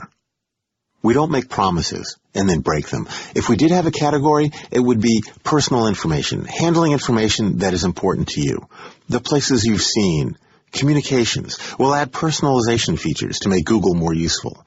People need to trust us with their personal information because we have a huge amount of data now, and we'll have much more soon. Here his eyes took on a faraway look, and his words came faster. Sensors are really cheap and getting cheaper. Storage is cheap. Cameras are cheap. People will generate enormous amounts of data. Everything you've ever heard or seen or experienced will become searchable. Your whole life will be searchable. Our conversation ended on that note. Not once did the subject of making money come up. Not once did he talk about advertising revenue or syndication or beating Overture or CPC or our new search appliance. I was probably a naive middle-aged dreamer because looking back at it now, I see there was nothing truly extraordinary about what Larry described. But when I walked out of his office, I believed that for the first time in my life, I'd been in the presence of a true visionary. It wasn't just the specifics of what he saw, but the passion and the conviction he conveyed that made you believe Larry would actually achieve what he described, and that when that day came, he would already be thinking another 50 years ahead. My respect for our two capricious, obstinate, provocative, and occasionally juvenile founders increased tenfold that day. There were other glimpses of Larry's thinking. He and Eric shared a list of possible strategies that included Google as the publisher of all content, where users would pay us and we would reimburse the creators of everything from books to movies to music. Google as a provider of market research and business intelligence based on what we knew about the world. Google as an infrastructure platform and communications provider, tying email and web data together. Google as the leader in machine intelligence, backed by all the world's data and massive computing power that learned as it went along. He had no small plans. Eric, on the other hand, was the voice of corporate pragmatism. These grand schemes would have to be paid for somehow. Any chart that goes up and to the right is good, he assured us, and I like to watch cash in the bank. I got the impression he shared my concern for all the things that could go wrong. One fear I know Eric had was of clowns. Specifically, the bozos who showed up at a company when it reached a certain size and bloated it with bureaucracy and bogged it down in mediocrity. Google's hiring guidelines explicitly stated we should only add people smarter than we were. That's why we started running a line on the homepage that said, "You're brilliant. We're hiring." The engineers loved it. I hated it. To me, it reeked of arrogance and went counter to our say little, do lots brand strategy. I had opposed it when we ran it previously, but Marissa insisted the data showed it garnered more resumes than any of our other job-related lines. I got nowhere pointing out that a minuscule percentage of the people reading it on the homepage would be qualified to work at Google. Larry and Ors were willing to waste a few 100 million impressions to reach the dozen or so people they might consider hiring. The page at the other end of the link had been written entirely by Jeff Dean. The word exceptional appeared 3 times in the first paragraph, and problems showed up 4 times in the next 2 sentences. I offered to smooth out the rough edges, and I nearly gave Wayne Rosing a heart attack. "No!" he exclaimed. "Leave it alone, please!" It was a page written for geeks, and if Jeff, our own uber geek, liked it, marketing's touch would only taint it. Cindy encouraged me not to let engineering roll over our department. So I sat down with Jeff and went through the copy line by line, making helpful suggestions. As I made the edits, Jeff said he liked most of them, and then, as soon as I left, he undid them all. He knew what appealed to him, and saw exactly how it would appeal to others like him. It would be easy to assume from this anecdote that Jeff thought he was brilliant and was arrogant about it. That was not the case at all. In fact, Paul Buchheit told me Jeff kept everyone humble. "You can't get up and be an asshole about being smart," Paul explained, "because Jeff is smarter than you, and he's not an asshole." I think Jeff just looked at brilliance as a quantifiable asset. Since brilliance was a parameter for our search, it was best to specify that in a forthright manner. I knew it would be pointless to keep fighting, and the page went up as written. I was learning to pick my battles. The Copyright Crusade. One battle picked us. The Church of Scientology filed a complaint under the Digital Millennium Copyright Act, or DMCA, demanding we remove links from our search results to Operation Clambake at www.xenu.net. Operation Clambake, based in Norway, sought to expose what it claimed to be unethical practices within the church. The DMCA was a federal law requiring companies to remove content that an owner asserted was protected. In this case, that content included some of the church's internal documents and photographs on the Xenu website. We had no doubt the church would sue Google if we did not comply with the letter of the law and remove the references to Xenu.net from our search results for the term Scientology. Ironically, while we were intent on keeping Google's internal processes private, many in our staff supported the First Amendment rights of church dissenters to expose Scientology's secrets. I heard grumbling in support of those threatening to boycott Google for kowtowing to an oppressive and censorious organization. The law was the law, however, and the DMCA was the status quo. But at Google, the status quo was nothing more than an inconvenience to be improved upon as time allowed. Evidently, the time for fixing DMCA removal requests was now. Matt Cutts led the charge. He proposed we put on our game face and drop pointed hints about how far we would go to defend our results, implying that we were committed to a more combative stance than we were actually prepared to adopt. He drafted a polite letter to his contact at the church, from whom we had received previous complaints, in which he laid out a number of paths that Google might take, from publicizing that we had eliminated results at their request to letting the courts settle the issue. Cindy was reluctant to stir the PR pot further. Larry and Sergey knew we couldn't bluff a group so famously litigious in protection of their copyrights. Scientology will never back down, they advised Matt. Focus on the per-search notification alerts. Figure out a way to let users know that some of our search results have been filtered. Within a week, engineers Daniel Dulitz and Jen McGrath had come up with a solution. Anytime a DMCA notice necessitated the removal of a search result, we explained that a result had been deleted and provided a link to a copy of the complaint on a website run by chillingeffects.org. That way, Google met its legal obligations while still letting users know what information had been removed. Our user mail rapidly turned positive.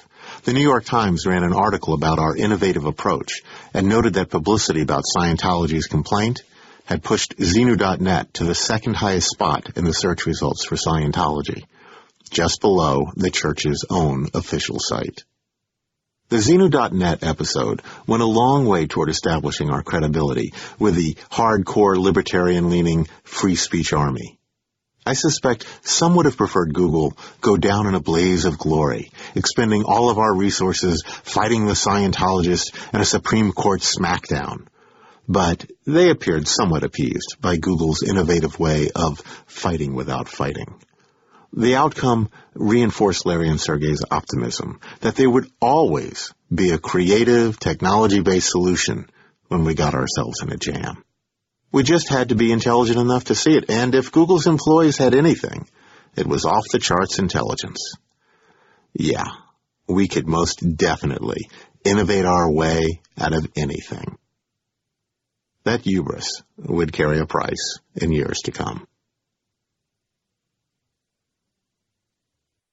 Chapter 21. Aloha AOL. I ran into some Hawaiians, I informed our executive staff in March 2002.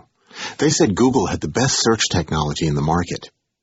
Normally, I would not bother Larry and Sergey with compliments passed along at a marketing conference, but Hawaii was our code name for America Online. We were scrambling to win their business from Overture, and the AOL vice president I had spoken with gave every sign of being favorably disposed toward Google. Overture was at the conference, too. Their representative spent most of his time trying to convince our sales director, Tim Armstrong, to hire him. I took that as another good sign. Our attack on Overture's business had been in the works for months, from the time Larry and Sergey had given the green light to AdWords Select. Launching an ad syndication network was a major undertaking and new ground for Google. Omid realized it would take a unique combination of knowledge and skill to pull it off.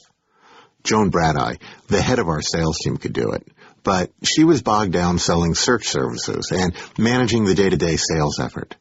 She would be part of the team, but she would need the help of a specialist. Omid knew exactly whom to call. Alan Louie had worked with Joan and Omid at Netscape and now operated as an independent consultant. Lean, energetic, and given to wearing shades and safari hats, Alan had a degree in physics and had worked as an engineer at the Jet Propulsion Laboratory in Pasadena before moving into sales. He only took on unusual jobs, and he only worked part-time. He did not want direct reports. He didn't want to manage a team. He would handle the project, then leave when it was done. He started on contract at Google in October 2001. His assignment was to close the AOL deal, and he went about it with the dispassionate precision of an assassin stalking a high-profile target. In addition to Alan and Joan, Omid pulled in Miriam Rivera, the second lawyer, to join our legal group. John Barabino, who would head the syndication effort once the AOL deal was completed, became part of the team the day he was hired in February 2002. Alan understood exactly what was at stake, and he knew the opposition. Overture had been born as go-to in Pasadena, right down the street from the Jet Propulsion Laboratory. Even though they drew talent from Caltech and were plenty smart, they were not Silicon Valley smart. They weren't really a tech company, and they didn't have the business intelligence Alan saw at Google. On the other hand, they had come up with the idea of marrying ads with search and implemented it before Google had. When Omid called the AOL Business Development Unit run by David Colburn, AOL agreed to start talks with Google.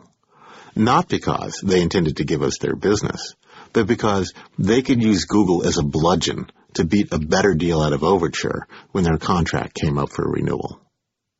Alan expected that. AOL was the giant of the Internet, with more traffic than any other site. They were doing deals every day and had enormous leverage.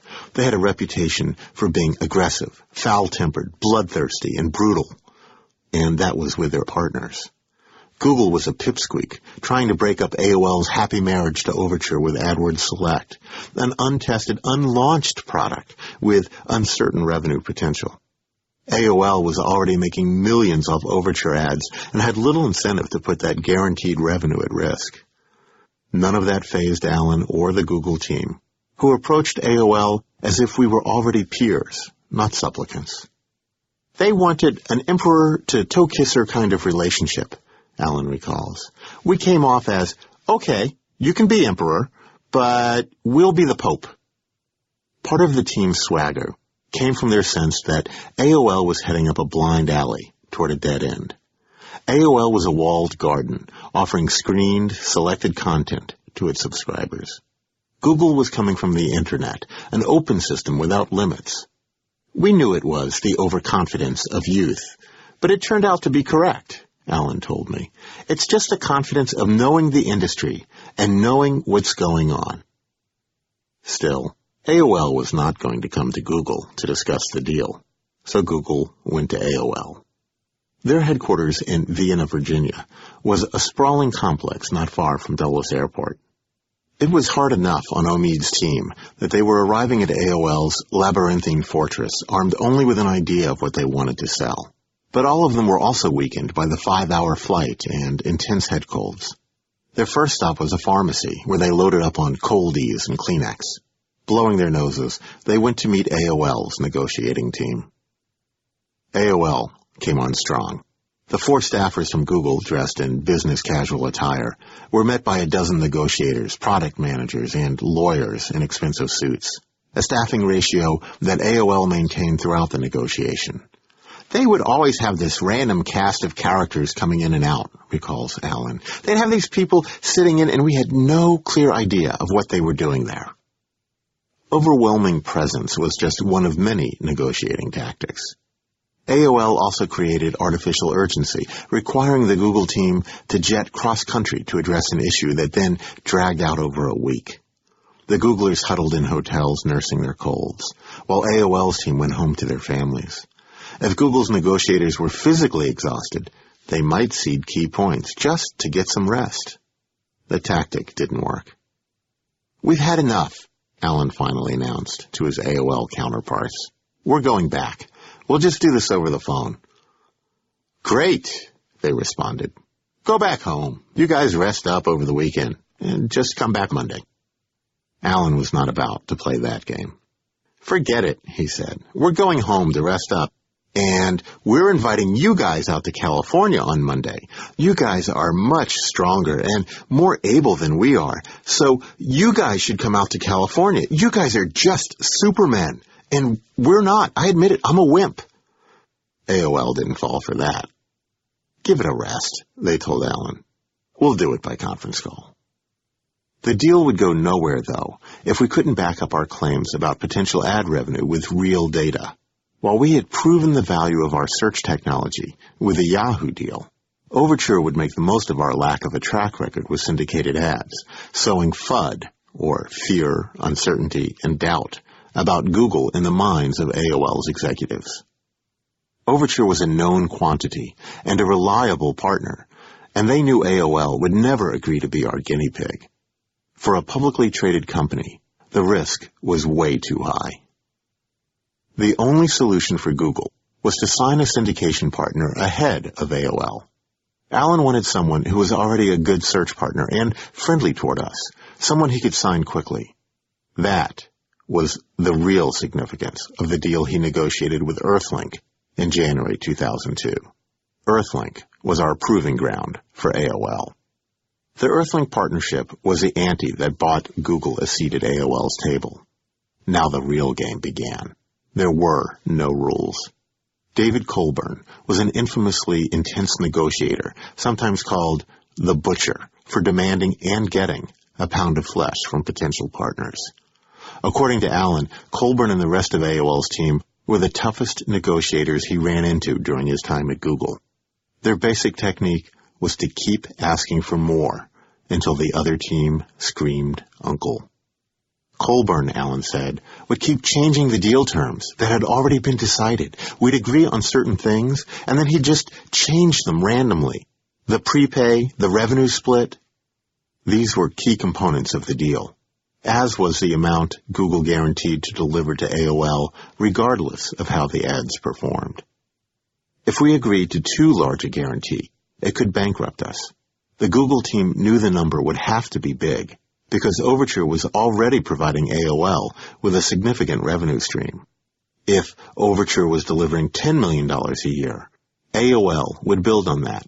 They would argue that they were growing at 50% a year, so the number Google needed to guarantee was actually $15 million. We would respond that there was a limit to how much Overture's flawed system could deliver, and that Google's method of ad ranking was so effective it would yield a much richer payoff. Ultimately, we would point out, Overture was training people to ignore ads altogether because their system didn't automatically screen out irrelevant ads as AdWords Select did. You think it's okay for your ads to get ignored? Alan asked AOL. No, so then you have to agree with our system. No, AOL rejoined. Overture would clean up their system and make it more relevant. It wasn't in AOL's interest to admit that Google worked better, even after they came to believe it was true. I think intellectually they agreed, Alan speculated, but they wouldn't agree as part of the negotiation. They would always maintain that our system was worse. Their face to us was, never give an inch. Overture didn't sit idly by while we tried to steal their biggest customer. They struck back using one of the most powerful tools at their disposal, Google AdWords. Omid was in a meeting with the AOL team demonstrating our superior product when ads began showing up on searches saying, AOL sucks. The ads clearly had not been screened, so it was obvious to AOL that Google did not have sufficient editorial controls in place. Omid excused himself and frantically called home to have the ads taken down. AOL said, "This is a problem." It was a good move on Overture's part, admits Alan. I would have done the same thing.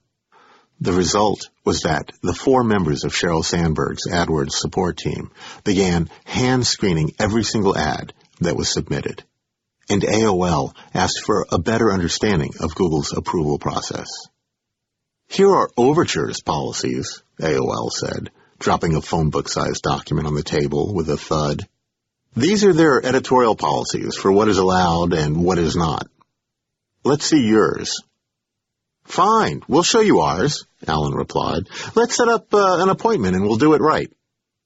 We had no policy manual, but we would have one by the meeting the following Monday.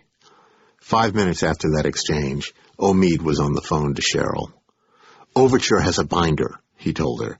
We have to have a binder. We have to have a binder.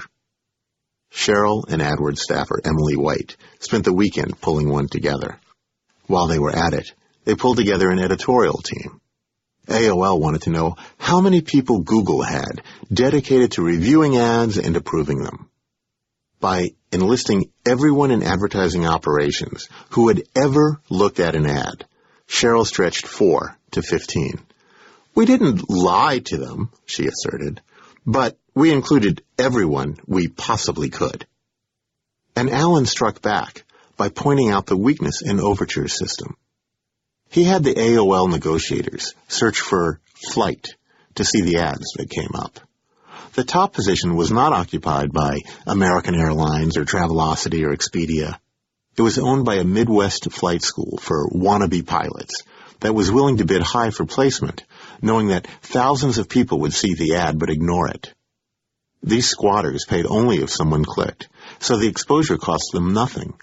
But for Overture and AOL, it meant that the top position on a popular keyword generated almost no revenue. Google's more relevant ads would perform better. Alan also showed AOL that we were willing to sweeten the pot at our own expense. Before Google entered the syndication market, Overture had owned a near monopoly. They set the terms for partners on revenue splits. For small partners, the split might have been 50-50, but for a large partner like AOL, it would have been more generous. AOL might have been taking 70% of the revenue when someone clicked an Overture-supplied ad on their site. Already, though, as George Maines had postulated in his article, Overture's margins were slipping downhill. Our negotiating team gave them a helpful shove. We were willing to offer AOL 80%, a number we could afford because we kept all of the revenue for ads on Google.com. AOL noted our strategic goals and our generous gesture and demanded 91%. We're going to make your network, AOL told Alan's team. No, you're not, Alan responded. Everybody knew he was bluffing. Larry and Sergey were desperate to kickstart our ad syndication program, and a deal with AOL would leap across the internet, creating a network effect that would bring in thousands of other sites. AOL had leverage, and they used it to push harder and harder. A key for Google was exclusivity for the placement of ads on AOL's pages. The more places to click on a page, the lower the odds a user would click on one of our syndicated ads. If Google was going to make the huge revenue guarantee AOL demanded, we would need every penny a page could generate. AOL kept offering non-exclusive exclusivity. They drafted a 10-page section just on that topic, filled with loopholes and inconsistencies that would allow them to keep working with other partners. In the end, AOL kept the ability to run someone else's banner ads, and Google got exclusivity for text links and search results. Then Overture counterattacked. On April 4th, they filed a lawsuit claiming that bid for placement belonged to them and that AdWords Select violated their intellectual property rights. They were taking us to court. It's not ideal when negotiating a contract to have your rights to the technology you're selling be called into question. AOL immediately seized on our weakened position to push for even more concessions. Now they wanted access to the intellectual property behind our ad-serving system. Hey, they're suing you, AOL's team reasoned. If you go down, we've got to go back to Overture hat in hand. So we want all of your intellectual property related to the ad system. Oh, and we want more money from you as well. Up front. It was the upfront payment that threatened Google's existence. If we miscalculated the revenue flow, we would be caught in a cash crunch that would kill the company. Like bulldogs, the AOL team tightened their grip each time they sensed an opening, gradually moving closer to the jugular. As the far smaller partner, Google kept giving in. Alan saw a need for a tactical shift. I think we should say no and see what they do, he said to the rest of the team. We can always go back and say yes. Step away from a deal and see what the other side does. If they're willing to walk away, we would run back, beg forgiveness, and throw an extra $1 million at them to show our sincere regret for offending them. It was that or keep acceding to every escalating demand. For once, though, Larry and Sergey were unwilling to take the risk. So we just kept agreeing until we screamed, recalls Alan, until they came back with something really egregious. AOL asked for all of Google's intellectual property, our code and secret search algorithms, if it ever looked as if we were headed for financial ruin. They had finally gone too far. Larry, Sergey, and Eric were furious at their demand for the very heart and soul of Google. No fucking way, they agreed. Their heels dangling over the cliff, they finally refused to take another step back. Alan recognized AOL's request for what it was, the closing gambit. That was the signal Colburn was waiting for, Alan told me. Did he maximize his prize? Did he get everything he could get? As long as we were willing to give, we were the gift that kept on giving. It was a classic negotiation move. The only way to find the limit was to push past it. Once AOL knew they would get nothing more, the deal could be closed. Miriam was relieved. She had spent 30 consecutive days getting by on 2 to 4 hours of sleep each night, and her hair had become noticeably thinner. At one point, David Drummond, our new VP of Corporate Development, had grabbed her wrist to keep her from throwing a pen at one of AOL's attorneys. Even by Google standards, the stress had been non-trivial. We still needed a final number for the guarantee, the amount that we would pay AOL, even if no one clicked a single ad. It was a deep pit into which Google would jump, with a faith that AdWords Select would pull us out before it collapsed. That faith relied entirely on revenue projections for the performance of AdWords on AOL. As CEO, Eric asked for 3 independent models, one from Susan, one from Salar, and one from Alan. They began pulling numbers from the limited data being delivered by Google.com and Earthlink. Neither, however, was AOL, so a lot of their assumptions primarily relied on swags, scientific, wild-ass guesses. Alan was a sales guy. He was born optimistic. He looked at the numbers and he saw a baseline. Google and Earthlink didn't have AOL's traffic or reach, and their websites were not oriented toward consumer purchasing. People on AOL bought stuff. I argued that as long as the advertisers were making money, they would create more ads, he told me. As Susan and Salar side, that might be true theoretically, but in reality, there were constraints that would prohibit meteoric growth. They plugged smaller numbers into their forecast assumptions. Salar was the most pessimistic. Susan was in the middle. I'm sure these are the 3 best models we could have, Eric said after they presented their scenarios, and there's no way for me to know who's right. I'm not going to dig into the individual numbers because I can't add any value there, so we're just going to take the middle one. It was a quick decision and strategically sound, but a gamble nonetheless. AOL, meanwhile, nibbled around the edges, dragged out talks so that the cost of losing the deal would increase. "Oh, we just caught this and we need to change the language," Alan's counterpart would tell him, referring to wording that had been settled a dozen drafts earlier. Alan knew how to deal with middle managers, trying to score points at the last minute to impress their bosses. "Fine," he replied. "If you care that much about it, you call Dave Colburn tonight and have him call Eric Schmidt." Alan knew no one wanted to disturb Colburn for something insignificant and be lambasted as an idiot. Suddenly, the language was no longer an issue. As negotiations dragged on, Overture continued to jab at Google. The patent lawsuit was followed by a deal with Hewlett-Packard that made Overture the default search the internet link on new HP Pavilion computers. If HP thought Overture was good enough for internet search, who needed Google? And Overture pushed Yahoo to renew their short-term advertising contract for a longer period. Omid had lost out to Overture with Yahoo once before. Now he burned to bring that business to Google. He would excuse himself from the negotiating table at AOL to entreat Yahoo on his cell phone to switch to Google's AdWords Select product.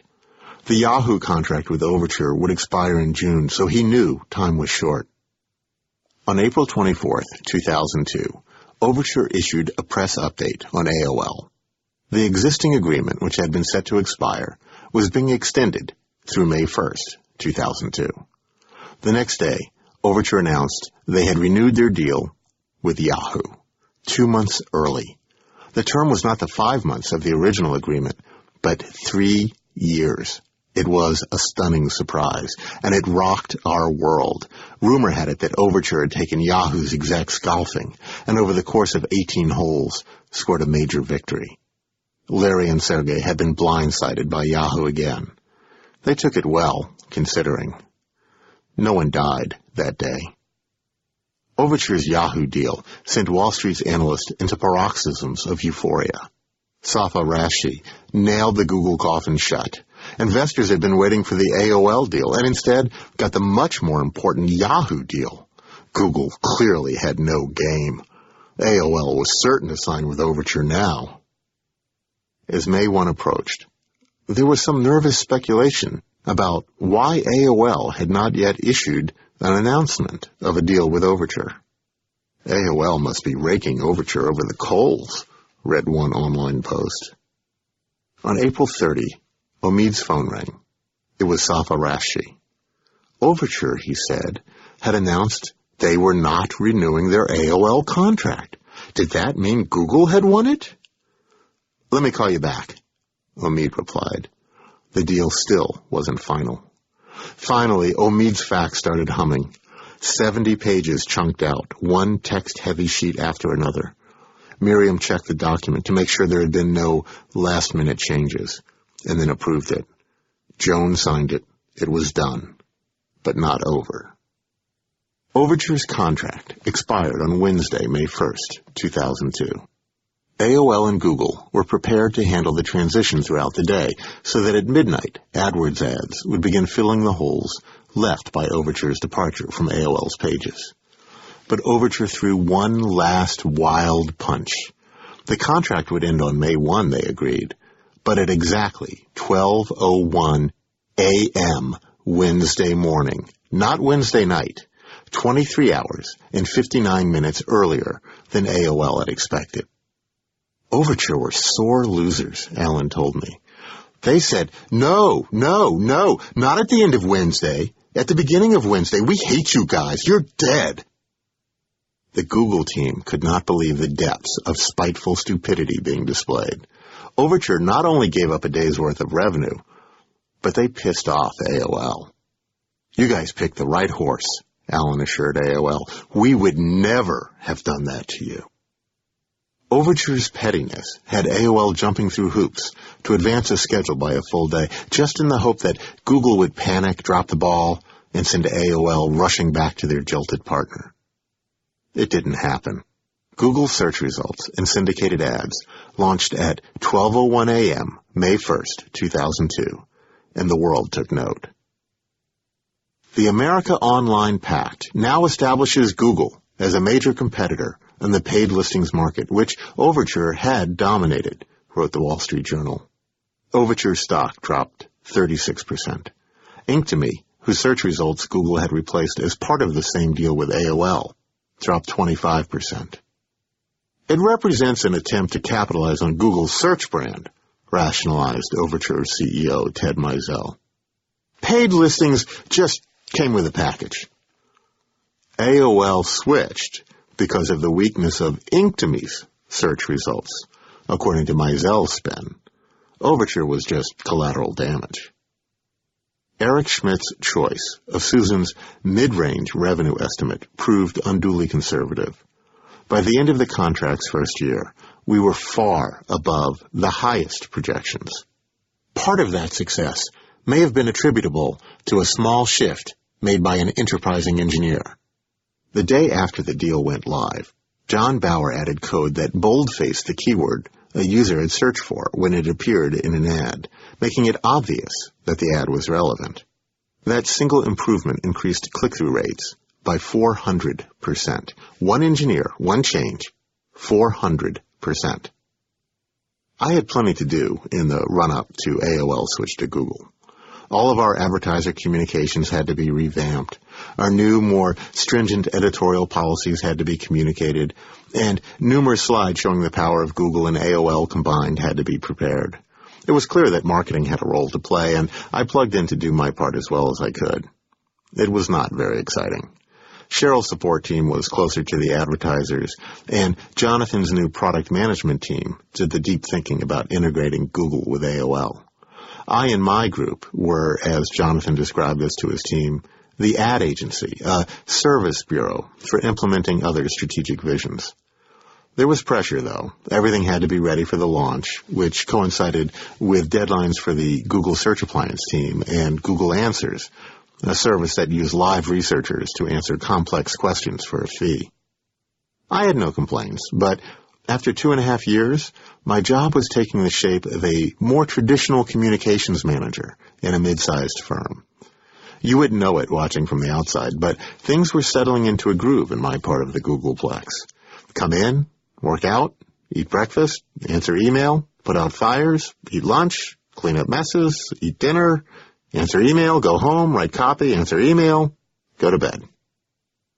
Sheryl Sandberg, on the other hand, was sitting on a volcano. Her AdWords support team of 4 people could not possibly handle the incoming barrage of work AOL required. Google Ads now had to meet AOL's editorial policies, and AOL was not as willing to embrace risk as Larry Page. They wanted every ad checked by hand before it ran. We had 100,000 ads in our system, and every day they didn't run, we lost money we needed to pay off our AOL guarantee. Cheryl had been planning to double her department to 8 full-time staffers. Now, when she did the math, she realized she needed 47 people immediately. She would need 50 more soon after that.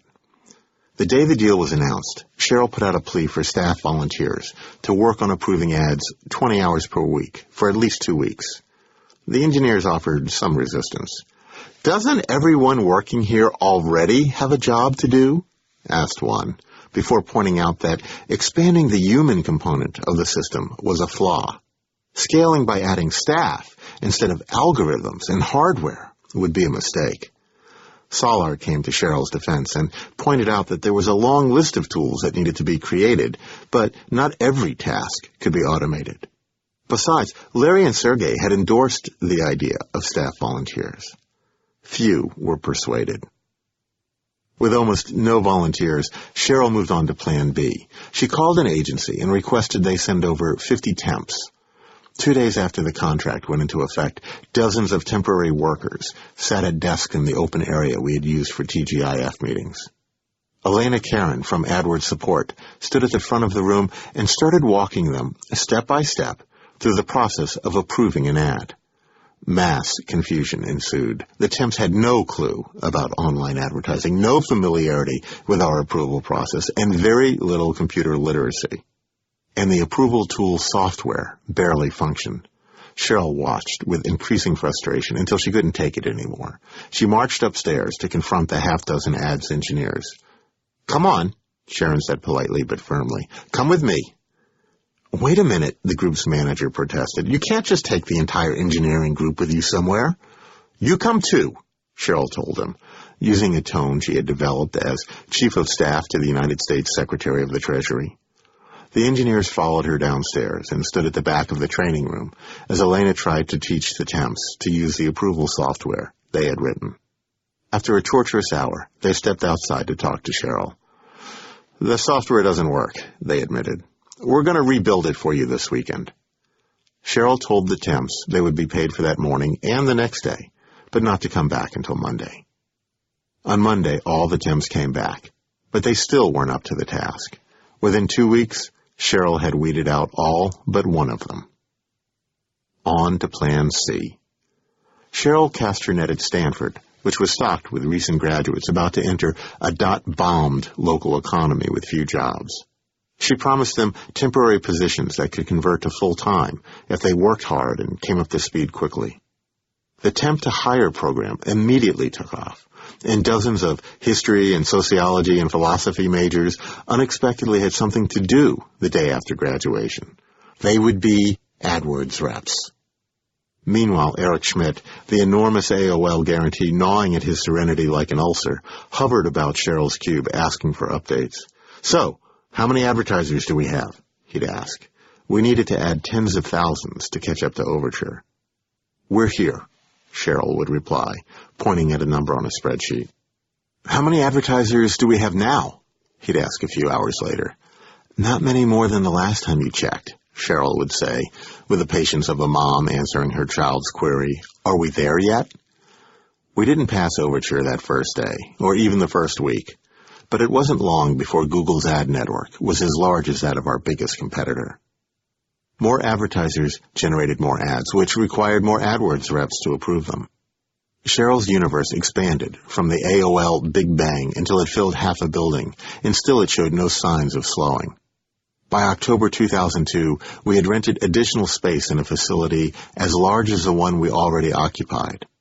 We officially called it the Solatoplex because it was on Solado Road, but everyone knew it as the Honeyplex because so many of the recent college grads Cheryl hired happened to be women. The outdoor patio lent itself to sunning on the warm California afternoons, and some AdWords staff members exhibited a predilection for clothing that facilitated tanning. Many a male engineer made the 10-minute walk from the Googleplex to enjoy lunch in the Solatoplex Cafe.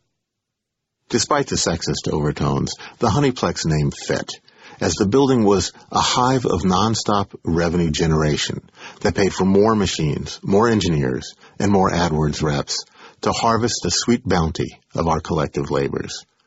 The revenue engine driving Google's profits now hummed with a power equal to the search technology behind the growth of its user base. Advertisers began finding us by word of mouth.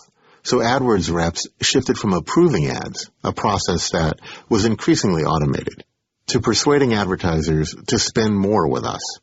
Once they were in the system, Cheryl's organization divided into tiers based on the budgets of the advertisers they served, assigned optimizers to improve performance. AdWords reps suggested more relevant keywords, set up multiple accounts for different product lines, and helped advertisers improve the sites linked to by their ads. Our AdWords reps didn't acquire customers. They just showed the ones we had how to make more money for themselves and for Google. By the time Cheryl left in 2008 to become Chief Operating Officer at Facebook, the AdWords group had grown from 4 people to 4,000, with most of the ad approvers stationed at offices in India and Dublin. By winning AOL, Google had proved beyond a doubt the superiority of our ad ranking technology and the value of maintaining a clear separation between ads and search results. So what happened next surprised everyone, including me. We walk the line and make a misstep. "Is this new?" asked Keymaster, a poster on the Webmaster World bulletin board. "Usually ads are placed on the top of the search result page or boxed on the right side of the page. Now I see ads mixed in with the other search results." Keymaster was correct. For some users, on May 9th, 2002, a Google search returned a paid listing embedded in our supposedly objective results. The paid listing was identified with the label Sponsored Link, but it was the first time Google had displayed ads directly in line with regular results. It was essentially a form of paid placement, the exact practice Google had railed against so vehemently when it profited others. By 4 a.m., a Google engineer using Matt Kutz's nom de plume Google Guy had reassured the group, "This is a bug. Our new ad distribution code had a flaw. It's mostly fixed already. It should be completely gone soon." Not everyone was convinced. A poster named Forecrest replied, "There is nothing like this anywhere else that it could have been confused with. Was it a bug or a test run? Or is it something that is going to be served up to another search engine soon?" Several other posters accepted the idea that Google was testing an interface for AOL, and somehow it had slipped out onto Google itself. They weren't far off, but it wasn't AOL Google was conducting experiments for. It was Yahoo. While our primary battle at AOL had been against Overture to provide advertising, we had also unseated Inktomi to provide AOL's actual search results. Inktomi was not ready to cede us the entire search market, however. Before taking AOL from them, we had taken Yahoo, and they intended to win Yahoo back when their contract came up for renewal in June. To Sergey's deepening frustration, I had been unsuccessful in finding third-party metrics to prove that adding Google search helped grow a partner's traffic. Without data to refute Inktomi's claim that we were stealing Yahoo users, we had to look for other ways to show our value. Perhaps we could provide unique new sources of revenue. Inktomi didn't offer ads. Overture didn't offer objective search results. Google could deliver both in potentially lucrative ways. The Overture contract prohibited Yahoo from running Google's ads where Overture's ads appeared, but left an opening for our ads to appear as paid placements in the search results. Setting aside the irony, we planned to show Yahoo how that could work. We would test pay-for-placement AdWords on sites that used our free search service. We let free search sites put a Google search box on their pages, but they couldn't run ads around the Google results. Only we could do that. We provided them with search service for free, and in exchange we kept the revenue generated by their users. Hardly controversial, but rolling out the new pay-for-placement test might be. So Larry and Sergey decided to show the ads to 1% of users for half an hour in the middle of the night, just long enough to gather some data on how much revenue they might generate. We had made no commitment to actually implement such a system, and clearly there was no way in hell we'd ever actually do this on our own Google.com results pages. Marissa had a bad feeling, though, and expressed her concern that our test would be noticed and brought to the attention of the press. The only way that would be likely to happen was if the pay-for-placement ads ran on Google.com itself, which was not the plan. But things did not go according to plan. The paid placement ads began showing up in Google's own search results. There was a bug in GWIS, Google's web server, and it caused the ads to spread outside the limited test zone. Webmasters, whose livelihoods increasingly depended on reading the intros of Google's ranking system, couldn't miss such a significant change. We stuck by our explanation that a bug had unintentionally caused the test of a partner interface to appear on our results pages. Engineer Howard Gobioff later let me know that there were other instances when engineering was instructed to code ads into search results. I never saw them because, according to Howard, someone always cared enough to make noise. He laid the blame at the feet of new PMs and business development folks who argued that what we did on partner sites didn't matter, and that besides, the ads would still be marked as paid placements. Howard said the engineers required to write the code buried some editorial commentary in its internal documentation. "This is evil, but they made me do it," one engineer wrote.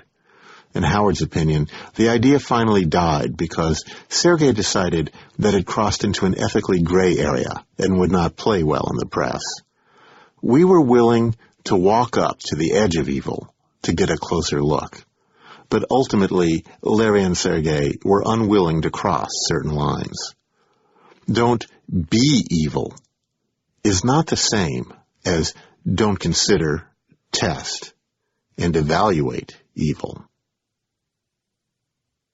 Yippee! Yahoo! On Friday, May 10th, we celebrated the AOL deal with another company-wide luau catered by Charlie. Our executive team showed up in grass skirts. AOL sent over a giant blue lava lamp with their logo on it. Devin Ivester created a commemorative T-shirt with a traditional Hawaiian motif, but Larry made him change one element. He insisted Devin remove the date. Larry didn't want anyone walking around wearing a reminder of when our AOL contract would be up for renewal. 2 months later, we took Ask Jeeves away from Overture. Overture CEO Ted Mizell remarked to the Associated Press, "We're still winning more deals than we're losing, and I think we're winning all the right ones." Now Overture had backhanded both AOL and Ask Jeeves. Not the way to make or keep friends. Analyst Safarashi declared that the battle for audience share was over, and that Yahoo would probably accurately claim that they won with something like 200 million worldwide users. Yahoo must have felt far enough in the lead to keep working with us. In November 2002, they renewed their contract with Google. In fact, they expanded Google's presence, making us the primary source of their search results, instead of delivering results from their own directory first. That came at a cost. Miriam Rivera, the Google attorney who had worked herself to exhaustion on our AOL deal, also worked the Yahoo renewal. She remembers Yahoo being wary of Google to the point of paranoia and hesitant to strengthen us as a competitor. As a result, they put the screws in. Hard. "I would not have done that deal," she said, reiterating what she had told Larry, Sergey, and Eric at the contract review meeting. "They wanted an open kimono from us, where we would alert them to all the technology we had in development. They wanted parity. Everything we developed, they would get it too." Miriam didn't think it was wise to constrain ourselves that way. Besides, our billion-dollar deal with AOL made the tens of millions Yahoo offered seem insufficient compensation for all they sought in return. In the end, Omid's friendship with Udi Manber at Yahoo and Larry and Sergey's desire to stay on Yahoo's good side won out. Keep your friends close went the strategy, and keep your enemies closer. We accepted the offered terms. From that point on, we had to notify Yahoo before we launched any new feature. When Miriam went on vacation, she carried a copy of the contract with her and took calls day or night about product disclosure issues. Given Google's aversion to process, it upset everyone that we now had to check with our competitor before moving ahead on new technology. The relationship began on rocky terms, a marriage of convenience that bound the partners together so neither could run too far ahead of the other. It was a relationship between a fading name and a rising star, and destined to fall apart. Just a month later, in December 2002, Yahoo bought our competitor Inktomy and began working to replace Google's search results once and for all. Chapter 22. We need another billion-dollar idea. There, Cindy said to Jonathan Rosenberg, pointing toward the parking lot. That's my car.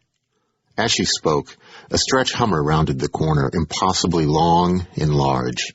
It had once been white, but now it was coated with mud from hood to trunk. We had added that finishing touch at Cindy's request, and she was pleased with our efforts. It was a complete and utter mess. Jonathan looked stunned for a moment, then laughed, picked up a bucket and a sponge, and began swiping at the mud-covered windows. That's when we unleashed the water balloons. Jonathan Rosenberg came to Google to bring structure to product management. He arrived none too soon. By the spring of 2002, the PMs were driving me nuts. In one 24-hour period, I found myself in the middle of disputes between PMs and engineering, PMs and advertising support, and PMs and other PMs. Communication among our swelling groups kept slipping into darkness and dragging marketing along with it. Jonathan had the unenviable task of corralling not just the new hires, but also big-name old-timers like Susan, Salar, and Marissa, all of whom now ostensibly reported to him. They didn't always act that way. It was a classic syndrome of a startup becoming a real company, old-timers refusing to acknowledge that there were new rules to play by. One of those rules for every engineering and product management employee was filing snippets, the weekly reports of projects currently underway, and the progress that had been made on them since the previous week.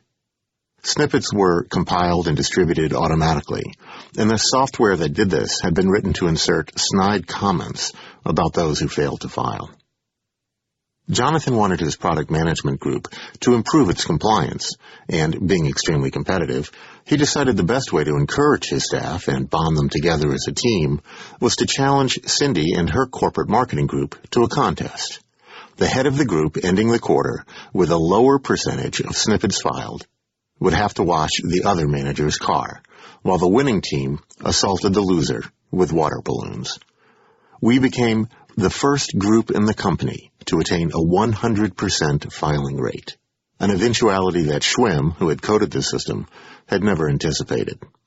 When the day of reckoning arrived, we came prepared with super soakers, a blender churning out margaritas, and a boombox belting out car wash tunes. Jonathan was soon sopping wet and making little progress on the task at hand. He looked mortally betrayed when members of his own team joined in the assault against him. Cindy, sensing things were getting out of hand, stepped in and grabbed a sponge, putting an end to the deluge. We had wanted to see Jonathan share our pain. Our lives had changed with his structured approach to product management. In July 2002, he reorganized his division and introduced the roles of APM, or Associate Product Manager, and PMM, Product Marketing Manager, and promptly went on a hiring binge. There were suddenly many more flavors of PMs, and they all needed more from me and my marketing colleagues.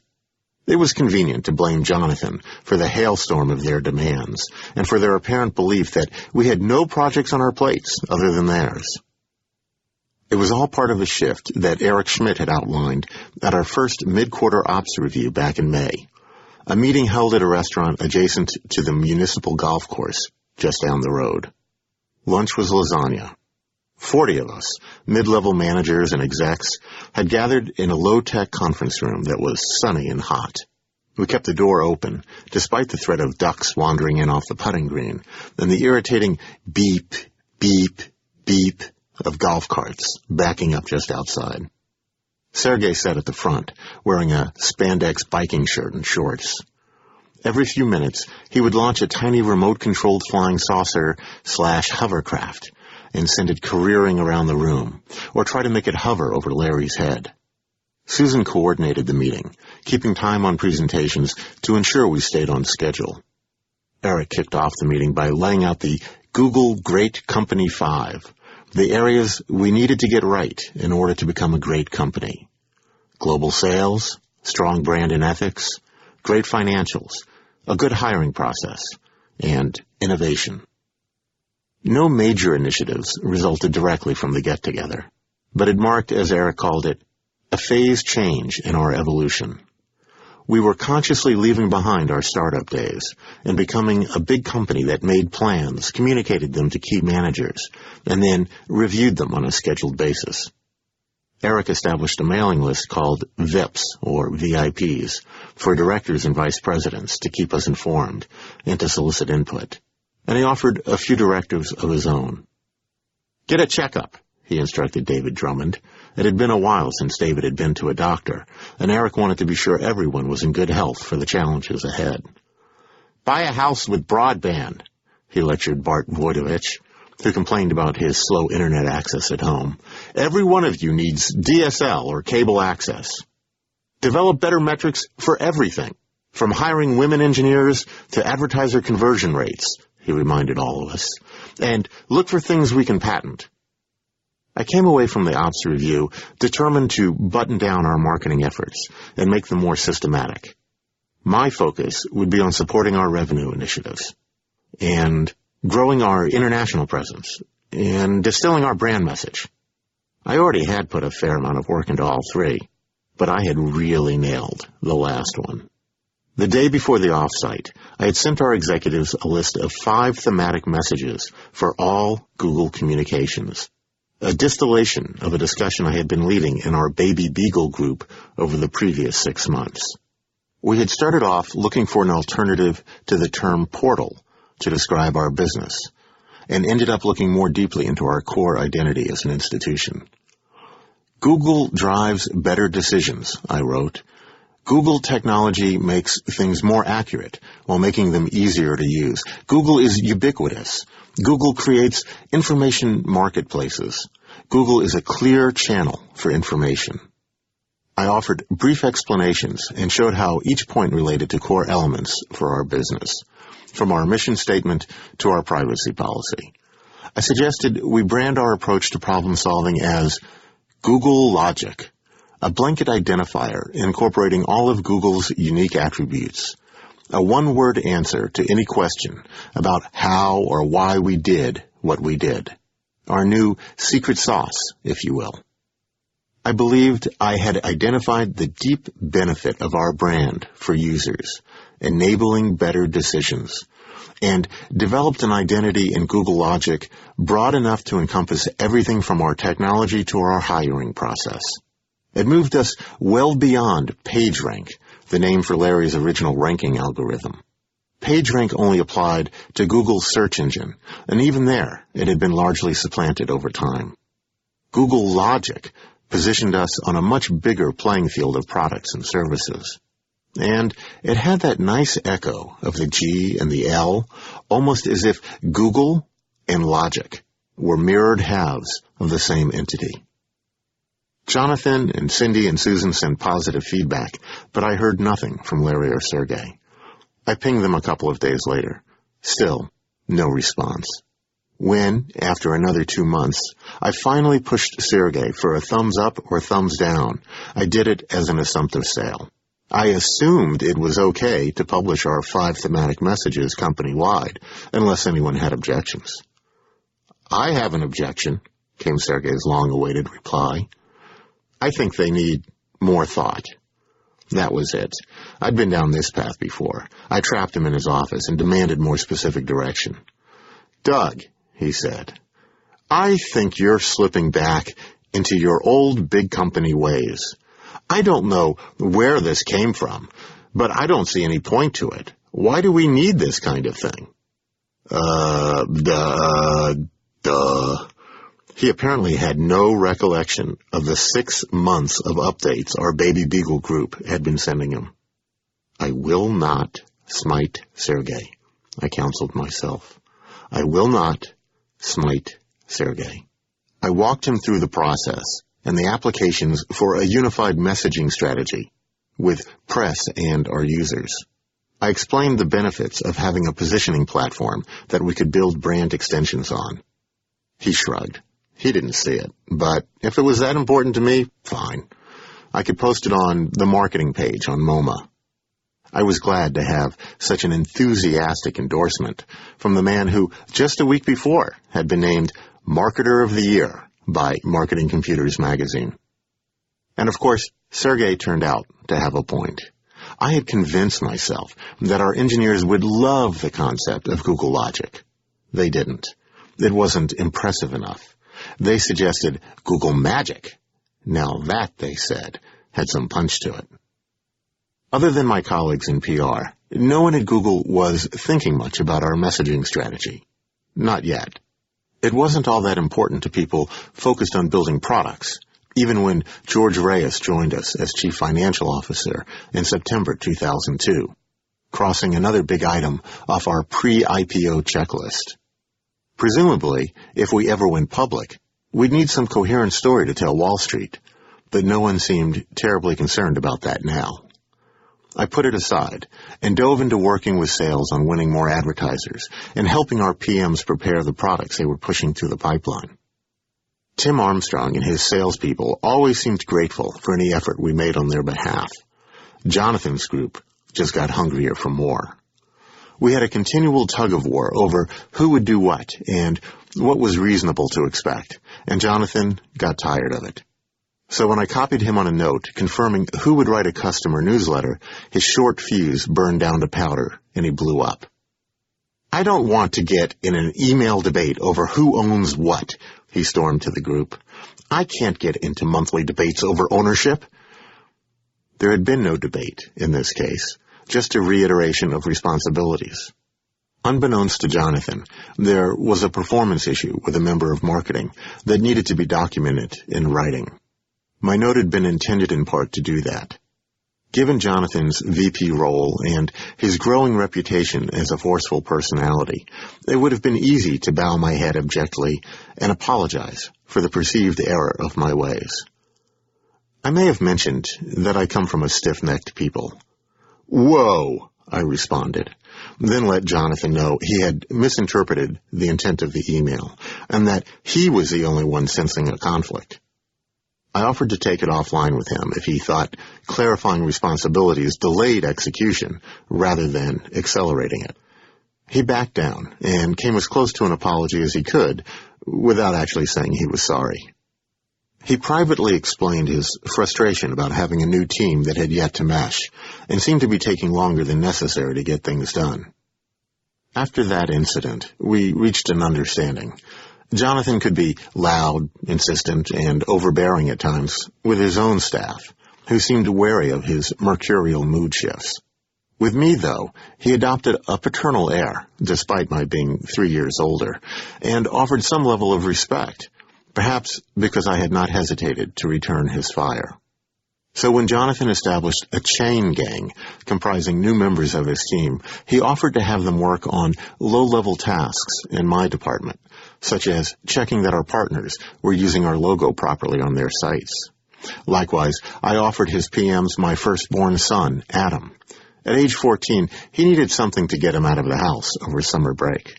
Jonathan threw some assignments Adam's way, and though he was too young to be paid, gifted him with a new iPod when the work was done. I appreciated Jonathan's generosity and took his eccentricities in stride. "Look, I'm on a scooter," he once shouted as he rode past Sergey and a reporter interviewing him. Later he told me that he wanted the reporter to write about the wacky ways of Googlers, not one of the key messages in Cindy's PR plan. "Look, I'm a human pop-up ad," he exclaimed on another occasion, walking in front of me as I presented to a group of Wharton MBA candidates.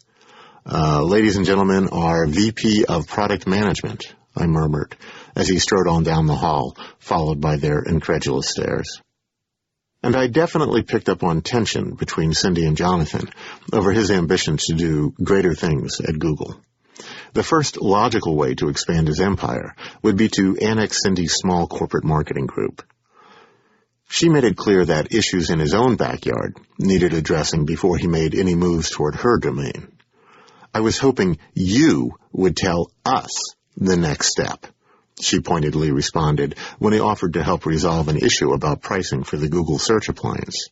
Maybe a conversation with your PM or some decisive action?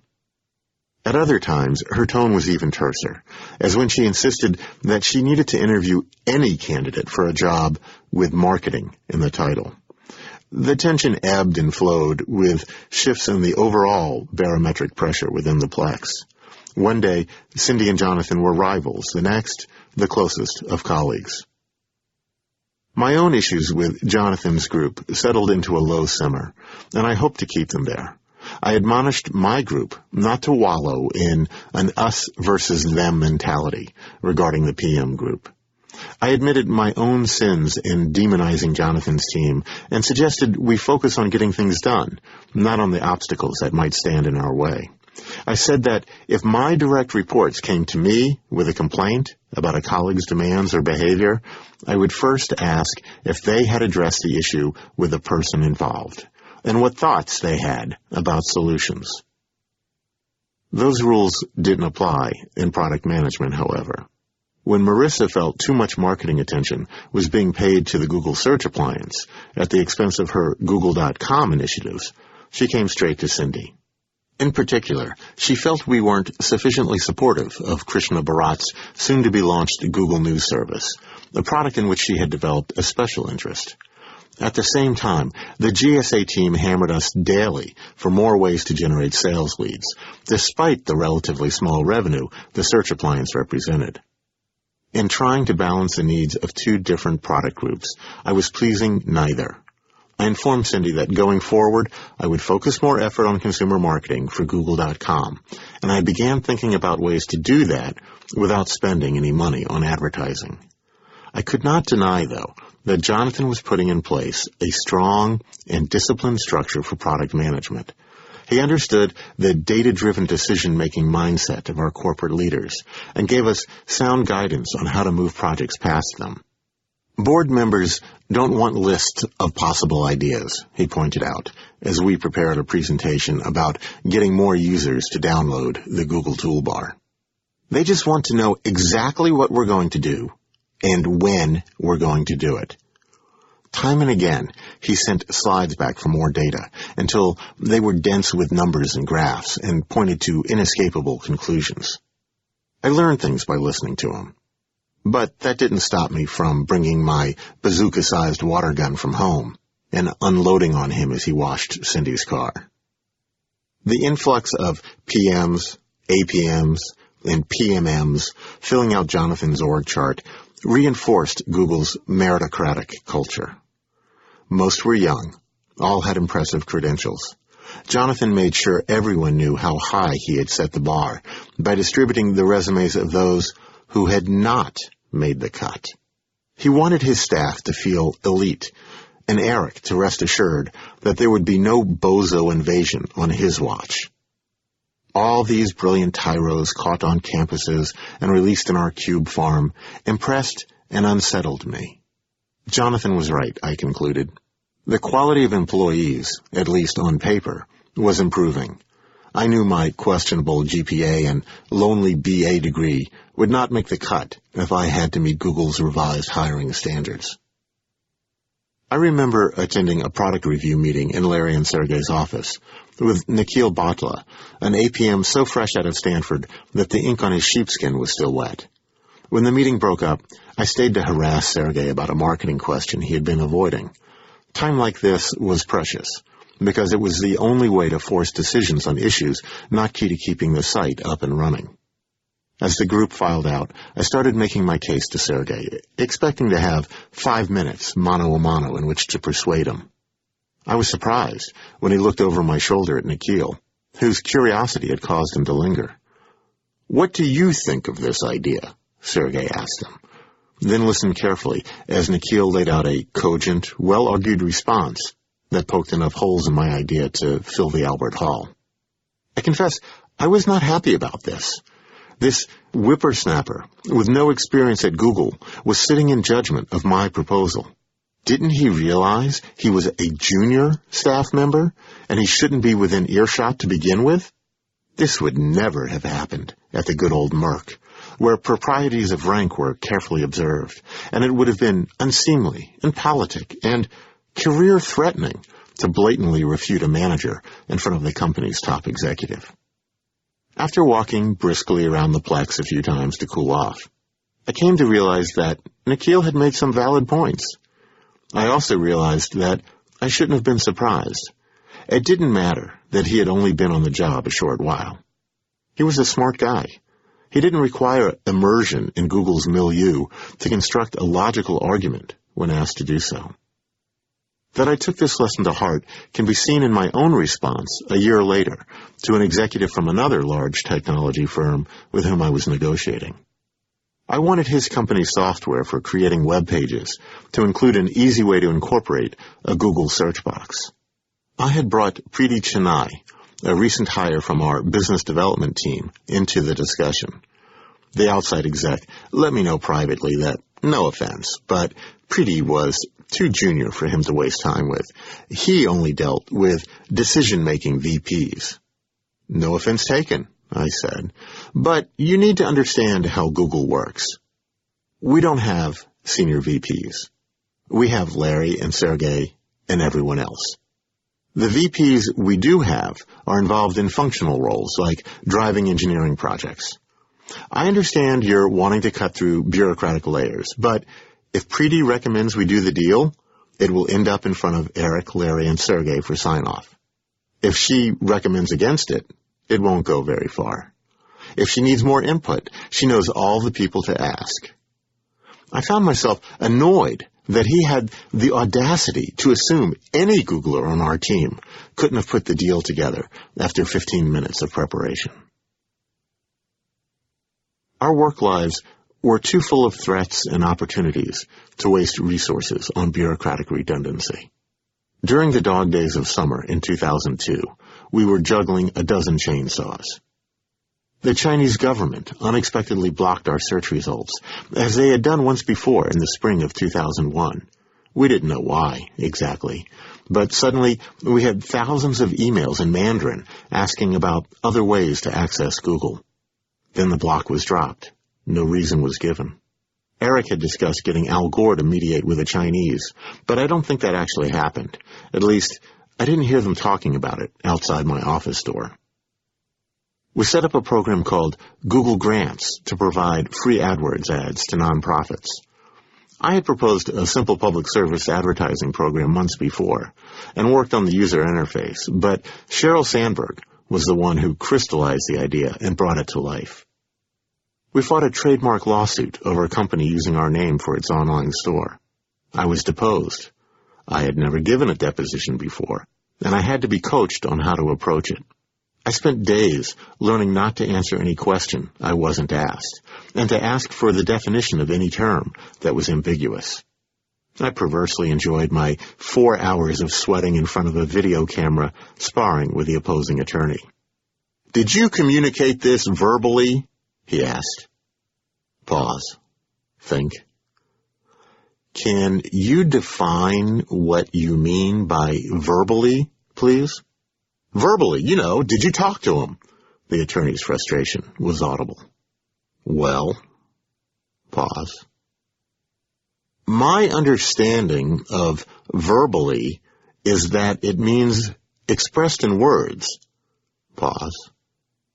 "That can mean in writing, or it can mean by speaking." Pause. "Did you mean orally?" We won that case. Our attorney culprit was so happy with my Forrest Gump impression that he recommended me for a pure bonus, a $1,000 award any employee could receive for helping another department in its hour of need. As our network of ad syndication sites grew from Earthlink and AOL to include Ask Jeeves and the New York Times website, we needed branding guidelines to tell each new partner how to display our search results and our ads, and where to put our logo. Creating them turned out to be complicated and time-consuming, especially after we won the ad contract for InfoSpace from Overture. InfoSpace ran a number of meta-search sites, which included Google search results alongside those of other search engines. The deal was a big bite out of Overture's revenue, but we didn't want our brand to become just another generic ingredient in a salmagundi of results. I wouldn't allow InfoSpace to put our logo in their ads with all the other search engines, even after they had paid stiff penalties to Overture to break the exclusivity clause in their advertising contract with them. The sales team backed me up, but they made me go to dinner with the client, so InfoSpace could tell me how wrong I was. I didn't eat much and swallowed less. But the main thing Sergey was focused on that summer was finding $1 billion. CPC AdWords was an unqualified success. It gave every indication it would pump dollars into our bank account for many years to come. That worried Sergey. Someone, somewhere, was undoubtedly watching that cash flow and working to come up with a new development that would make our search ads obsolete. If that happened, Google would end up a bit player in the internet economy. We needed, Sergey believed, to uncover another billion-dollar business idea and launch it quickly. Larry agreed wholeheartedly, his paranoia every bit as deep as his co-founders. It was Paul Buchheit who showed them where to look. Just for the hack of it. Paul liked to hack things together. In his free time, he was constructing an email system he called Caribou, named for a poorly managed project assigned to the comic strip character Dilbert. We would later call it Gmail. He had been working on Caribou for a couple of years. Though dozens of Googlers, including Larry and Sergey, were using it, almost everyone he talked to at Google hated the idea of becoming a provider of email to the public. Some opposed it from a technical standpoint, some from a business point of view, but they all agreed on one thing.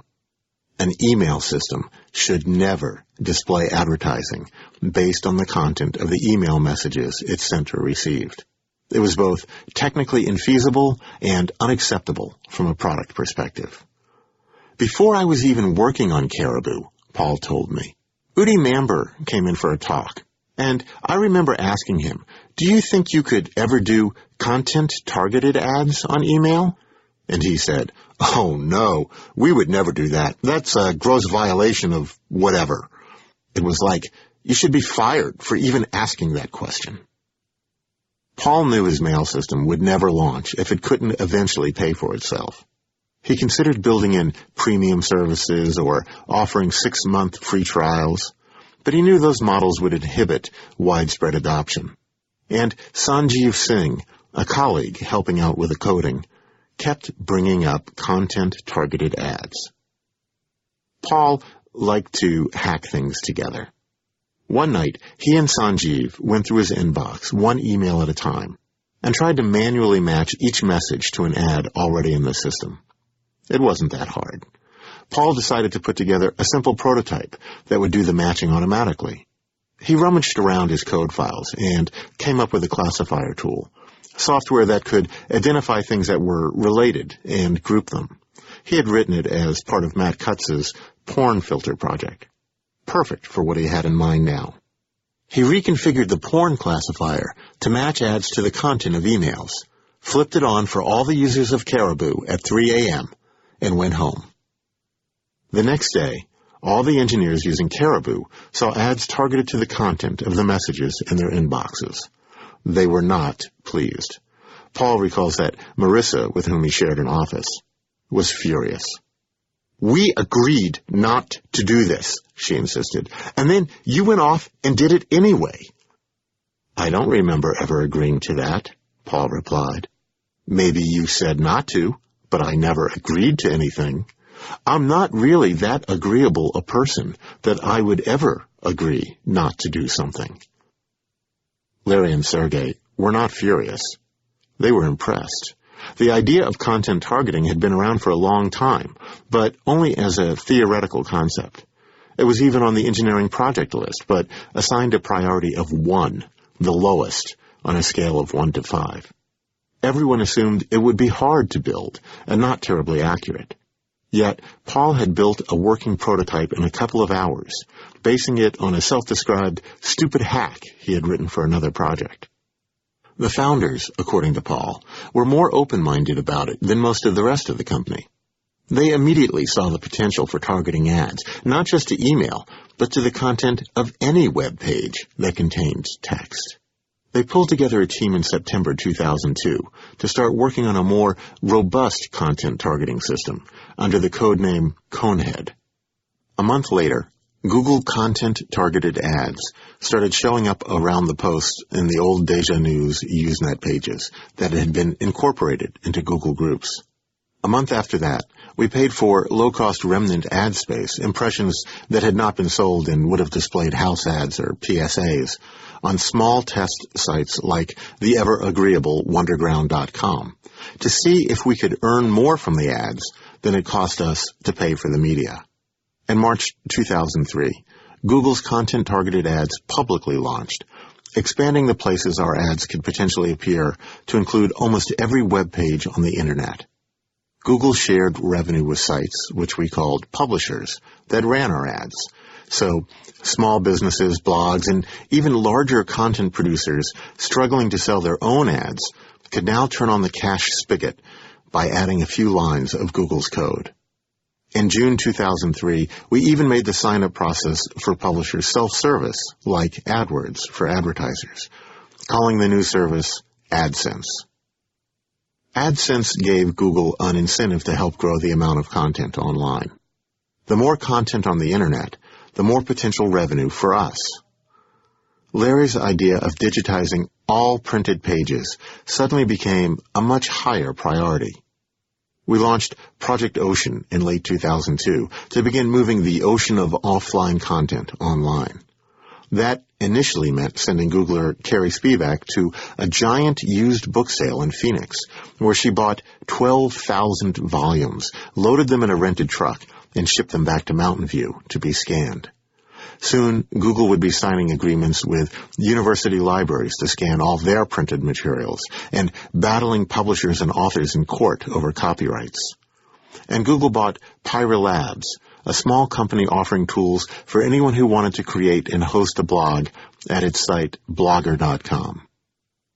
Google's second billion-dollar idea had been much easier to implement than the first. For Paul, the experience confirmed the power of prototyping to give definitive answers far more quickly than theoretical discussions. Experiencing something is much more powerful than just talking about it, he reflected. I didn't think content-targeted ads would work, really, but I thought it would be fun. I spent a few hours working on it. It wasn't that I believed in it that strongly, it's just that it was really easy. Once people saw the prototype in action, they realized, whether they liked Paul's implementation or not, that content targeting could be done. Google learned a lesson too. Paul had put together a prototype not specifically called for by his project, just because he found it interesting. He admitted to being easily distracted and had gone off on tangents before, but usually his manager reeled him in. When he added a primitive spell checker to the product search he was building, Urs admonished him for having too many side projects and asked him to stay focused.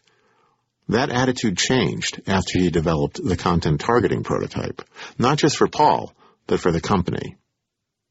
I feel like the concept of 20% time came out of that, Paul told me. I don't think it was ever specifically stated, but it was more officially endorsed after that. 20% time was a mandate that all those in engineering spend 1 day a week thinking about something other than their assigned projects. Ad targeting in email had not been assigned to anyone, and most who heard about it vehemently opposed it. Paul built it anyway, and the company's thinking shifted overnight. Other engineers had also done side projects that looked promising, like Krishna's Google News service. Larry and Sergey wanted to encourage that kind of behavior. At first, Paul observed, APMs ambitiously tried to organize a 20% time so it wouldn't be a wasted resource. That was completely the wrong mindset, he he said later. Oh, these engineers are working on random things. We need to coordinate them and manage it. The real value is that people will do things that everyone thinks are a waste of time. That's where the big opportunities are. It's an opportunity because other people don't see it. Google itself was a canonical example. No other companies had thought search was important. If they had, Microsoft or Yahoo would have invested more heavily in technology, and Google would never have gained such a big head start. Overture observed our trials with content targeting. They didn't want us to have the first mover advantage in a new market, so in February 2003, they acted as if they had beaten us to the punch again, as they had with search-related advertising, by claiming that they would soon launch a contextual advertising service. A week later, our service was open and ready for business. As an astute poster on Webmaster World noted, Overture announces first. Google launches first. Under-promise and over-deliver. I was gratified to see that people actually noticed. Google was again in front of the competition, and Larry and Sergey intended to stay there. Overture's content match service didn't go live until the end of June. One reason for the lag may have been that Overture had planned to base their technology on content targeting software from Applied Semantics, a company in Santa Monica. In April, Google bought Applied Semantics, bolstering our own capabilities while cutting the legs from under our competitor, which now had to look elsewhere for the technology or develop it themselves, as we had done. The firm was our largest acquisition to date, and we welcomed our Southern California colleagues at TGIF with beer and sushi served from atop a custom surfboard painted with a logo saying, Google Santa Monica. The board was an apt metaphor. Content-targeted ads were the next big wave in online revenue, and we intended to ride it all the way to the beach. Chapter 23. Frugal and Friction. My third year at Google was rushing to a close. Everything shifted as the company transformed itself from startup to global powerhouse. New patterns and rituals slid into place, locked down, and began to feel permanent. In October 2002, our department took up residence in the Solatoplex building with the AdWords team. My 7th or 8th move since joining the company. I now had a closet office of my own, with a wall-sized whiteboard and a window overlooking the patio. There was a micro-kitchen 20 feet away, and the gym, a converted computer mainframe room with an elevated floor and sub-zero air conditioning, was just around the corner. I felt completely embedded in my cozy corner of the organization, and amazed at how many Googlers swarmed around me. Ants, too. They found a hole in my Windows insulation and a path to my Google gumball dispenser. There were so many Googlers that the company stopped giving out stock options to new hires, or rather, deferred them. The government said that if we had 500 shareholders, we would have to make our financial records available as if we were a public company. Instead, we kept hiring, but held back stock grants. The SEC would have some questions about that when we filed for our IPO. I worked with the PMs on budgets for their 2003 initiatives, a task I could no longer complete satisfactorily with wild-ass guesses and a couple of bullet points. We had a CFO who paid microscopic attention to detail, and even Eric was heard to mutter, "Shit, we'd better take this seriously. We're going to be a billion-dollar company." He joked that we'd better not screw up things like audit trails that might send him to jail, an increasingly common destination for CEOs in the wake of the Enron meltdown. He said it so often, I came to realize he was not joking. My world had grown large enough to split apart through mitotic division. Customer service was absorbed by Sheryl Sandberg's World O AdWords, and marketing communications took up residence in Jonathan Rosenberg's product management realm under the stewardship of Christopher Escher. Escher's groups would be devoted to supporting our revenue initiatives, which thankfully freed me from grinding out sales collateral and presentations. My new role revolved entirely around the products and services touched directly by users. So Cindy changed my title to Director of Consumer Marketing and Brand Management. My circle on Google's Venn diagram of responsibilities now overlapped Marissa Meyer's almost completely. She shepherded new services to market. I branded them. But branding originated with the products and the text included in them. So who made the final decision on what the text should say? The product manager or the brand manager? There's the rub. Marissa let me know that she viewed me as the product marketing manager, or PMM, for Google.com. I was comforted by the notion that I had a structural role defined within the New World Order, but unnerved by the realization that, according to her logic, I should be part of product management under Jonathan, not working in Cindy's corporate marketing group. I had nothing against Jonathan, but working for Cindy was like attending a small, high-caliber liberal arts college. Working for Jonathan would be like enrolling at MIT. I didn't want to go to MIT. My squabbles with Marissa over user interface issues had ebbed and flowed, with the launch of Google News in September 2002 bringing both high points and lows. Marissa took particular pride in Google News, which automatically scanned thousands of news sources and extracted the ones that seemed most important. Krishna Bharat had started it as a side project, and after 9/11 had worked on it in earnest. Marissa made sure that Google News, like a favored child, moved to the front of the line for whatever goodies the company doled out. One of those was positioning as a tab right above the search box on the Google.com homepage. When the UI team questioned why we hadn't met to discuss such a major change, Marissa asserted it had always been planned that way. It was hard to miss the shift in decision-making authority away from the UI team, where all members ostensibly had equal votes, to the product team, over which Marissa now held sway. I saw it firsthand in working with Marissa on the language our site would use to describe Google News. As was often the case, the wording was still being finalized the night before the product launch. Marissa wanted to emphasize the automated nature of Google News by saying, "No humans were harmed or even used in the creation of this page." To me, it sounded awkward, and worse, like a slap in the face to the journalists and editors whose stories we would be aggregating. I heard its tone as implying, "Look, we've built a machine that does your job better than you. You're not needed anymore, so why don't you take your Pulitzers and Polk Awards and put yourself out to pasture?" Marissa didn't hear it that way. She found the reference to animal testing irresistibly humorous, though I pointed out to her that no humans were harmed in the creation of a printed newspaper either. "It's amusing," I conceded, though I didn't really believe it. "But it's going to wear thin very quickly. A lot of folks won't get it at all." It all balanced out, though. Marissa was equally unhappy with the language I had written into the FAQ explaining Google News. Google News is highly unusual in that it offers a news service compiled solely by computer algorithms without human intervention. Google employs no editors, managing editors, executive editors, or other ink-stained wretches. She grimaced at ink-stained wretches, a phrase I knew from my 7 years working at a newspaper.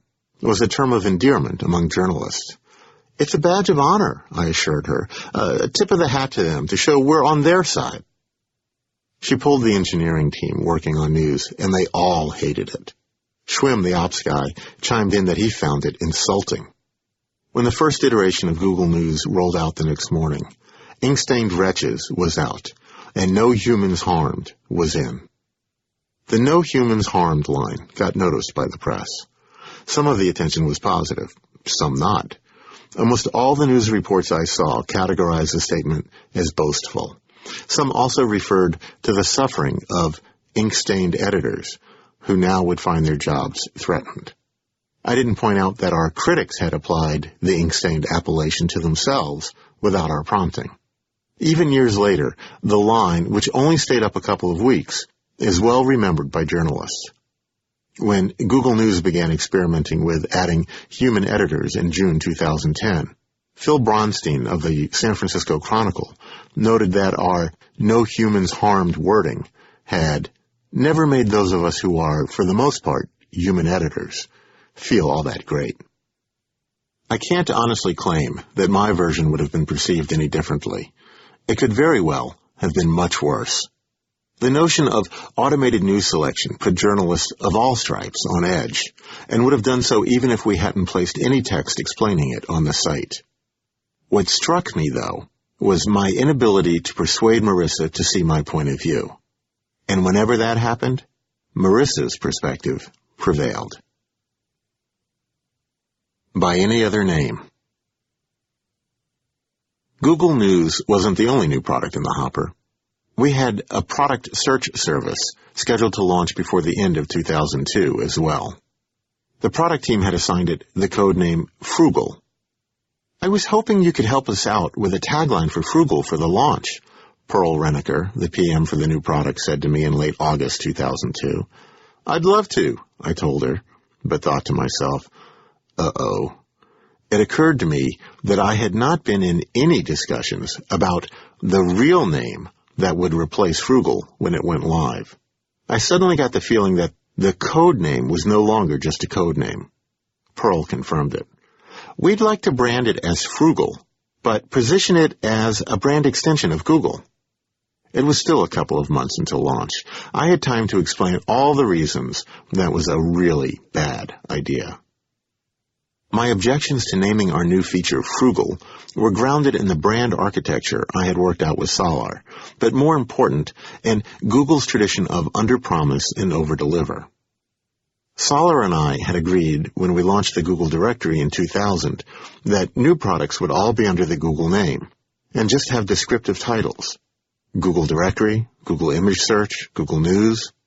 Frugal would be the first product to break that mold and set up an independent brand.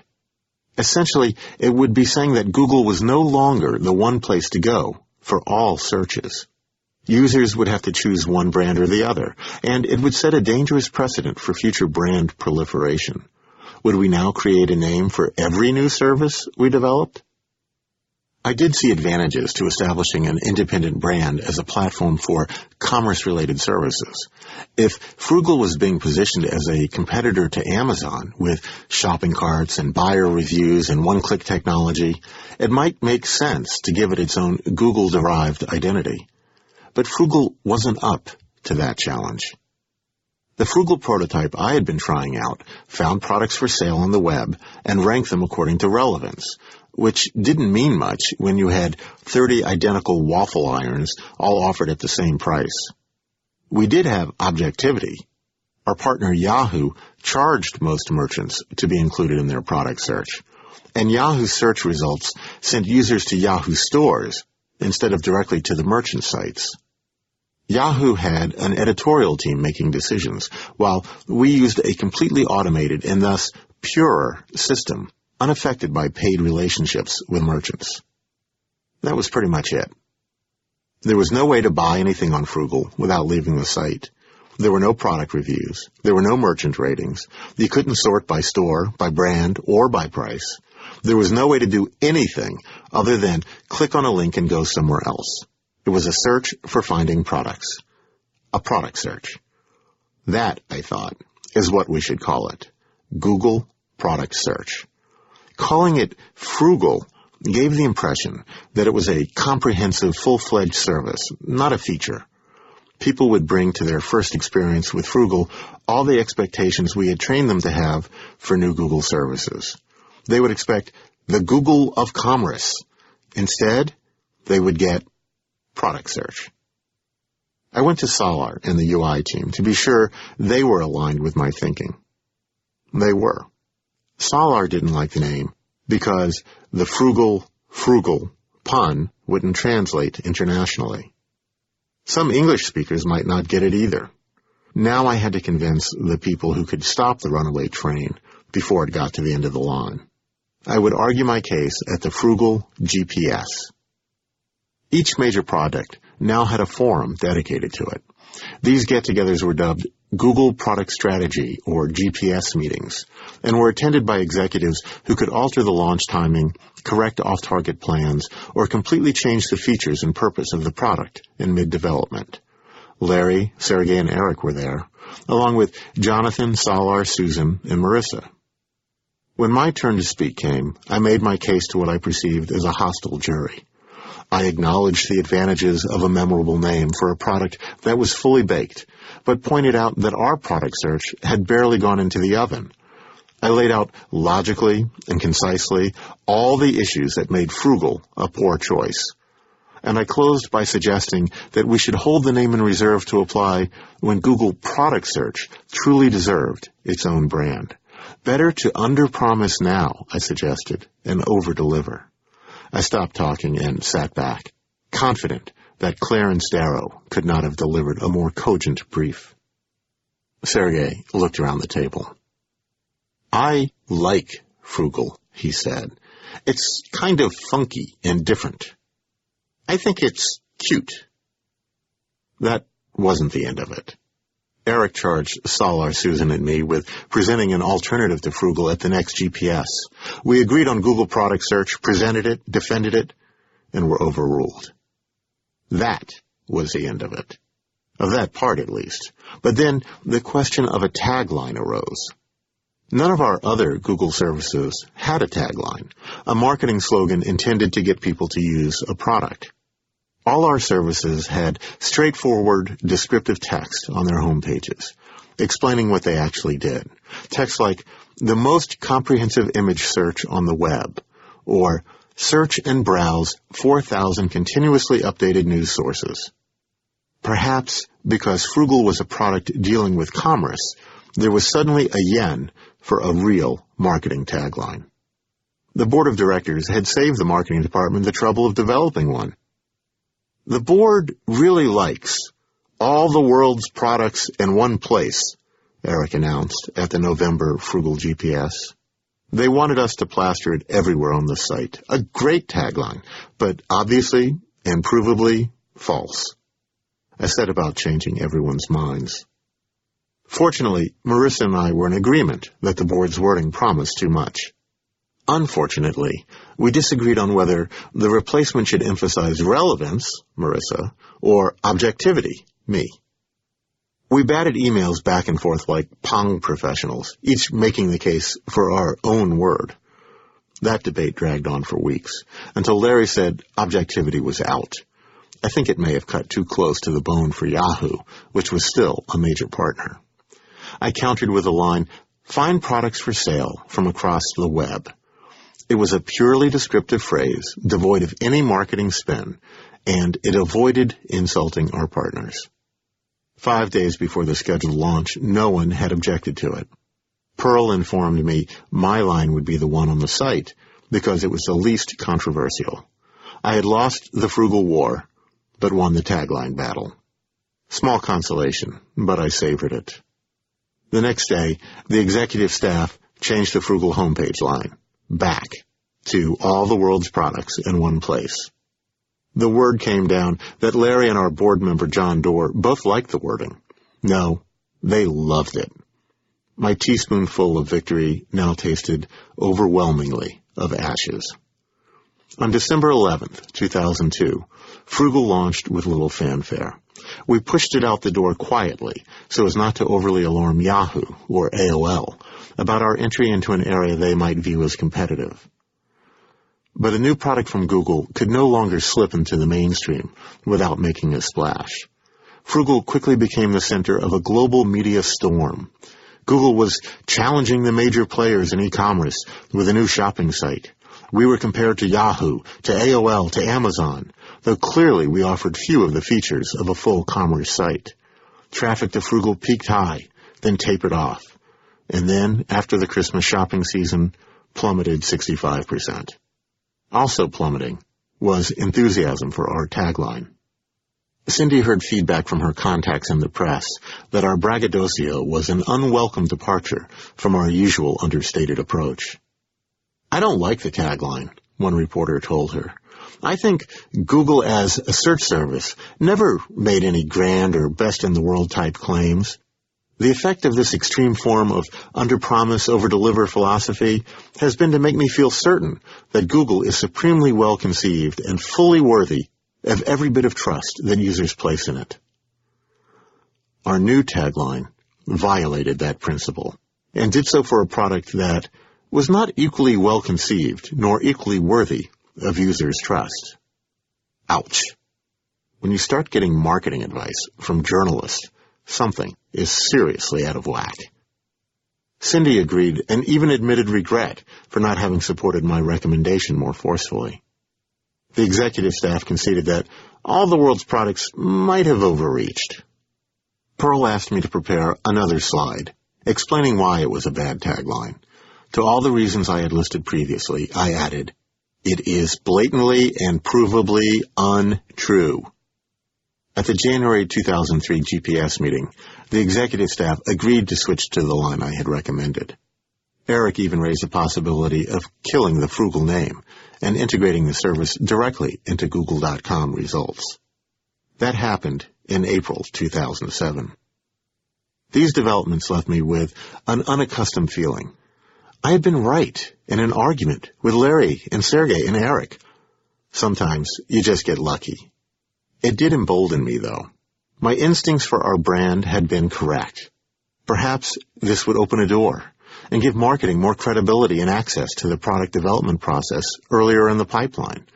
That way, we could avoid last-minute scrambles and apply the same intelligence to branding as we did to the product's features.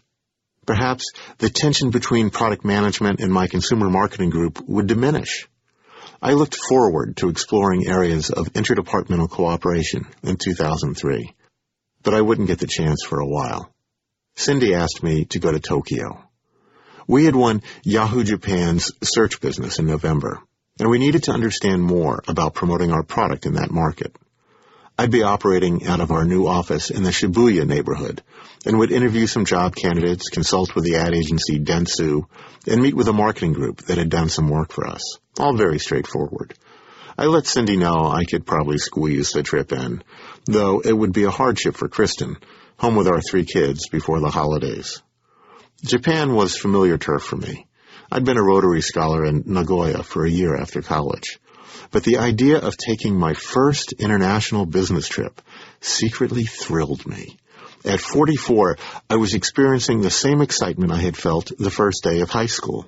I had graduated to a new status because my company valued me enough to send me 5,000 miles away.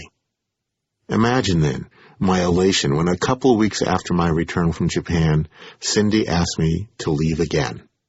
This time it was to help Sergey and our international PR team open a new office in Milan. We hosted a press conference and party at a trendy nightclub.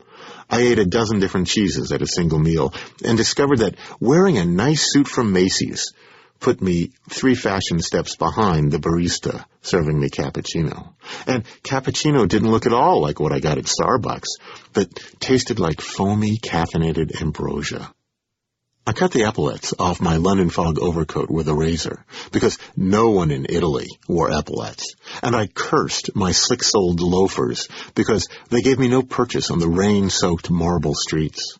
I carried deflated exercise balls around half the city, looking for a place with an air pump to fill them for our coming-out party. It was all fantastic.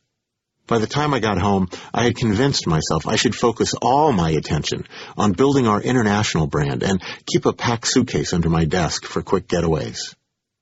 "Maybe you could take me next time," Kristen suggested, ironing my shirts as I regaled her with tales of couture and cannoli. "Oh," I said unthinkingly as she maneuvered the heavy, hot iron around a collar. "I was in meetings all day. What would you do on your own in Milan? You'd just be bored." It's a testament to my wife's generous character that I am still alive to tell that tale.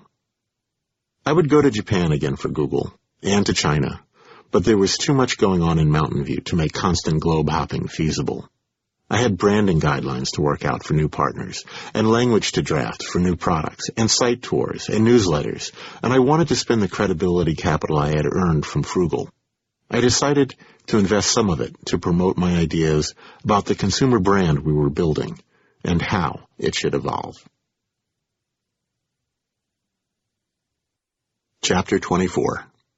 Don't let marketing drive.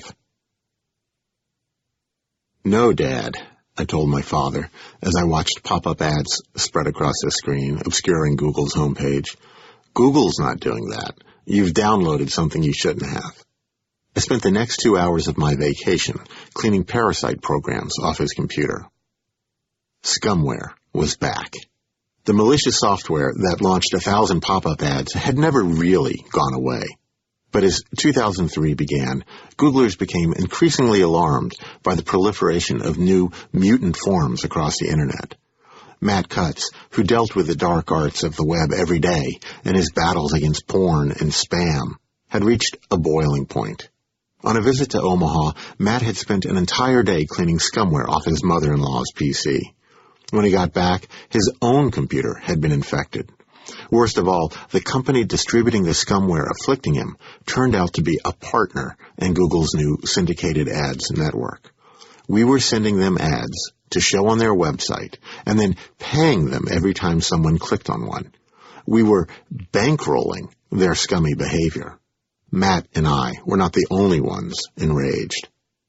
"I'd love to file a lawsuit and have a head on a pike," Matt recalls Larry saying about scumware creators and distributors.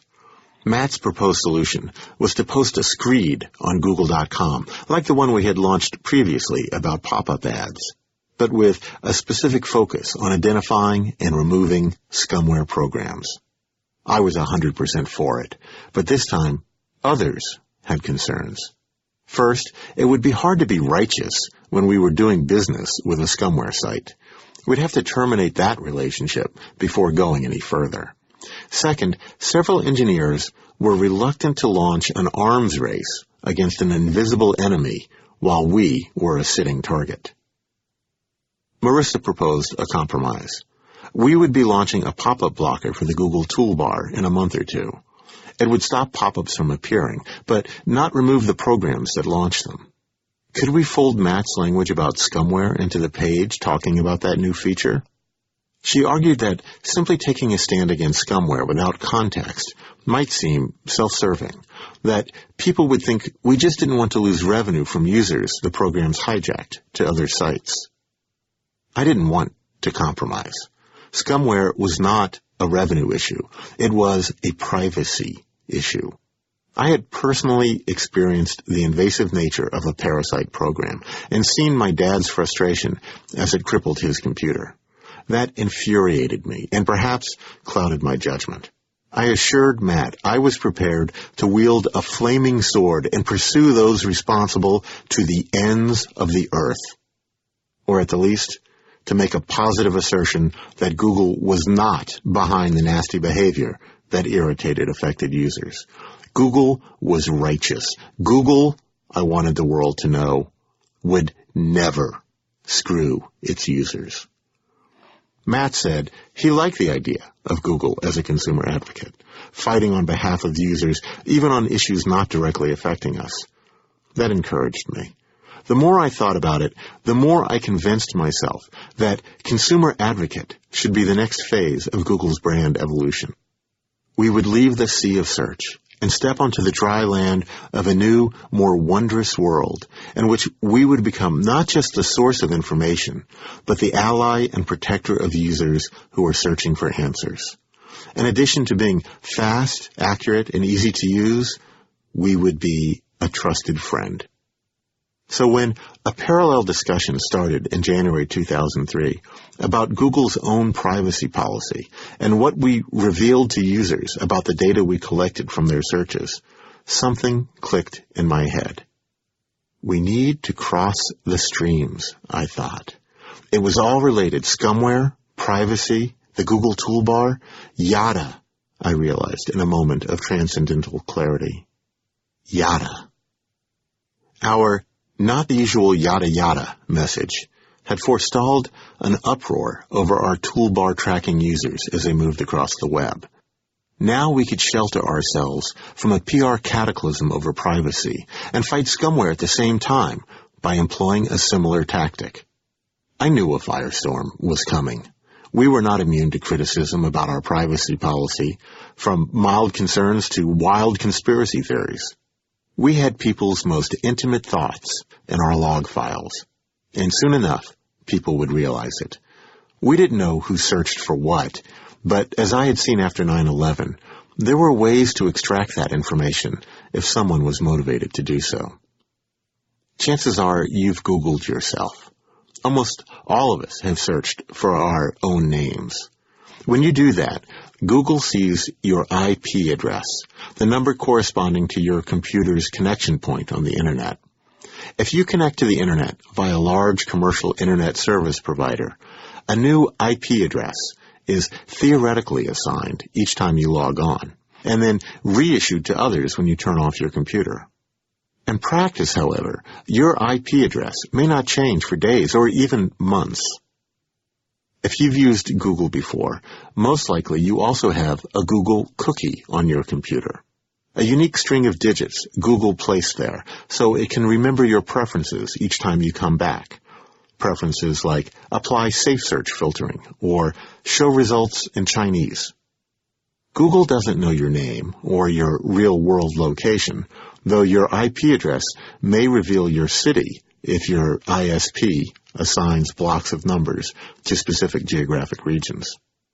Looking at all the searches conducted from one IP address by a computer with a cookie assigned to it over a period of time could give a search engine data about individual user behavior. That information would be invaluable in improving both the relevance of search results and the targeting of advertising. Why is this information helpful? Say that for a single 24-hour period, you threw all the search terms entered by one cookie IP address combination into a bucket, and then analyzed them to establish correlations. Then say you compared those correlations with those found in other buckets, other searches conducted by other cookied computers.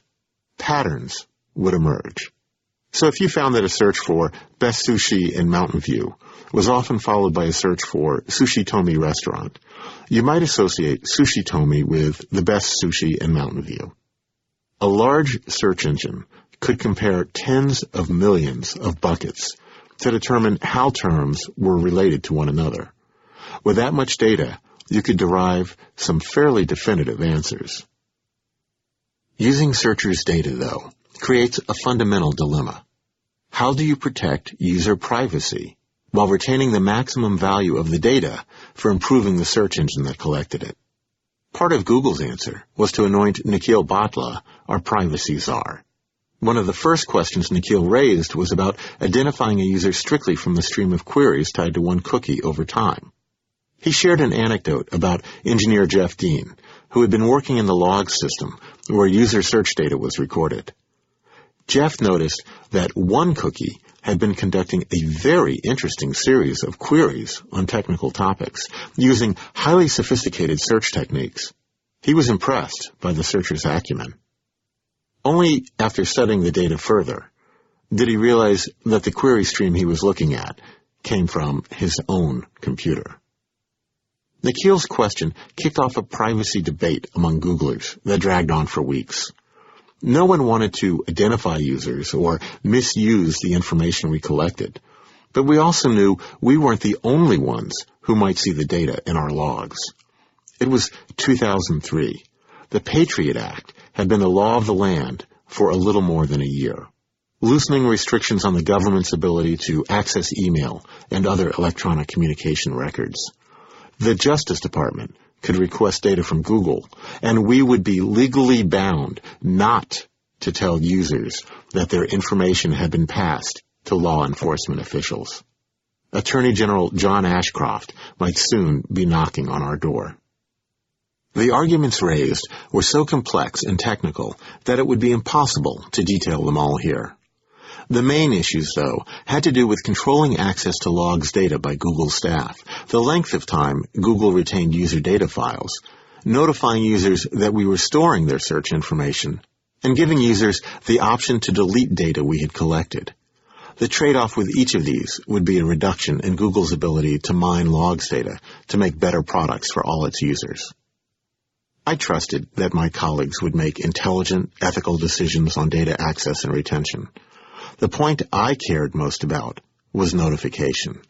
I drafted a proposal outlining all the things we could do, should do, to lead the discussion on privacy and to set an industry standard.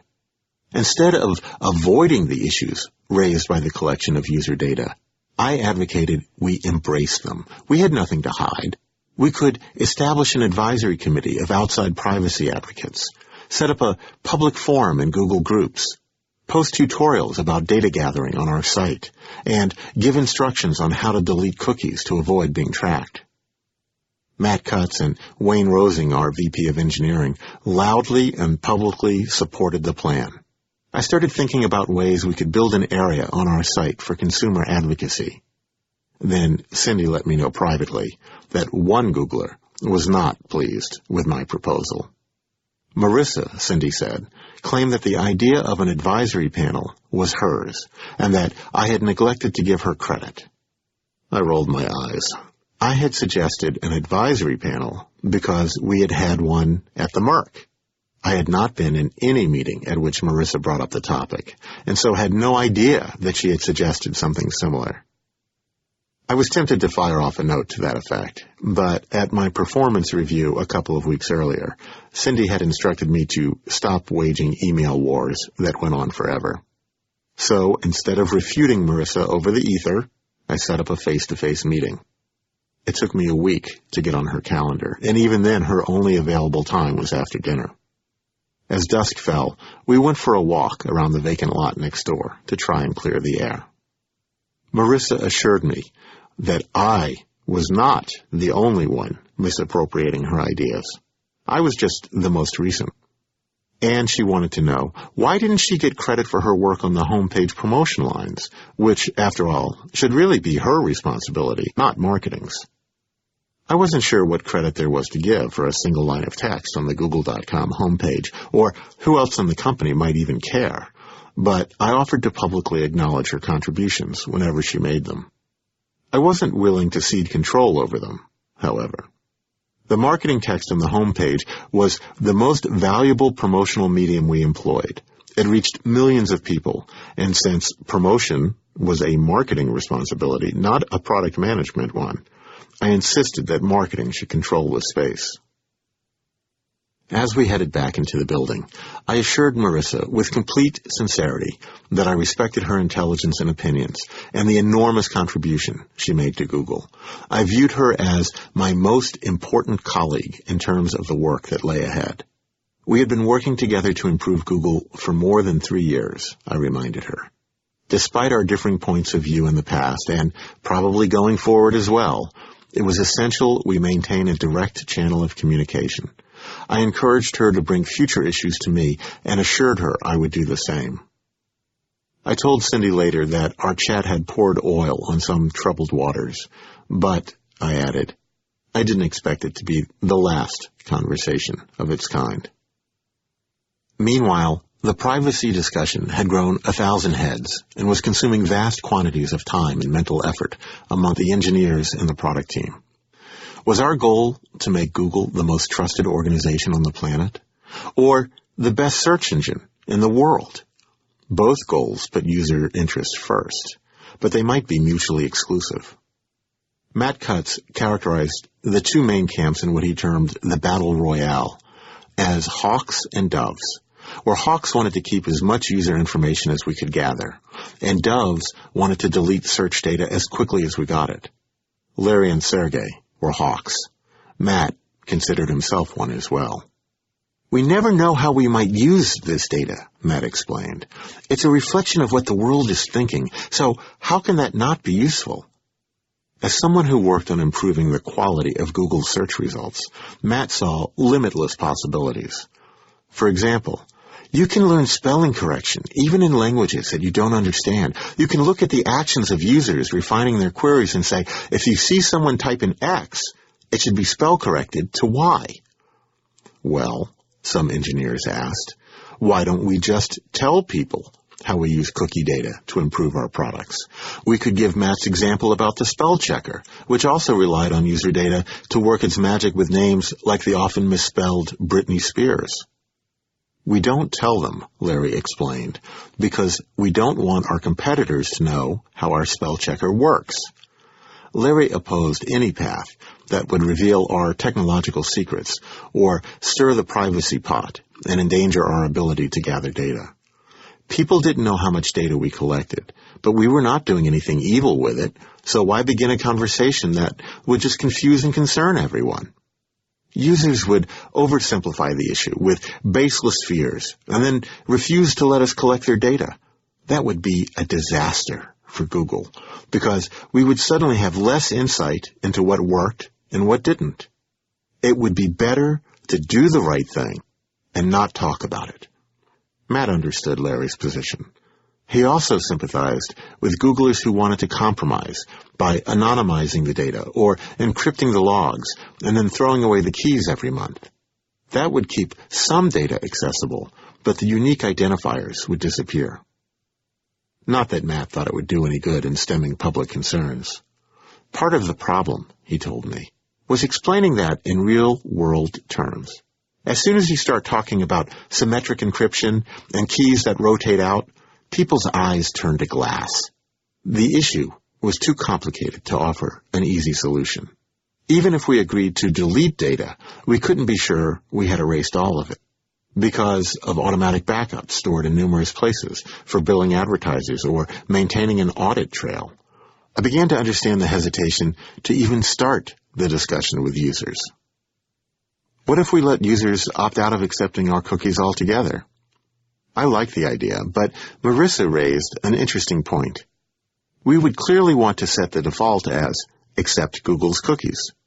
If we fully explained what that meant to most users, however, they would probably prefer not to accept our cookie. So our default setting would go against users' wishes.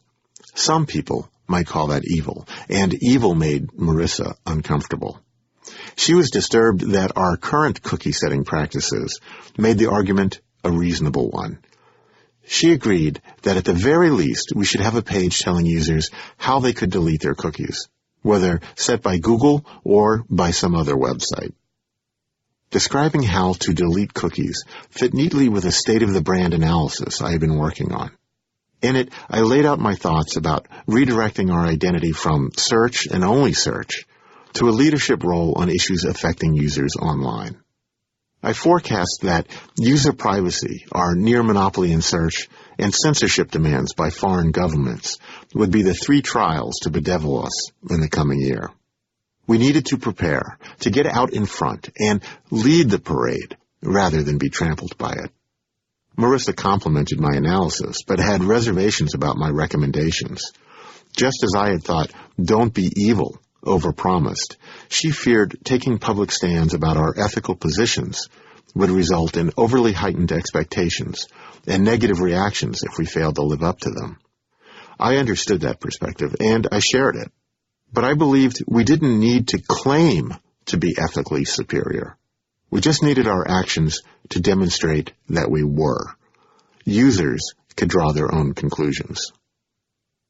Sergey's feedback was less encouraging. I find documents like this frightening, he stated. It's vague and open-ended, which makes specific feedback impossible. Lest I take his lack of comments for assent, he asked me to detail the next steps I intended to take. I had already done that, but evidently he had not read past the first page. I wondered if my communication with Sergey would improve if I took him for a walking chat as I had with Marissa, perhaps along a high cliff overlooking the ocean. Meanwhile, the privacy discussion bubbled and boiled until at last a meeting could be arranged to hash out once and for all policies on employee access to user data, data retention, and user education about privacy issues. The meeting raised many other questions and answered none of them. Eric Schmidt half-jokingly suggested that our privacy policy should start off with the full text of the Patriot Act. Larry argued we should keep all our data until, well, until the time we should get rid of it.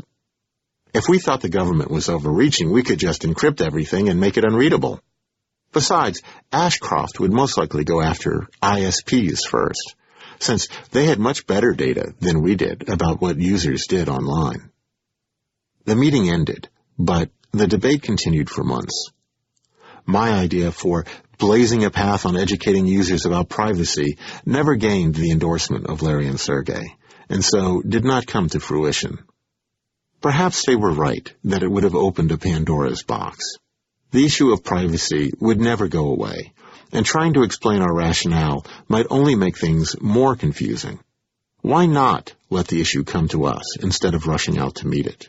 We weren't willing to talk about the wonderful benefits of users sharing their data with us because we weren't willing to share any information about how we used that data.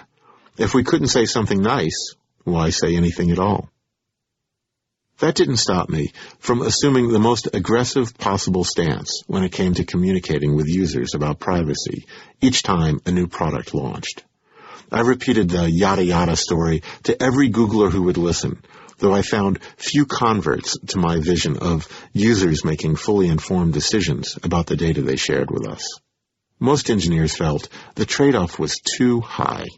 If users came to Google looking for information about online privacy, they figured, we would help them the way we always did, by sending them somewhere else for answers. Let the good times scroll. Larry refused to talk directly to users about cookies and log files, and he tried to keep the public from getting curious by minimizing their exposure to the data we collected. He wasn't always successful.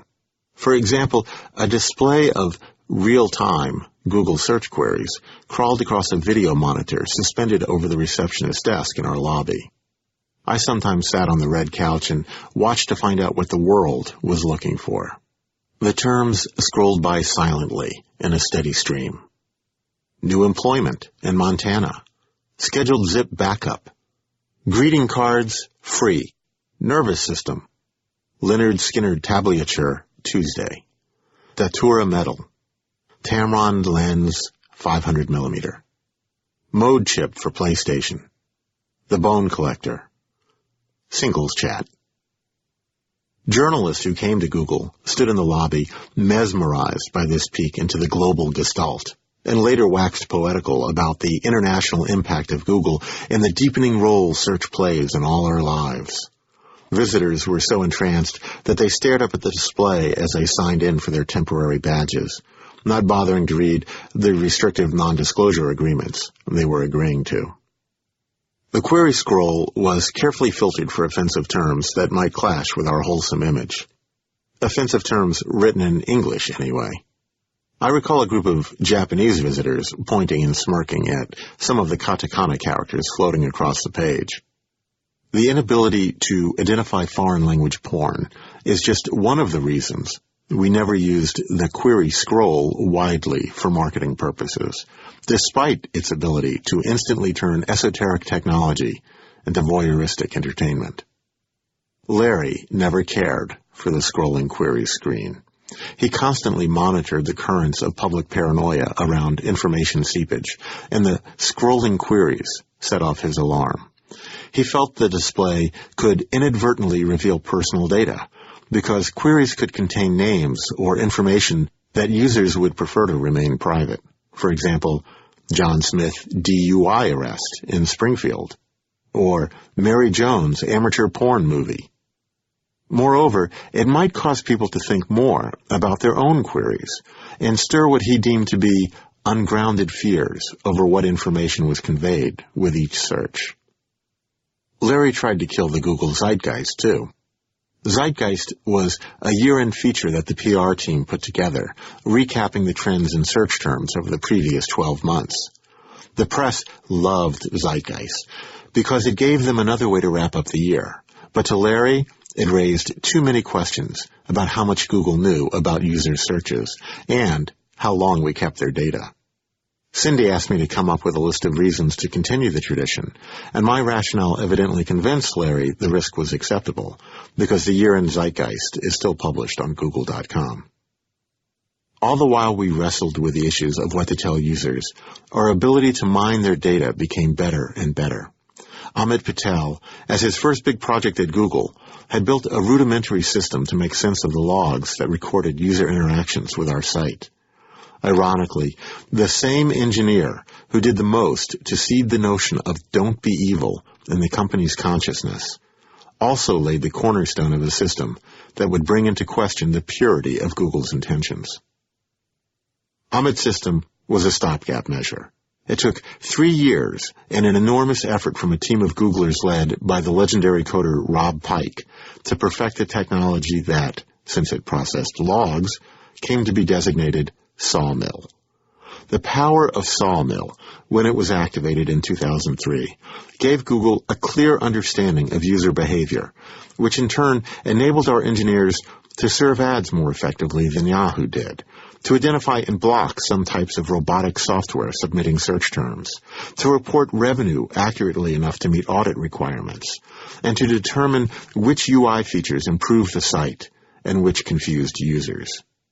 If engineers were reluctant to delete logs data before Sawmill, they were adamant about retaining it afterward. Larry's refusal to engage the privacy discussion with the public always frustrated me. I remained convinced we could start with basic information and build an information center that would be clear and forthright about the trade-offs users made when they entered their queries on Google or any other search engine. I didn't really believe many people would read all the pages or particularly care what they said. In fact, I somewhat cynically counted on that. The mere fact that we had the explanation available would allay many of their concerns. Those who truly cared would see we were being transparent. Even if they didn't like our policies on data collection or retention, they would know what they were. If they went elsewhere to search, they would be taking a chance that our competitors' practices were far worse than ours. To Larry, the risks were just too high. Once we squeezed the toothpaste out of the tube, we would not be able to put it back. And he would never do anything that might cost us complete access to what Wayne Rosing called our beautiful, irreplaceable data. Can't we all just get along? Ka-chunk. Ka-chunk. Over the rest of 2003, the product development group under Jonathan worked with engineering to stamp out a series of features, services, and infrastructure updates. Ka-chunk. Ka-chunk. The business development group punched out partnership deals for toolbar distribution and advertising syndication. I, too, ratcheted up my productivity. Writing copy for products and promotions was my primary activity, but there were other items on a list that perpetually expanded. Set branding guidelines for partners who kept trying to use our logo in unapproved ways. Arrange product placements. For example, I used Google to track down an email address for Sex and the City's props guy on a German website, and the brother of a West Wing producer in Los Angeles. Google appeared in both shows at no cost to us. Negotiate co-branding deals.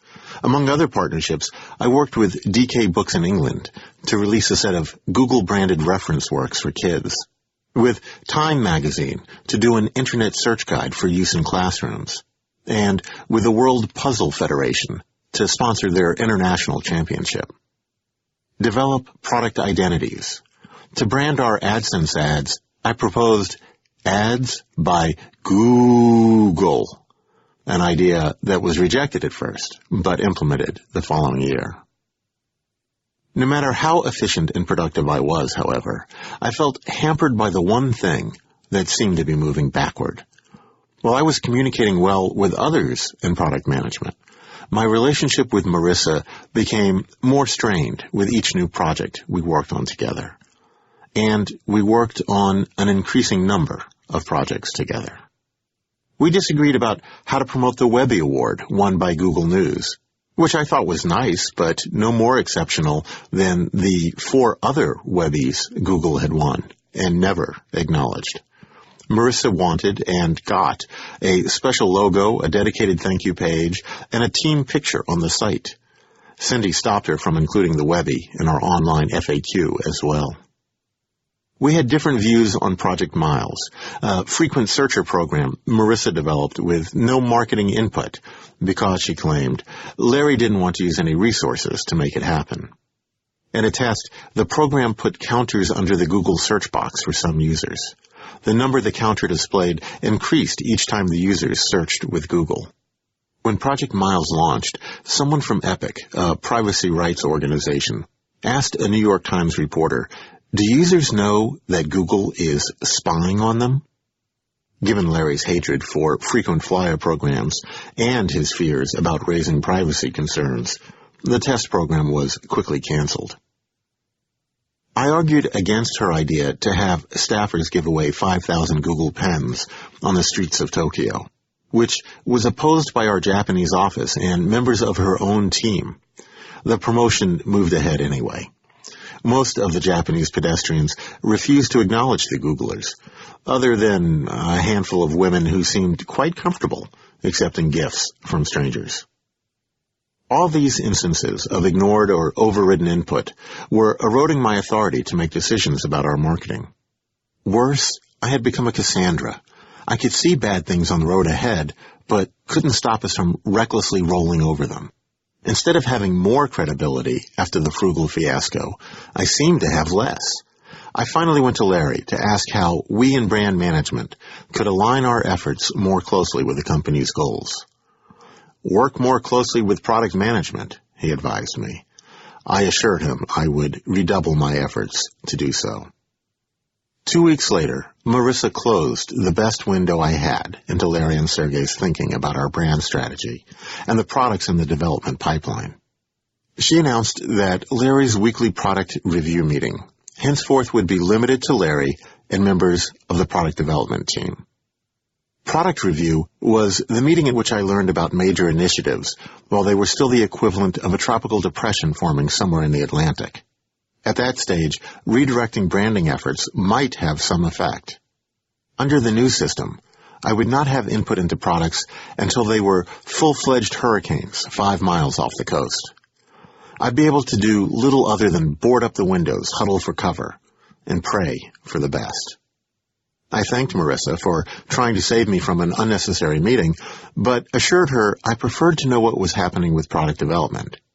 Cindy reminded Marissa that since our product was our marketing platform, marketing needed to be part of the discussion that happened in the product review meetings.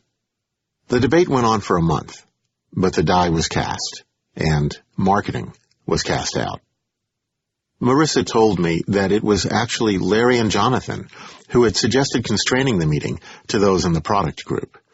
That may have been true, but since the word always came through Marissa, it was hard to know if something was lost in translation. I knew Larry hated large crowds, and now that the product group worked with engineering, perhaps he felt brand management's presence was redundant. Whoever instigated the change, it made my job harder, and it did not improve my working relationship with Marissa, who was promoted to Director of Consumer Web Products in mid-July 2003. I congratulated her and asked to set up regular touch-base meetings so we could coordinate our efforts. It never happened. Instead, our communication channel kept degrading. One day, I heard from someone in product management that Sergey was furious at marketing. He believed we were holding up the launch of a new Google toolbar until it included a way for users to clear their search history. One of the most common questions we received from users was about removing previous search queries from Microsoft's Internet Explorer browser. The question came up because when people started to type in a Google search, their previous search terms would appear below it on the screen. Users did not want that information displayed. Even though Microsoft was responsible for storing that data, our toolbar engineers thought they could fix it, so the previous searches didn't appear. I thought that would be great, but neither I nor anyone else in corporate marketing ever asked for it to be included. The toolbar engineers liked the idea enough to work over the weekend coding it anyway. Someone informed Sergey that our group was not only holding up the launch for the history-clearing add-on, but insisting that the new feature delete Google's cookie as well. "Why the hell are you letting marketing drive your product development?" Sergey demanded of the associate product manager, who spent a half hour well after midnight trying to calm them down and explain what was actually going on. There were only 3 people at Google at that hour, the APM vented. Larry and Sergey, and you know who. She found out about it, and then all hell broke loose. The UI team also struggled to retain access to the product development process, but we found ourselves marginalized, especially on design issues around Google News, which had become an entity unto itself under Marissa's stewardship. One of Marissa's APMs sent out a drastically different design for news search results and requested UI feedback 48 hours before the code freeze, after which programmers would implement the design. Such major changes would normally be reviewed and tested for weeks, but Marissa informed us that Larry felt the project was behind schedule, and so had asked her to form a task force to move it ahead. The last straw for me was not about a major change, but about how a minor change was handled. Google's 5th anniversary as a company occurred in September 2003. Marissa reworked the wording of the alt text of our Google birthday logo, the phrase that appeared when you rolled your mouse over the artwork that Dennis had created for the homepage. I had written, "Celebrating Google's 5th birthday," as the explanation for the cake and party hat decorating the logo. Marissa wanted, "Happy 5th birthday, Google." It seemed weird to me to congratulate ourselves on our own birthday, so I instructed Dennis not to change it. In the middle of the night, Marissa overruled me, claiming her wording was what we had always used. It wasn't. Mine was. The next morning, I drafted a note demanding that Larry weigh in once and for all about who controlled the copy on Google.com. He had already assured me privately that wording was my responsibility, but now I wanted it in writing and on the record. Cindy advised me not to send the note. I let her cooler head prevail. I don't know if Cindy said something to Larry, but after that, things settled down. Marissa and I still disagreed over wording on occasion, but at least in the short term, we found ways to work out differences amicably. Maybe Marissa realized she had finally overstepped her bounds. Maybe I was adjusting to Google's new world order, in which product management had a legitimate say in the brand messaging. Or, more likely, keeping up with the overflowing load of projects kept us both too busy to waste energy debating passive versus active voice and verb-subject agreement. By late 2003, I was getting more done, faster, and more efficiently than I had in any other job I'd ever held. In Redmond, the beast awakes. One of my new responsibilities was running our weekly TGIF meetings. We had passed 1,000 employees in April 2003, and our Friday get-togethers were now enormous gatherings held in a large open space on the first floor of the building next to the Saladoplex. Each Friday, a contractor named Michael M. Lopez helped me build an Apple keynote presentation introducing just-hired Nooglers, highlighting department success stories, and providing insight into our financial health. Larry and Sergey would barely glance at the script I gave them, then ad-lib a comically surreal amble through the events of the previous week. "I can't really read this," Sergey might say, squinting at the revenue number on one of Omid's spreadsheet slides. "But you can tell it's big because it has a lot of pixels."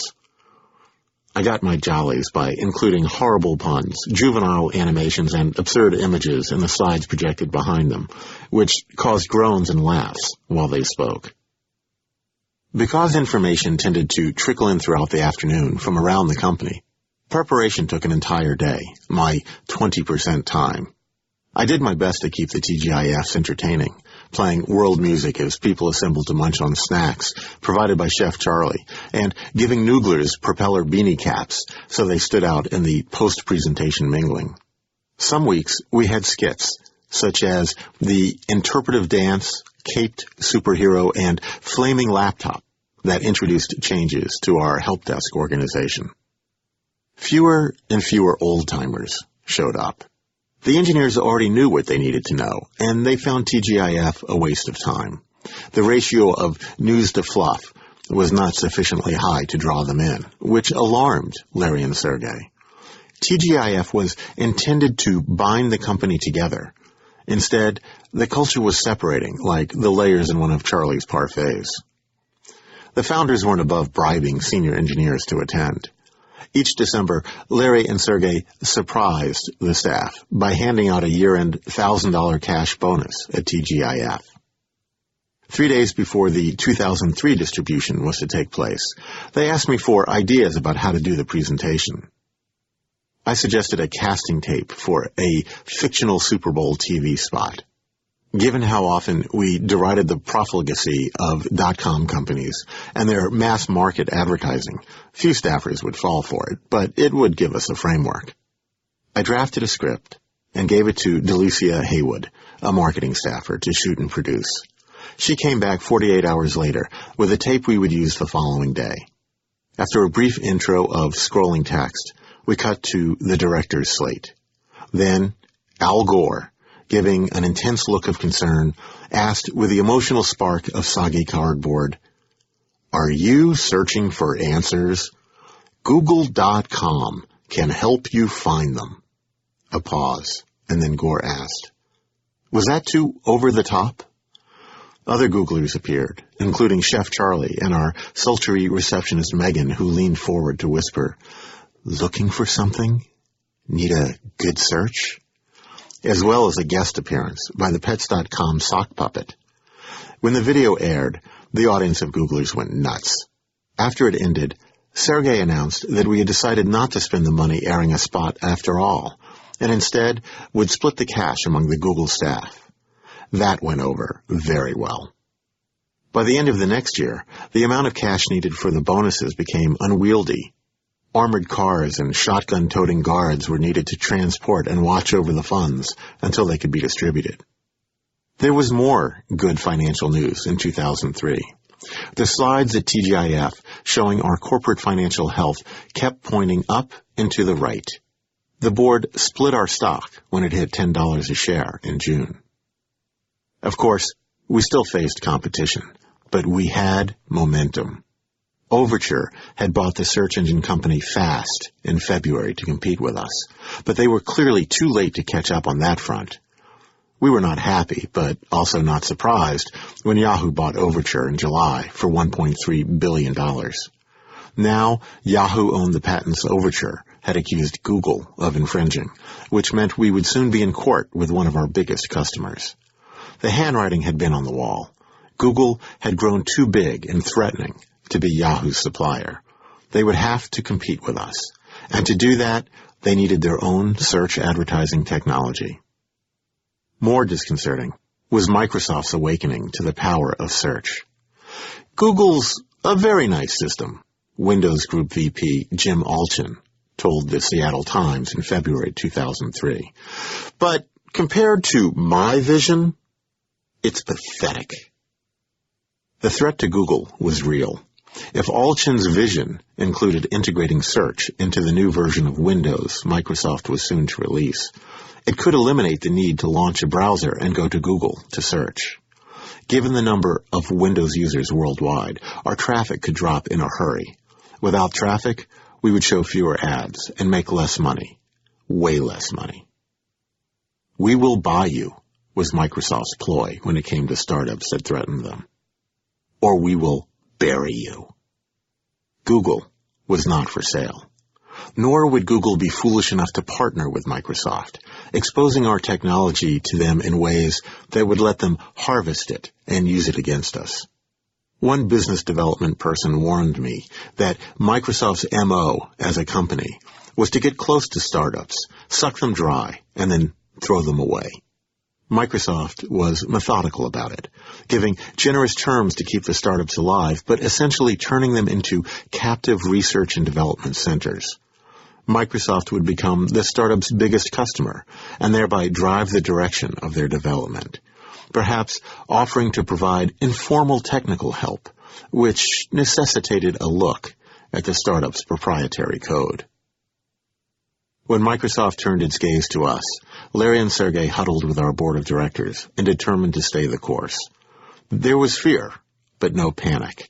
To survive, as companies like Intuit, AOL, and Oracle had, in direct competition with the Redmond giant, we needed to focus on our core strengths: search quality, a comprehensive ad network, and content targeting. And the key tactic for implementing that strategy was one we had been employing from the very beginning: hire brilliant engineers to do brilliant things. First, we needed to prevent Microsoft from luring away any of the talent we had already found. That might be difficult, as stock options vested for the earliest engineers, and Google grew larger and more bureaucratic. On the plus side, most engineers would not view a move to Microsoft as an improvement in management streamlining. It was Cindy who raised the question to me of how we might help engineering find more talent, perhaps in a way that would bolster our image with users as well. Ads aimed at engineers, but seen by consumers. Consumers who would feel they were eavesdropping on a conversation intended for someone else. If users took joy from discovering Google on their own, such an indirect campaign would have an even deeper brand impact than one aimed directly at them. It was an inspired strategy, and I knew just the people to make it work for us. A brand new idea for recruiting engineers. Late in 2002, I received a poster in the mail. It was a montage of ads and PR stunts that had been put together to introduce the BMW Mini Cooper to the U.S. market. Some of them made me laugh out loud. I dropped a note to the ad agency that had sent it, telling them we weren't in the market, but if they were ever in the Bay Area, I'd like to talk to them. Almost 2 years later, I convinced Larry and Sergey to put the agency, Crispin Porter Boguski, to work for us on my secret plan to do a consumer branding campaign in the guise of an effort to recruit engineers. I didn't tell Larry and Sergey the secret part. I just said we would hire an agency to help us find more technical talent, as they were desperate to do. Advertising to engineers would be tricky. They don't like to be marketed to. I instructed the Crispin people not to tell anyone outside Google they were working on our behalf, and not to mention branding to anyone at Google. But I let them know I wanted a campaign to reinforce the positioning of Google as the world's best search engine, because we had the best technology, created by the sharpest minds in the industry. Crispin sent a team to spend a day interviewing senior engineers on our campus. A few weeks later, they came back with a presentation full of cutting edges and radiant brilliance. They had realistic Google ID badges with pictures of real Google engineers on the front and coding challenges on the back to be solved and sent with resumes to our HR department. They planned to drop them in classrooms at top engineering schools. They had a plan to get Google mentioned on The Simpsons, and I ended up speaking with Simpsons creator Matt Groening about having Larry and Sergey voice their own characters. He was skeptical. Microsoft had also asked for a cameo on his show, but had not been pleased when Bill Gates was depicted crushing Homer's startup dreams and saying, "I didn't get rich by writing a lot of checks." Crispin had a billboard that was simply a mathematical equation followed by .com. No logo or identification. Those who solved the equation and entered the solution as a web address would get another puzzle and ultimately a Google recruiting page. They had a series of print ads with photos purporting to be from Google's office, where parking a car, sending a fax, or getting snacks from a vending machine required solving complex puzzles. Readers were invited to send in their solutions along with their job applications. They had a plan to rebrand our recruiting effort as Google Labs to emphasize that we were working on much more than search, which many in our target audience considered to be an already solved problem. To make that evident, they incorporated a handwritten labs as an exponent above and to the right of our Google logo. They proposed a Google Labs aptitude test to be inserted in school newspapers and magazines like Science and the MIT Technology Review. Larry and Sergey didn't hate it. In fact, they were amused. One of the few elements they nixed was a video campaign called Watch Your Ass, which showed gritty handheld camera footage of Google recruiters hunting down engineering talent with dart guns and nets at their workplaces. It was a little dark. Be careful not to upset those we don't end up hiring, was the gist of the founders' feedback. Don't insult them if they can't solve the puzzles. For the rest, they gave the okay to go ahead. I quietly rejoiced. I had sold a branding campaign from the nation's hottest ad agency to two guys who hated anything to do with marketing. It had taken 4 years, but I had figured out a way to work the system. The implementation of the campaign was almost flawless. Since challenging engineers fell outside Crispin's area of expertise, two Googlers, Curtis Chen and Huihua Huang, a 4-time winner of the World Puzzle Championship, came up with most of the puzzles we used. I helped a little bit. Write a haiku describing possible methods for predicting search traffic seasonality, I suggested for one. This space left intentionally blank. Please fill it with something that improves on emptiness, I offered for another. For Wei Wa's question about the number of different ways to color an icosahedron with one of 3 colors on each face, I added, what colors would you choose? There were also nods to Chef Charlie, Don't Be Evil, and an old computer game involving twisty-turny passages that I had played as a kid. As we rolled out new elements in the campaign over 2004, the press ate it up.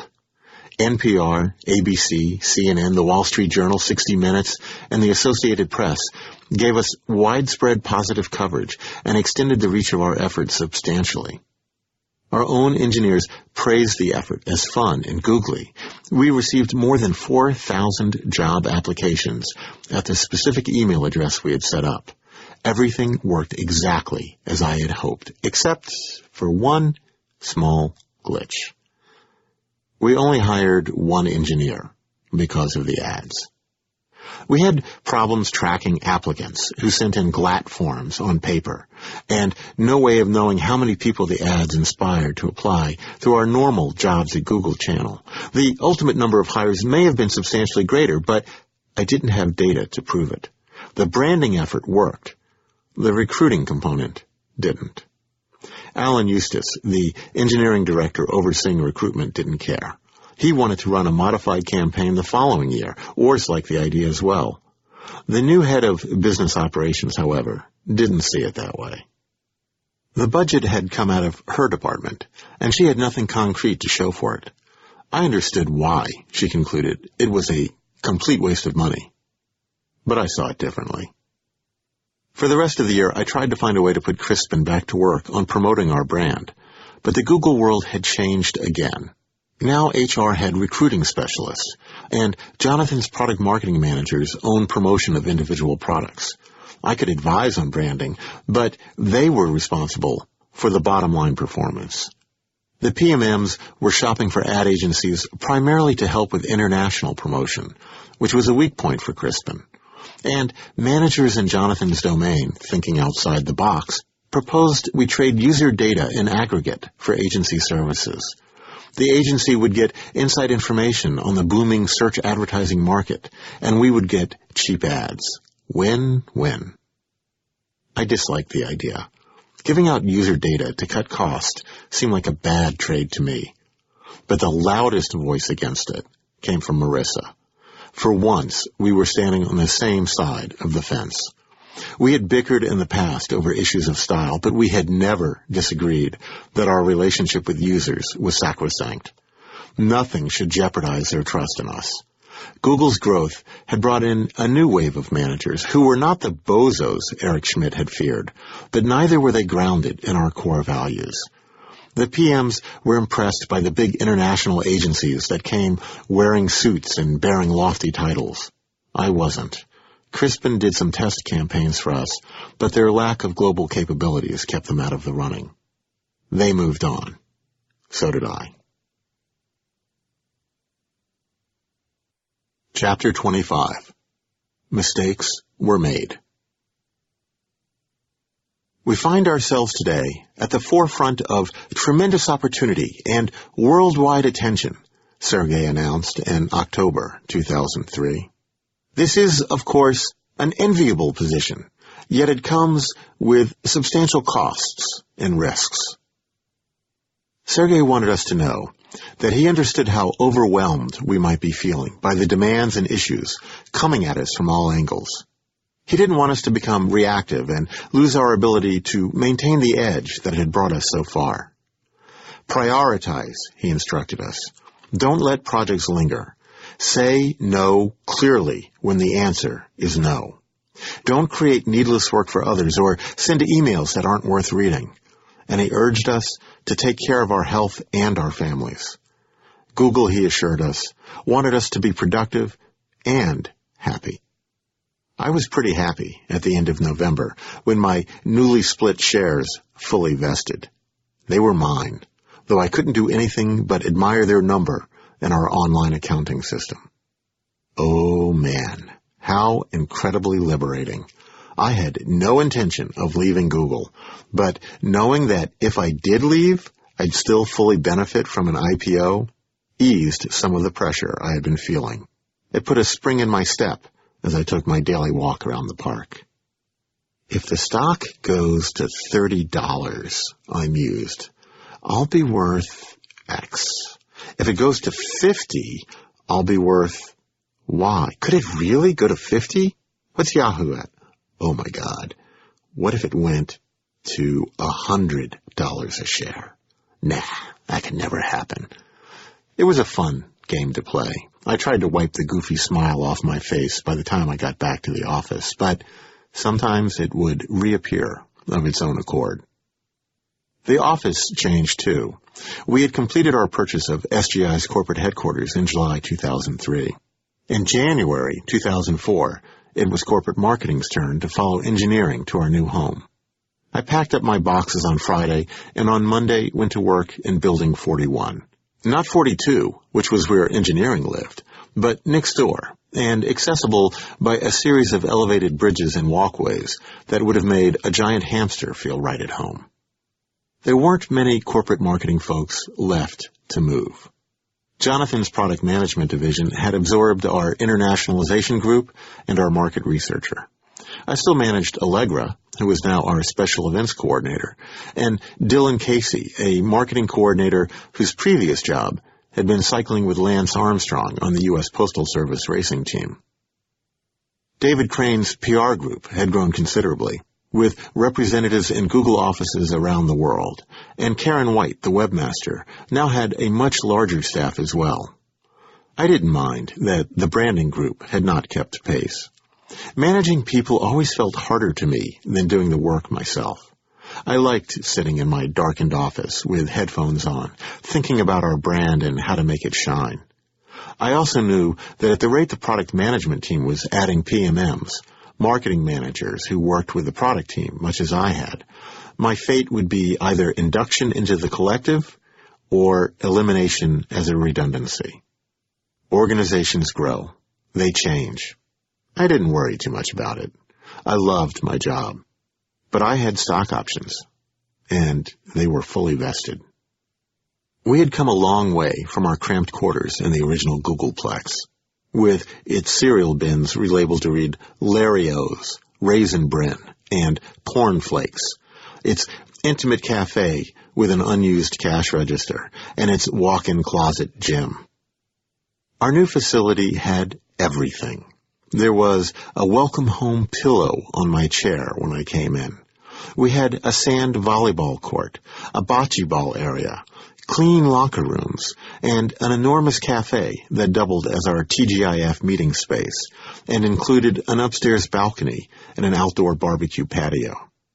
There were a garden plot and an adjacent grassy field for frisbee or soccer.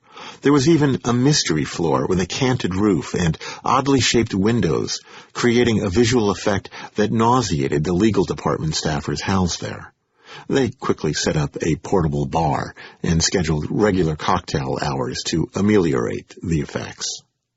There were snack rooms on every floor, foosball, ping pong, and video games. Googlers brought in caged birds, threw camouflage netting over their cubes, and installed a traditional red British telephone booth purchased on eBay.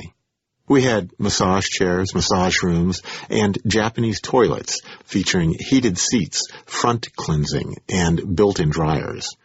We had a stable housing a fleet of Segways and a video display Amit Patel created to show a spinning Earth with sample queries floating up from it in real time, each color-coded by language.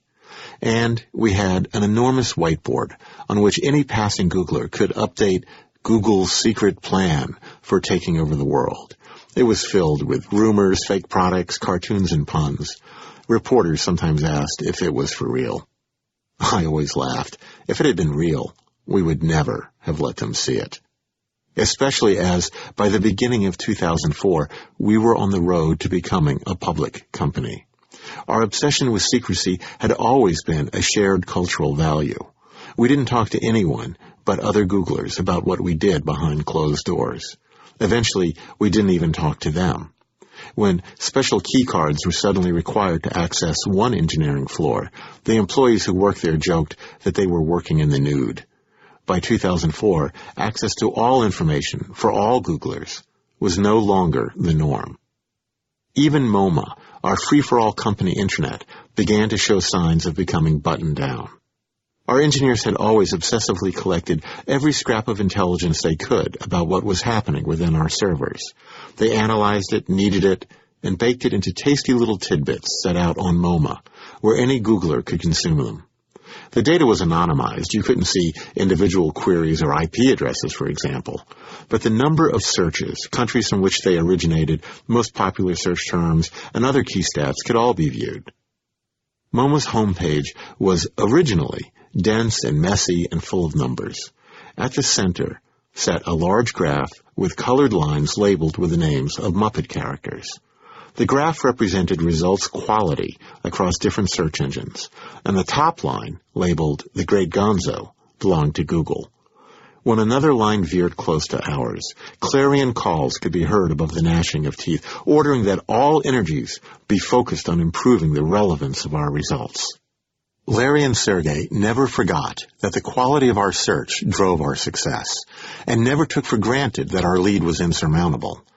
Ironically, the lack of a good way to search MoMA made it hard to use at first, though Google finally hooked up one of its own search appliances to fix that problem. The most useful aspect of MoMA for me was the phone list, which contained the title, email address, and photo of everyone on the payroll.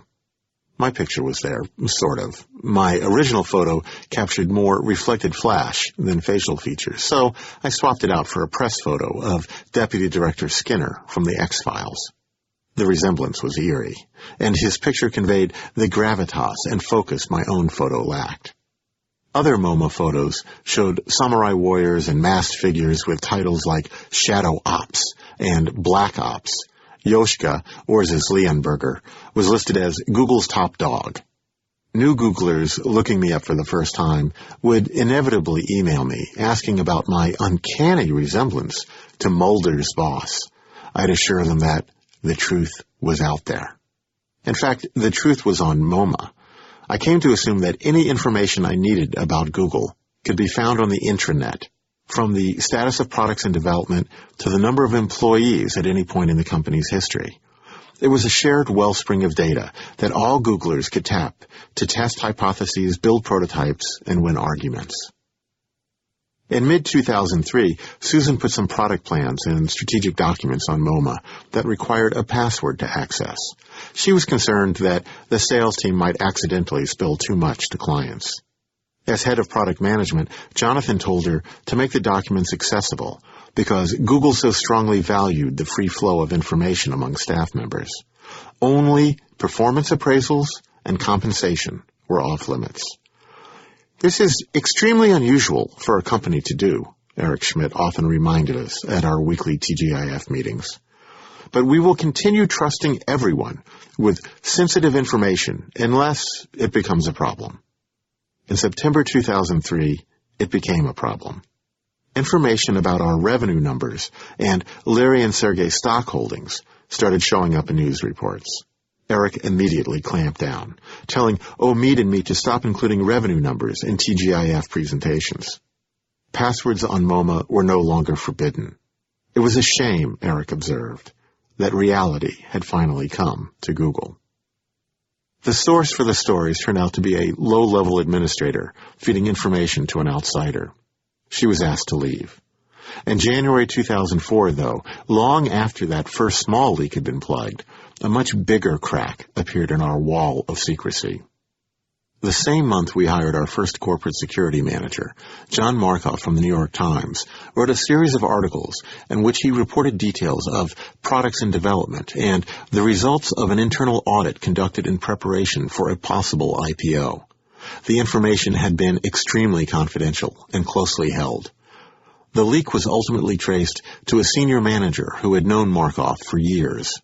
He left the company as well, though the true reason for his departure was not made public, leading to much speculation. From that point on, I had to ask for access to the project information I needed to do my job. It felt odd, as if with each ironclad password-protected gateway the company installed, it locked out a little more of its original corporate culture. Shortly before going public, Google clamped down completely. According to SEC rules, every employee who had access to intimate knowledge about the state of the business would be restricted from freely buying and selling the company's stock. I, and most others, gladly traded ignorance about our bottom line for the bliss of being able to cash out whenever we were ready to do so. The days of innocence in the Garden of Data had officially come to an end. The Anti-Social Network. In February 2004, Yahoo dropped Google and began using their own Inktomi-based search results instead. We barely noticed. We stretched in the skin of our new headquarters and settled in to a new level of hyper-productivity. Everything needed to be done right now, and everything was very important. New people were climbing on board every week and taking control of projects in motion. Cindy kept an eye out for any signs the news cycle was turning against us. She urged us not to let cracks appear in the shiny gold sphere of Google's public image. And every few months, she sent reminders to all Googlers that when the press came calling, the call should be forwarded to PR. There's no such thing as off the record, she cautioned us, because reporters are fiercely competitive and will tell you whatever you want to hear just to get the story. The last thing she needed was a very public slip on something as important as a new product launch. But sometimes things go wrong. Engineer Orkut Bayakaktan came to Google in the summer of 2002 from Stanford, where he had become intrigued by the idea of social networks, a way to connect with friends and acquaintances online. As a student, Orkut had written a networking program for his classmates called Club Nexus. And once he settled in at Google, he requested to spend his 20% time coming up with an improved version. It was December 2003 before his project, codenamed Eden and later renamed Orkut, was ready to be tested with a broader audience than just Googlers. That's when the fun began. Orkut built his eponymous service entirely on his own. It was a prototype to gather data, to try things out, to experiment. He wrote the code, designed the user interface, set up the databases. He didn't intend for it to be a full-fledged Google product. So, to accelerate the development, he used tools that were commonly available outside Google. They came from Microsoft. The server running Orkut wasn't even located in a Google data center, but at the home of the weather site Wonderground.com. Orkut knew his system would never support Google-sized audiences, but it should safely scale to handle 200,000 or 300,000 users. Membership in Orkut would be by invitation only, so he would be able to throttle growth by controlling the number of invitations the system distributed. Marissa was the consumer product manager. She saw Orchid as a small startup within Google, operating autonomously to prove that a single engineer with a new idea could build and test a product without enduring the delays of Google's increasingly bureaucratic development process. Larry and Sergey encouraged her to manage Orchid as if it were an independent operation. Other prototype projects by individual engineers were available in an area of our website called Google Labs, but Marissa didn't believe Orchid belonged there. It would be an exception, a standalone product without Google branding, launched with lightning speed. If there were problems, few people would notice, and there would be time to fix them. If anyone asked what was a Google initiative, we would answer that we could neither confirm nor deny a relationship between Orchid and Google.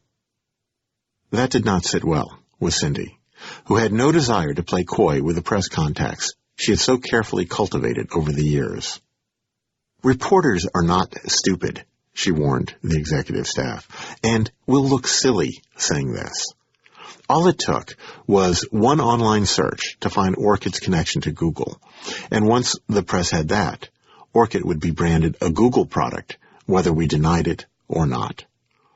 I worked on messaging to make it clear that Orchid was developed by a Google engineer, but was not an official Google project.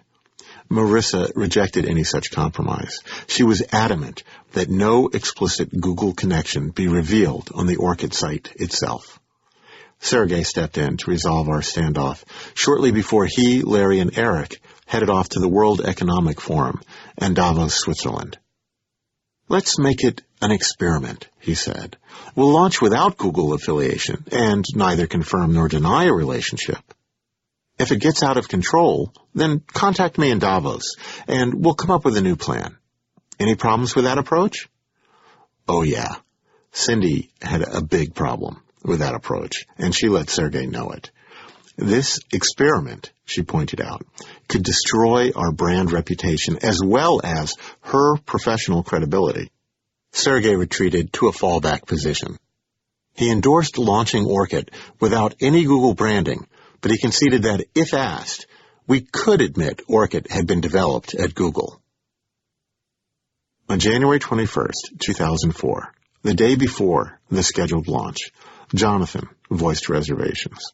He advised Eric Schmidt that we should wait to launch Orchid until after our global sales conference and the company ski trip, a 2-week delay. Cindy told Jonathan his effort was appreciated, but it was too little, too late. We had wasted weeks trying to live with the conditions Marissa had set, while repeatedly advising that it was wrong to lie to the press. Product management of Orchid had been bungled from day one. Urs, our Google fellow, raised his own questions about the timing. He had been hearing all day from engineers about unresolved issues, that Orchid was running on a single machine with no easy way to scale, that there had been no proper load testing, no security review, and no agreement on the privacy policy. Clearly, Orchid would not be able to handle the influx of traffic once word got out to the geek news site Slashdot, which would take about 15 minutes. It would be smarter, he said, to clean things up for a few days and wait for the execs to return from Switzerland, to avoid a huge mistake. We all breathed a sigh of relief when Jonathan confirmed that he had spoken with most of the executive team and they had agreed with Urs.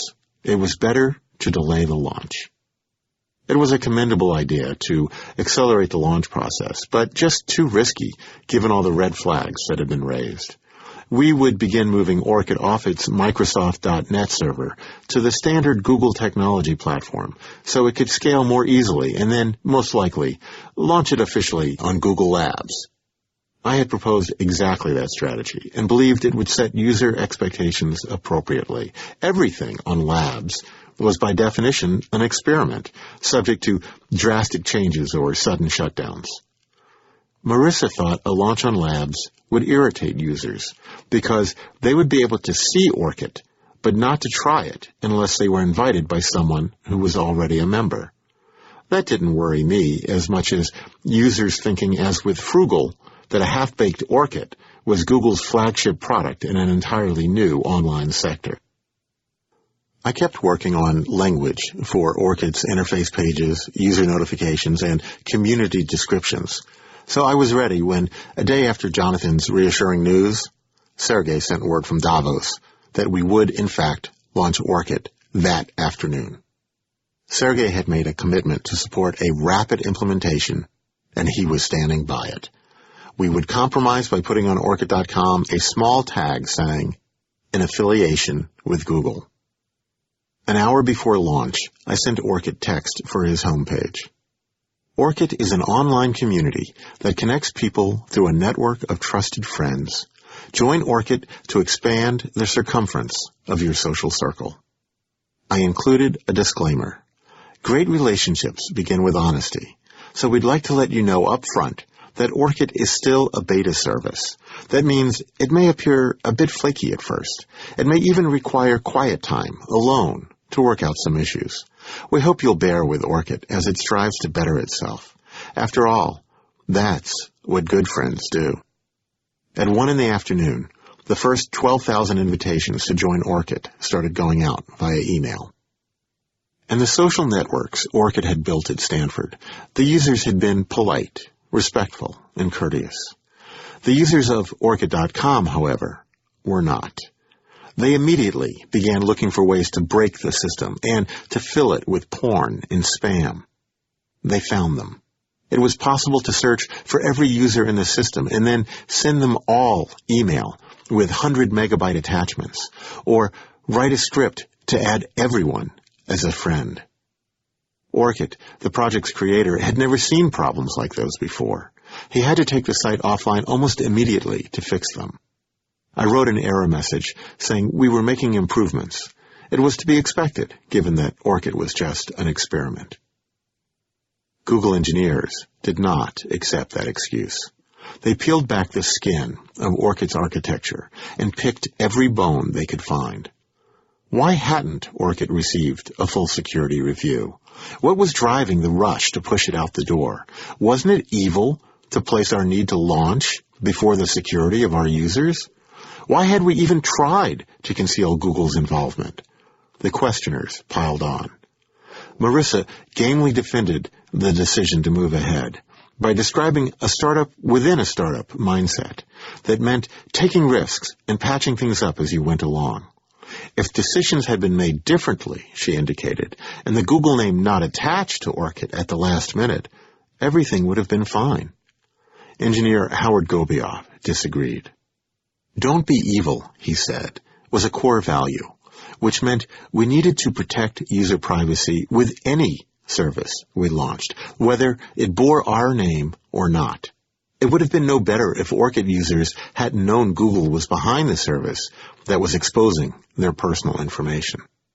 Some defended the decision to prototype and launch quickly, to experiment and keep innovating, but their voices were drowned out by the angry mob clamoring for an explanation of why Orchid had been allowed to go out with underweight technology, draped only in a thin association with Google that hid none of its problems.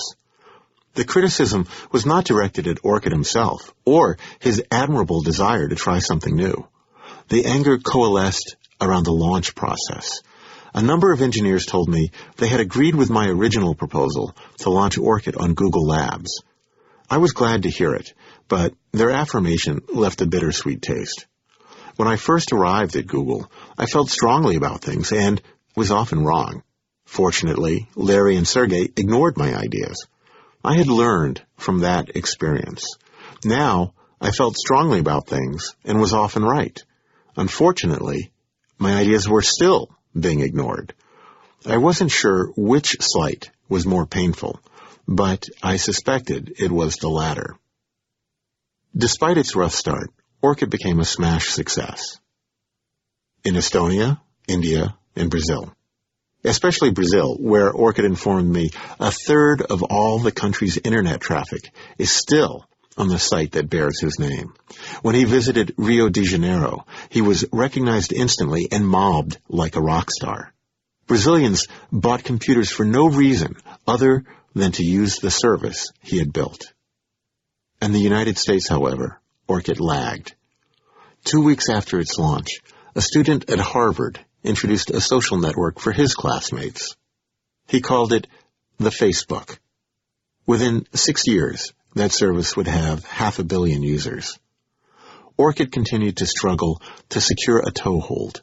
The issue, according to most engineers I spoke with, was Orchid's inability to scale, to handle the influx of traffic from an audience the size of Google's, a task it had never been designed to do. Paul Buchheit, the creator of Gmail, disagreed. The real reason was Google's tech snobbery getting in the way of its success. Paul said Orchid was taking off. Lots of people signed up, and then it got really slow. But that was a problem other social networks had experienced as well. MySpace and even Facebook ran into capacity issues almost from the beginning.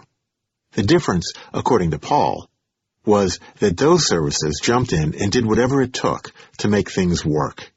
Facebook was just a bunch of college kids. It had no brilliant coders like Jeff Dean or Sanjay Ghemawat.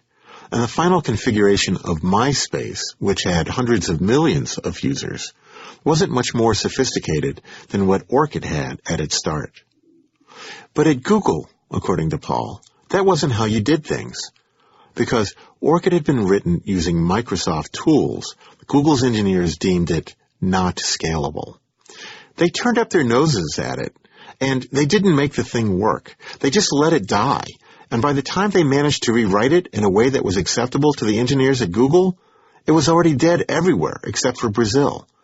Who knows, if they had actually done what was necessary to make it go, it could have been successful.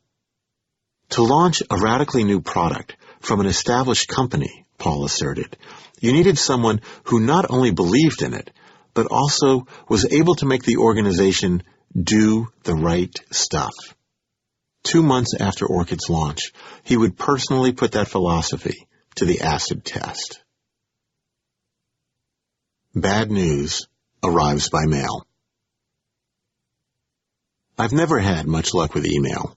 For example, I had no idea that Microsoft Outlook had a 2 gigabyte limit on how many messages I could save. I certainly didn't know that exceeding that amount would cause my inbox to explode and 2 years' worth of work to simply disappear. I found out, though, in 2002. So I was receptive when Paul let me know he was working on an alternative to Outlook, a web-based email system he called Caribou, and asked if I'd like to try it out. I tried it, and it was pretty terrible. It didn't display well on my laptop. I couldn't sort messages from oldest to newest, and there was no way to select all the messages at once. Incredibly, there weren't even any folders for sorting mail by category. After a couple of weeks, I told Paul, thanks, but no thanks, and went back to Microsoft Outlook. A year later, I started hearing that Caribou had improved. Other Googlers were using it and not hating it, so I gave it another try. It still felt weak compared to Outlook, but it had some advantages. I could search through all my email quickly when I needed to find something, and it tied all my related messages together into an easily read thread. This time, I stuck with it as Paul and a small team of engineers began prepping Caribou for launch as a Google product. At the beginning of 2004, Yahoo, AOL, and Microsoft were the biggest players in online communication. They had created a balanced ecosystem of low expectations and commoditized email. Everyone knew web email came standard with a couple of megabytes of storage, inboxes littered with banner ads, and no easy way to find any messages you had sent or received more than 10 minutes earlier.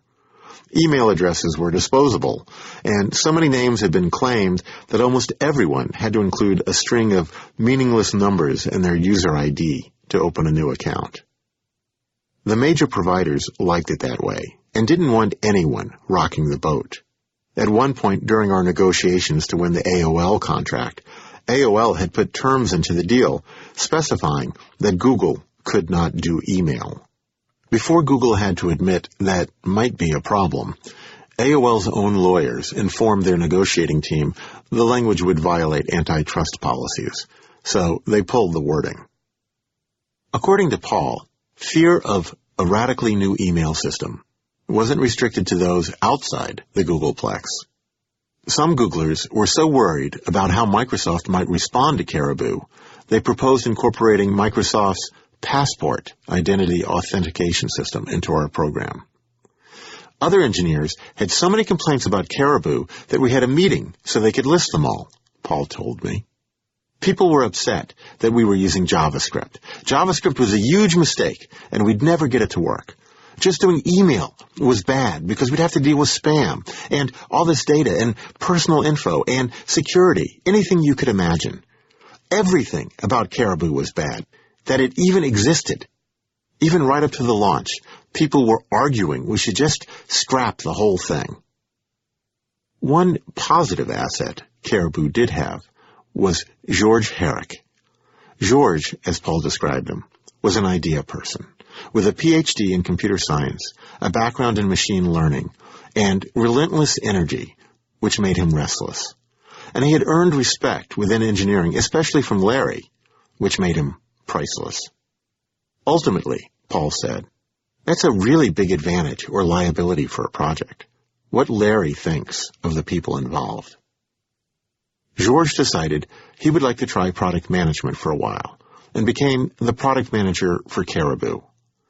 While he and Paul didn't always see eye to eye, Paul believed that he was actually interested in shipping a product and not playing power games. That kept the focus on the technology and steered the team away from damaging political conflicts that could delay the launch. What I cared about was the name of the new service, the way we described it, and the date on which it launched. The choice of a name was complicated by our desire to have a tie to the Google brand, but be faster to type than Yahoo. The leading contender was Gmail. The domain gmail.com was taken, though, and we were having a hard time connecting with the owners. 2 weeks before the scheduled launch date, Rose Hagen, a Google attorney, tracked them down and offered them $65,000. It was on the low end of what we were willing to pay, but more than they expected. Gmail.com was ours. I was no longer the only one working on the text that would appear when the new product launched, though I insisted on reviewing every word to ensure we maintained Google's voice. Jonathan's product management department had spawned a new position entitled APMM, Associate Product Marketing Manager, and the APMM assigned to Gmail was a hyperkinetic, hyper-focused Harvard grad named Anna Yang. Anna wrote copy, but she also thought strategically about the product's positioning, the reaction of users, and the perceptions of the press and our partners. She set up meetings, coordinated assignments, and worked closely with George to resolve issues. I could barely keep up with her. She sent out updates at 2 a.m., 3 a.m., and 4 a.m. in a single night. At one point, I had to tell her that, as important as Gmail was, I couldn't attend 7 meetings about it in 1 week and still get my work done on the other projects I was juggling. I looked at Anna and glimpsed my own mortality. Product management was inexorably taking over the role of brand stewardship. The mass of Jonathan's world had grown so large so quickly that whole galaxies now tilted into its gravitational field. Things might have been different at a company like Procter & Gamble, which viewed its business from the outside, looking in, searching the market for gaps between consumer desires and the products addressing them. Google looked at the world from the inside out. Engineers made products to their own specifications, not those of the consumers who would use them. If our technology found acceptance in the marketplace, great. If not, the technology was not inherently less worthy of being built. In a company where the products were the brand management would become product marketing. I knew that was the natural order of things. I still had a role, though, and I did my best to fill it.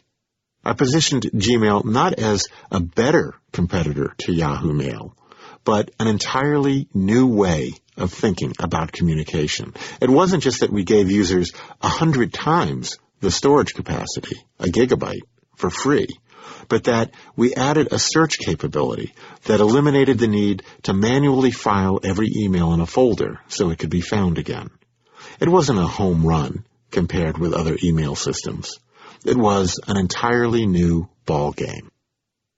The only remaining piece to be resolved was the launch date.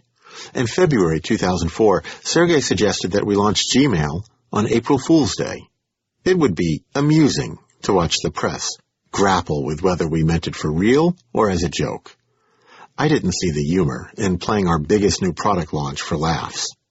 I told Sergey so and repeated my concerns at a launch review meeting in March, attended by the Gmail team and the executive staff. Eric shared my concerns, and as CEO, he made a top-down decision. Given all the effort that had gone into creating Gmail and its potential to open up important new markets for Google, we would not make a joke out of the launch. Larry and Sergey argued that the joke was a googly thing to do, but Eric was insistent. We could launch on April 1st, but we would make it clear that Gmail was for real. I hung around the meeting as it broke up and followed Eric out to the stairwell. "Thanks for that," I said to him as he climbed up toward his office. "You made the right decision. It has to be frustrating arguing with Larry and Sergey about such obvious things." Eric stopped and looked at me. "I'm well compensated," he said with a smile. "Now, please excuse me while I walk around the building a few times." Thinking back to the weeks before Gmail launched, I'm amazed at how much we got done. I don't mean overcoming the technical challenges, which were mind-boggling, or resolving legal questions, which were Byzantine, or addressing partner management issues, which were delicate. I mean just handling the elements lobbed into marketing's corner of the court. Those elements would have kept us busy if we had been a startup focused only on the launch of one product. But the reality was that Google's product release process had become a rolling thunder operation of sustained high-impact launches. Behind Gmail taxied personalized search, web alerts, local search, and Total Recall, our code name for software that searched a user's PC files. Those products also required preparation that couldn't wait until Gmail was out the door. I had my own projects as well, including a nationwide engineer recruitment campaign, a college promotion in Japan, an online tour of new Google features, and a response to users about JewWatch, an anti-Semitic hate site that we were showing as a top search result for the word Jew. I felt my life shift into bullet time, the effect from the Matrix movies, where everything slows to a crawl, while the protagonist's perception of time expands, enabling him to see projectiles speeding toward him. I was operating at peak capacity. Every keystroke, every utterance, every thought moved me closer to my goal. I lost track of how much espresso I drank, but I remember being thankful that we had more than one machine, and that each one could make 2 cups at a time. So the last thing I wanted to hear, 5 days before the launch of Gmail, was that we were going to make it a joke after all. It wouldn't be the April Fool's joke. We would go with my idea about a Google Lunar office for that. But the executive staff had decreed we would do a hybrid announcement of sorts. There would be a press release that was factual, but with enough humorous elements to leave people wondering if Gmail was for real. We would brief a few journalists in advance, but only on condition that they agreed to write funny stories about the launch. And we would incorporate the slogan Larry had come up with, Gmail. It feels good. Cindy was in Germany and largely offline, leaving PR director David Crane to roll with the punches. I knew we were going to be playing with people and challenging relationships if we shipped a communications vehicle written in such a way, he recalls. Sergey insisted on it. I felt like we should hedge a little bit and deploy a few proven strategies in case things went haywire, because our humor was misunderstood. David recommended letting a few trusted journalists and analysts in on the joke, so the day of the announcement we could refer people to them with questions about Gmail's potential impact on the industry. No way, he remembers Sergei telling him. It's a joke. We want to surprise everybody. No way. Absolutely no way. Categorically no. Meanwhile, Dennis Huang spent the day before the launch coming up with ideas for a logo and trying to make it work in conjunction with the clown-colored Google brand.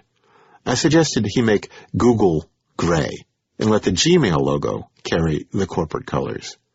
Even after 4 years at Google, I found it astounding that one 20-something guy was sitting alone at his desk, sipping tea, and developing the main branding element for a product to be used by millions of people the night before it was scheduled to launch. That's when Sergei stopped by to ask if we were making a mistake launching Gmail as a joke. I had assured him many times before that it was, but now, after running so hard to make it happen, I began to have doubts. No, I said, it's not a mistake. It's funny, but I think it's a missed opportunity. If people think it's a joke, they might not take it seriously when we tell them it's real. That didn't persuade him, as I knew it wouldn't. We chatted a few minutes more, then he wandered off. Other cracks appeared as the pressure built in the final hours. There were miscommunications and dropped balls, issues with version control on documents, frantic revisions, some bad assumptions. I apologized to our growing team of writers for being cranky and assured them that they were doing great work.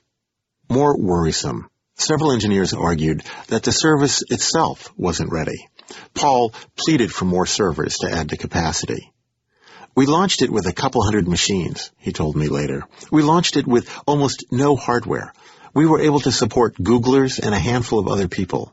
The thing we launched just barely existed. At 4 p.m. on March 31st, the press release went out. The Rubicon had been crossed. The phones in the PR department started ringing almost instantly. Once reporters got beyond annoyance at the ambiguity of our announcement, they were impressed. Their stories the next day were positive. We had dodged a bullet. Cindy was thrilled with the new breezy tone and style of our press communications, though she thought it unfortunate that we had rolled it out on April Fools. On the first day, 250,000 users put their names on the waiting list for Gmail accounts. Then, things started to go sideways. Reporters complained to Cindy that we had mishandled the announcement. A journalist friend of hers had assured people it was a joke and been embarrassed to be proven wrong. Even more than most people, reporters don't like to be proven wrong. Cindy was taking considerable flack, but that was hardly the worst of it. The ads in Gmail, targeted to the content of messages in the inbox, freaked people out. They didn't like it that Gmail was going to read their mail to serve them targeted ads. They called it creepy and an invasion of their privacy. Stories started showing up on TV and the internet about Google's scary new email system. Conan O'Brien joked about it in his monologue. Why was Google even getting into email in the first place? Google was a search engine. Those who had urged the government to punish the advertising company DoubleClick for tracking users' online behavior put Gmail in the same camp, only worse. We were reading people's email.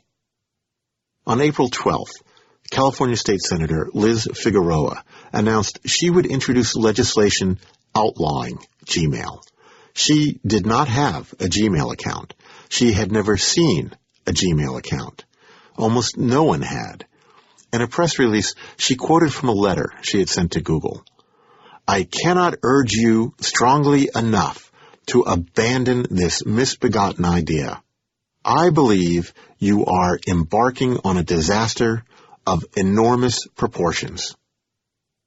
When Sergei called the senator to explain that Gmail ads were placed automatically by computers, the same way emails were scanned for viruses, she didn't want to hear the details. She did not, in fact, like email, she informed him, and she certainly did not want hers scanned by Google. I had never heard of Liz Figueroa, but I looked her up online and saw that she soon would be forced out of office by term limits. I wondered if she hoped attaching her name to a pro-consumer issue would help her win her next election. A law against Gmail would certainly be a problem, but it wouldn't matter if we continued to be hammered by privacy groups and the press. No one would sign up for the service anyway. The day after Figueroa's announcement, I headed to Washington, D.C. The trip had nothing to do with Gmail. My mother's sister had passed away, and I was going to her funeral. It was an emotional experience for me during an already stressful time. As I stood graveside, all the pressure that had been building within me found an acceptable release. I found myself crying uncontrollably when I dropped a handful of dirt onto my aunt's coffin as it was lowered into the ground. I hugged my mother and sister for what seemed like a very long time. With all that had been happening, I had not had a chance to breathe, let alone process the events bombarding me. I knew the avalanche of new problems back home was accelerating in my absence. When I returned to the office, the atmosphere had changed. I sensed gloom and recrimination and frustration about the negative response to ads in Gmail.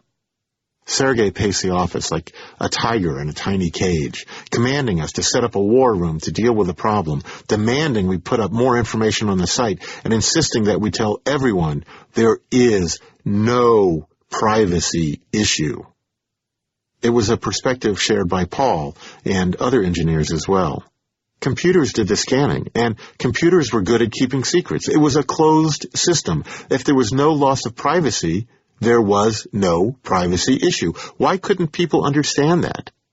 Just tell them spam filters and virus detectors have done this for years, Sergey instructed David Crane, who told me the founders dismissed critics as misinformed and intimated that they should trust us. We have no record of doing anything bad.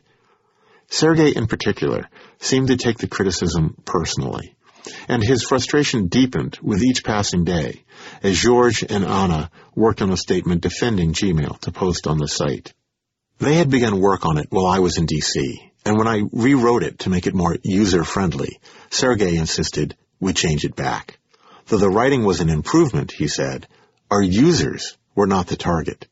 He wanted a direct response to the points raised by privacy advocates, and he didn't care if users read it or not. In this time of crisis, Google would once again be a platform for expressing his personal perspective. Cindy's mood also darkened by the hour. She was stung by the criticism from her professional colleagues and unhappy with the response of our group to the conflagration we had ignited. Googlers from other departments were asking why we were not responding to all the misinformation circulating. What was our PR strategy? David and his group pushed Gmail accounts into the hands of journalists and analysts so they could see the service for themselves. Once they tried it, most backed off their alarmist tone about privacy. But that took time, and we were now on the wrong side of public opinion. Cindy demanded to know how soon we could launch a corporate blog to respond more quickly to controversy, a project I had been working on for weeks. Cindy seemed on edge, though not more so than anyone else, and not just with me. Sergey got singed when he repeated a rumor suggesting that PR had missed an opportunity to defend Gmail. I began dreading Cindy's late-night emails, asking for updates on all the projects she thought I should be leading more forcefully. I had set up my inbox to color her messages bright red, so I'd be sure not to miss them in the sea of spam. Now, I switched the color to a subdued maroon and began taking deep breaths before opening each note. Still, I was unprepared for the missive she fired at me at 3 a.m. one Saturday, telling me a full plate was no excuse for letting the product management team assume ownership of the Gmail privacy issue. User communication was my job, and once we lost control of it, we would never get it back. There was more, and none of it was pleasant to read. I felt as if I had moved back to square one, with a difference. One of the tasks, keeping me too busy to lead every charge, was rewriting the language of our S1 filing document. Google was finally ready to go public, and I knew that would change everything. Part 4. Can this really be the end? As Google blossoms, we grow together, then part. I'm feeling lucky. Chapter 26. S1 for the money.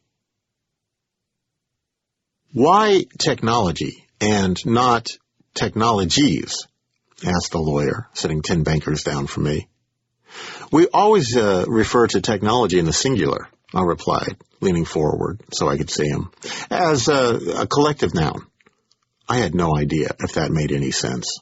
I prayed there weren't any other English majors among the 30 attorneys, bankers, and venture capitalists in the room, all of whom were looking down at their own copies of our S1 filing statement and following word by word with mechanical pencils and highlighters.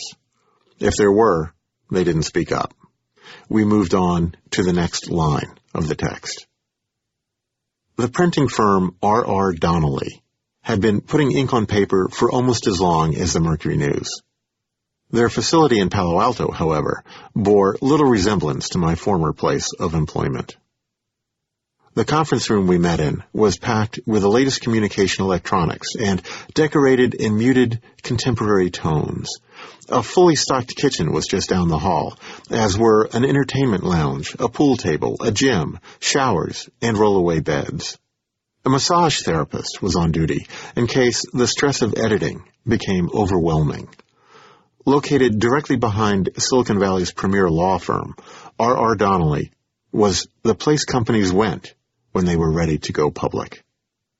I had arrived late on Tuesday afternoon, April 27th, and parked down the street from the mission-style building as instructed.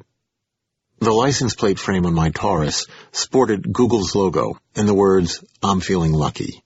If seen near Donnelly's, that could be enough to give away the secret we wanted to keep.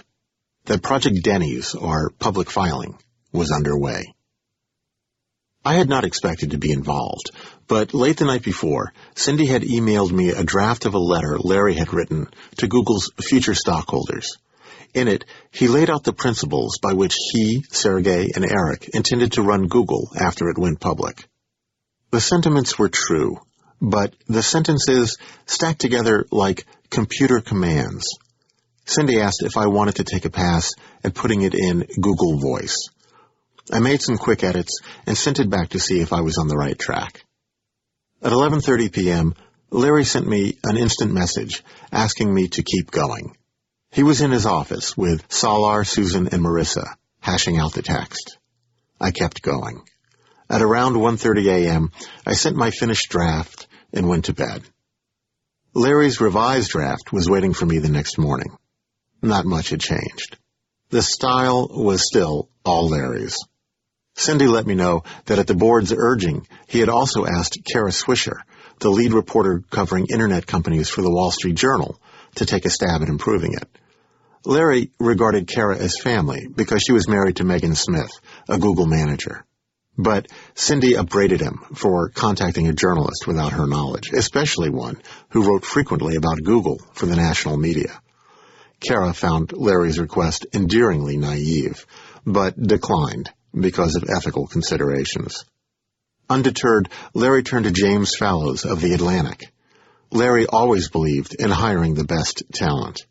And while Fallows did not accept payment, he offered a few editorial suggestions to make the language flow as if it had been written by a native speaker of English. Meanwhile, I had moved on to the business section of the document. A 16-page description of every product Google offered, our partners, our technology, and our corporate culture. I had a lot of changes there as well. Larry seemed more willing to incorporate input on that aspect of the filing, and I was invited to join the group finalizing the document at the printers. When I arrived, I sat quietly. The room was intimidating and filled with suits worn by men of importance. Jonathan Rosenberg was in the chair to my left. He greeted me warmly and introduced me as the voice of Google. If Doug says it's not googly, we need to change it, he informed the group. Everyone opened their books to the business section, and someone began to read aloud.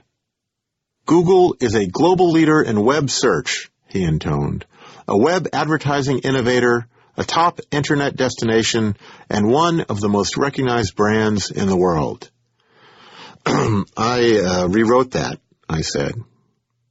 It should say Google is a global technology leader focused on improving the ways people connect with information. Why? Piped up a guy in an ironed polo shirt. What's wrong with what we have? Google's mission is not limited to search, I told him. Just last week, we launched an email service. We're more than a search engine. And so it went for hours. At one point, I tried calculating how much it would cost to hire everyone in the room for just 1 minute, assuming $500 an hour was probably the least any of those around the table charged for their time. By that estimate, my talk was not cheap. But Jonathan prodded me to speak up each time he sensed I was being reticent. When I got home at 2 a.m., I sent him a private thank you note for his encouragement before collapsing into bed. He answered at 7 the next morning, and it was unclear if he had slept in the interim. "You did a great job," he wrote. "Your changes were all well-written, thoughtful, and you defended them based on your understanding of Google, the founders, and the history of how we've handled prose for the last 5 years. There's no one in the company who could have been more effective. You came through in a big way last night for the cause." He copied the message to the entire executive team. Suddenly, I felt bad about that whole car wash thing. I'd like you to be the first to know. Please come to a company meeting today at 11:30 in the TGIF area, said the email that went out to all Googlers on Thursday, April 29th at 11 a.m. Full-time employees only, please. Be prepared to show your ID badges. The TGIF area was Charlie's Cafe. By the time I arrived at 11:15, the building was packed. Every Googler I'd ever seen, and many I'd never met, either sat in the rows of folding chairs or leaned over the balcony railing. At the front of the room, 4 microphone stands stood on the low stage, waiting, each mic covered with a windscreen in one of the Google logo colors. The mics were not the wireless ones Larry preferred, because our security manager worried that someone outside the building could pick up the signal from a wireless mic. The wall at the back was made of 3-foot-wide perforated metal panels that curved in a semicircle and stretched to the ceiling. A row of potted plants marked the front of the stage, and 2 banners printed with enlarged Google Doodle logos hung at the back.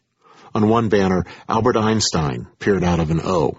On the other, 2 aliens sat on the letter G and looked down from the moon on a rising Earth.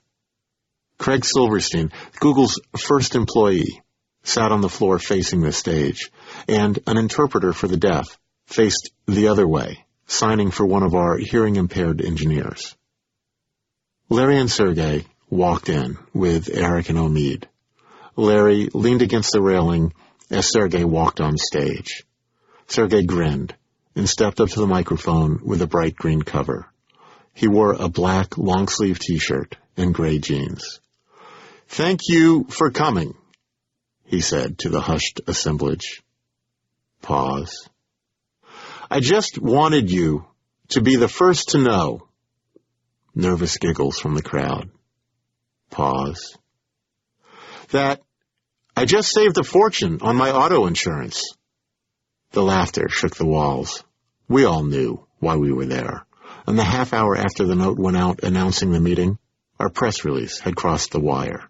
Google was going public. News vans were parked in a row down the street outside. Microwave antennas extended, satellite dishes up, and light-diffusing scrims positioned for on-camera interviews. A helicopter buzzed overhead as security guards stood watch from the parking lot entrances. Omid gave an encore performance of his greatest TGIF hits, with slides showing what we hadn't been allowed to see in months. Our revenue was so far up and to the right that the purple bars were pushing off the top of the screen. Eric spoke and reminded us not to be distracted by all that was about to happen, not to let the company's culture change, not to get caught up in the hype. When the floor was open for questions, Keith Kleiner, an early employee from operations walked to the mic. "I just want to say," he began, looking at Larry and Sergey, "thank you. You guys have done an incredible job building this company." The applause burst like a thunderclap from the seats, the aisles, the balcony. Within seconds, every employee was standing and cheering. Larry put his arm around Sergey's shoulder and beamed at the crowd. Sergey reciprocated.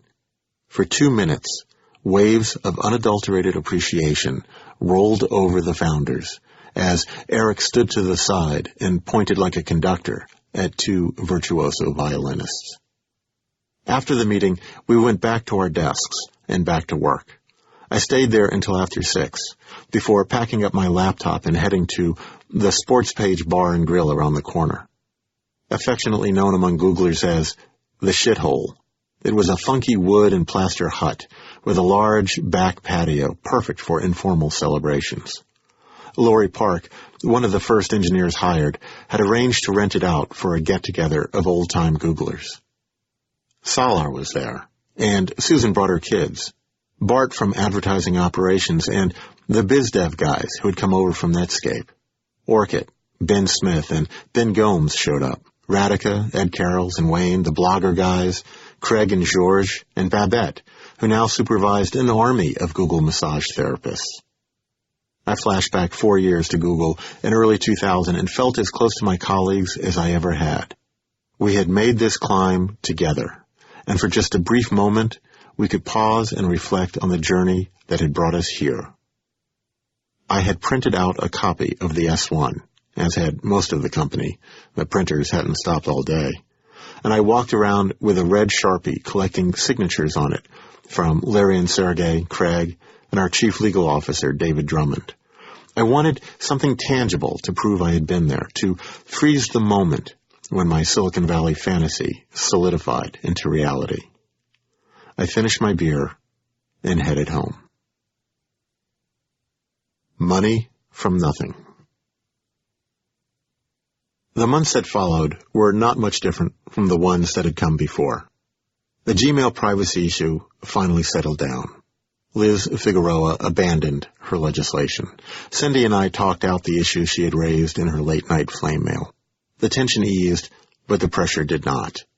I continued to put in long hours working on principles regarding scumware, and I fought for a user's Bill of Rights that didn't make it past the executive committee. We launched a corporate blog, though it was risky, given that we had entered a government-mandated quiet period as soon as we filed our S1 statement. We couldn't post anything that might be perceived as promoting sales of our stock in the IPO. My first post was about recruiting for our European office. My second post was an apology for editing the first post after it had already gone up. I was still learning new things like blogger etiquette.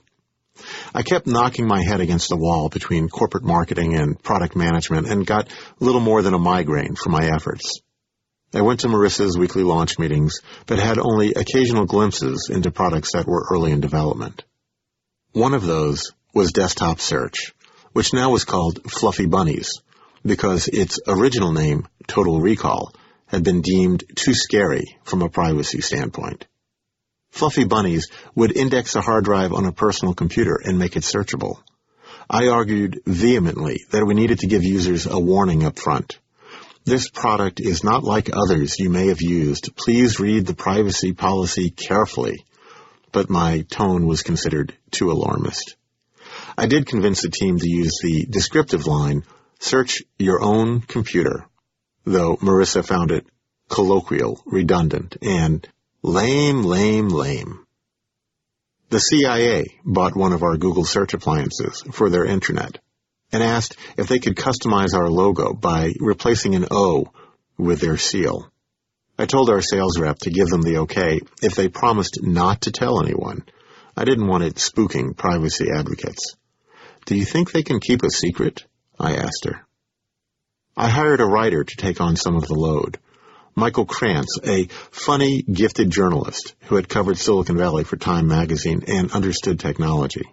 He got the job because he put together a prospective April Fool's joke that made me laugh. Having writing help freed up some of my time, giving me the opportunity to attend the series of finance fairs Jonathan had arranged for the company, with representatives from firms like Morgan Stanley, Solomon Smith Barney, and UBS, explaining how to invest prudently and avoid excessive taxes. Many of these advisors had been randomly dialing every phone extension at Google for months, trying to line up clients before the IPO. I had ignored the calls, but now I was curious about what the professionals had to say. The IPO was coming in August, and I needed to think about what it might mean for me. The road to the IPO was rocky. Larry and Sergey wanted to sell stock directly to the public through a Dutch auction, in which the stock price would be gradually lowered until all the shares were sold. They thought that would be democratic and allow broad participation. They saw the traditional way of going public as a broken system. Wall Street investment banks insisted on pricing shares artificially low so that they popped up on the first day of trading and the banks made a killing on the shares that they owned. To Larry and Sergey, it was deceptive and inefficient, and only the banks benefited. They spurned the bankers and told them Google would do it differently. The bankers fought back, constantly bad-mouthing Google stock, its management, and its idiosyncratic IPO process. Estimates for the opening price of Google shares sank below the high end of $125 because there was less demand than anticipated amid all the disparaging chatter in a sagging stock market. Admittedly, Larry and Sergey didn't help much.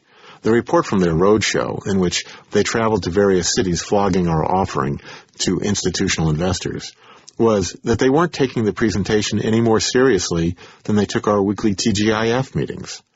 In other words, Sergey didn't look at the slides before speaking about them, and commented that the information they contained was wrong, or not very good, or of dubious origins. The energy levels were low, the handoff sloppy, and the attitude so laid back as to be disrespectful. People noticed.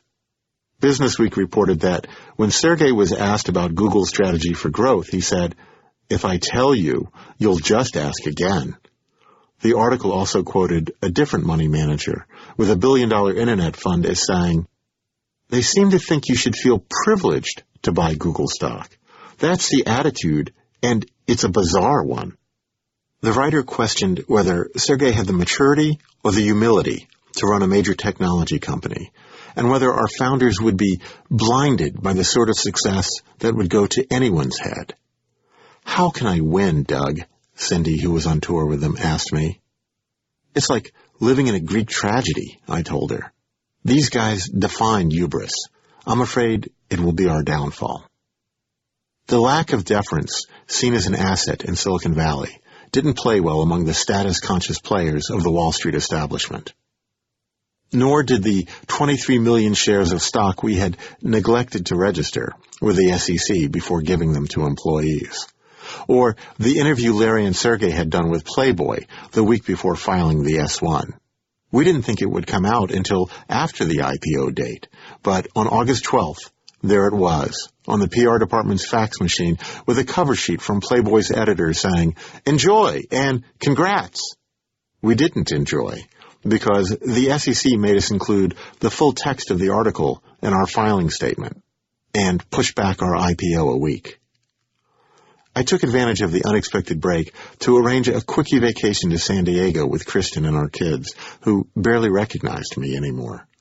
A day before our planned departure, though, my wife's grandmother passed away. Kristen flew to Seattle for the funeral, and I stayed home with the children, doing loads of laundry, shopping for groceries, and playing board games while running to my laptop every few minutes to respond to emails about budgeting, trademarks, and trade show giveaways. It was an odd interregnum. My life had been moving so quickly, I hadn't taken a break in what seemed like years. Now I was overcome by lethargy, perhaps induced by exhaustion or by the knowledge that I had become part of something larger and that, consequentially, my individual contribution had become less essential. In my early days at Google, if I didn't do the marketing tasks, they didn't get done. Now Google overflowed with PMs, APMs, PMMs, and APMMs, eager to showcase their abilities. The Saturday before our scheduled offering, Jonathan put out the word that he had hired a director of product marketing. The era of corporate marketing had truly ended, and the era of product marketing had formally begun. I cut my vacation short and returned to work early on Thursday, August 19th, IPO day, to watch the circus. I drove by the TV trucks and into the parking lot. The auction for Google shares had ended.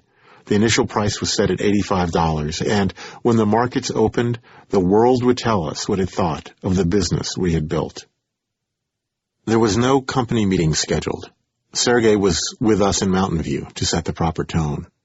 It was a Thursday like any other, and we needed to stay focused on the work ahead of us. The rest of the executives were at the NASDAQ, preparing to start the day's trading.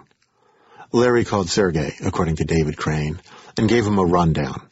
Not on the valuation he expected, but on the technology being used by the traders. "Here's what I'm looking at," Crane heard Larry tell Sergey. "Here's what the systems look like, and here's how much data is passing through. This is how fast it's updating. This is the resolution of the monitors. This is how big the monitors are, how many they have." I joined a half dozen employees gathered around a TV mounted on the wall above the PR cubicles. On the screen, a bunch of people in suits stood before a large electronic display. I didn't recognize Larry at first, wearing a gray jacket, a white shirt, and a red tie. Was this the guy I had seen sweating on a locker room bench as he struggled out of his hockey pads? Eric stood to Larry's left, and Omid looked over his shoulder as Larry picked up a marker and signed his name on a glass screen, and by so doing, made them all billionaires. Someone standing behind me opened a single bottle of cheap champagne, poured it into paper cups, and passed it around. Then we went back to our desks. The thing I remember about the IPO, Paul Buchheit told me recently, is how much of a non-event it was. I was at Microsoft the day Windows 95 went gold, and that was a huge party. I got in a little late, and the place was just destroyed. The carpet was torn up because someone brought a motorcycle inside. Tables were smashed, and they had gone through some enormous amount of alcohol. It was a big deal. The IPO was not that big a deal. Everyone was just working. Kind of remarkable. Larry and Sergey did all they could to keep the company culture as it had been. Wayne Rosing told the engineers that he would personally greet anyone who showed up the next day driving a Ferrari, and that he would gladly redecorate the new car with his baseball bat.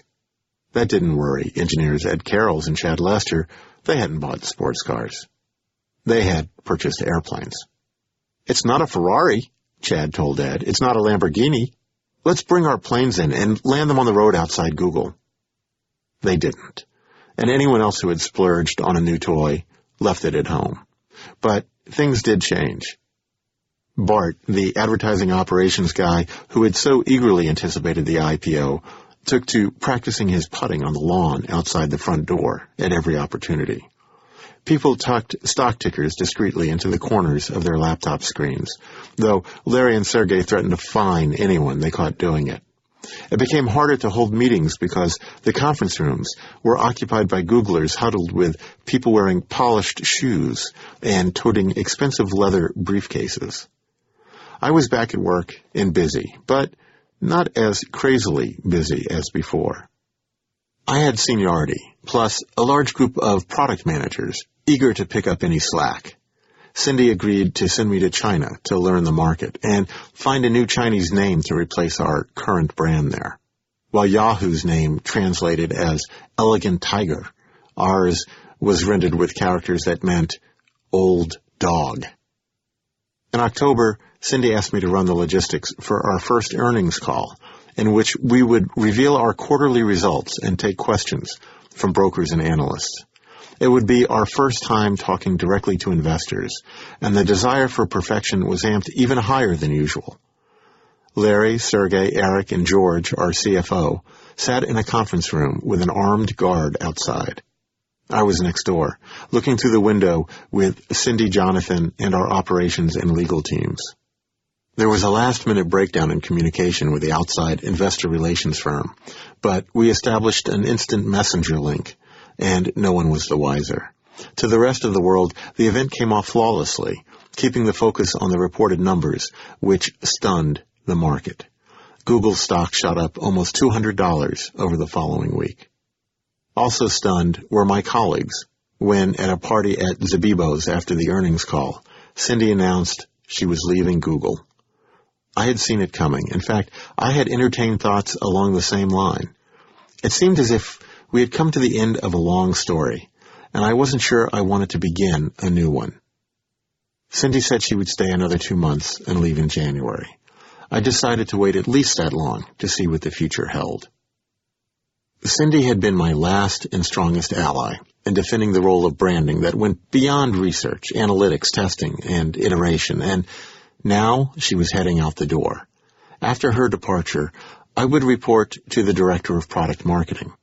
He seemed very well qualified for the job. He had earned degrees in electrical engineering and computer science from MIT, had worked as a business strategist for a consulting firm, and had been a VP of global product marketing for a major networking company. He was exactly what Google was looking for, and that meant I no longer was. 3 weeks after Cindy left, the director of product marketing called me into his office.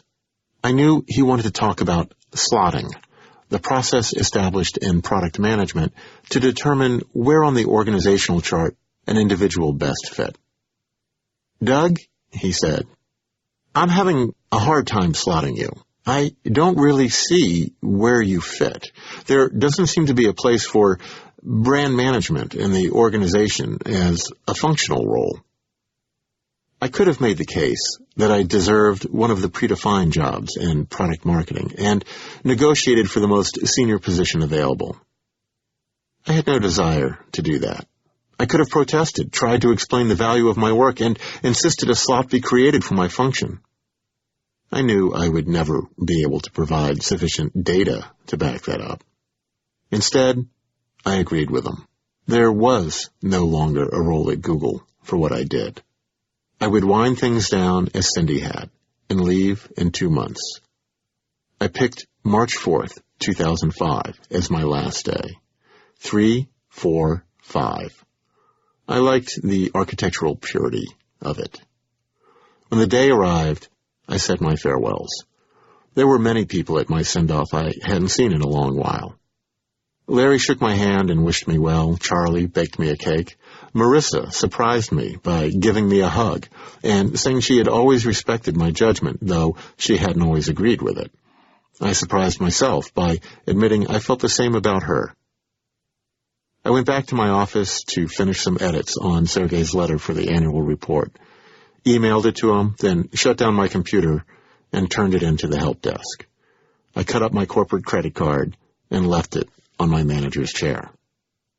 My exit interview was brief, and with an HR staffer I had never met before. It was late when I went out to the parking lot and climbed into the Taurus. I put the key in the ignition and turned it. I sat for a moment, breathing.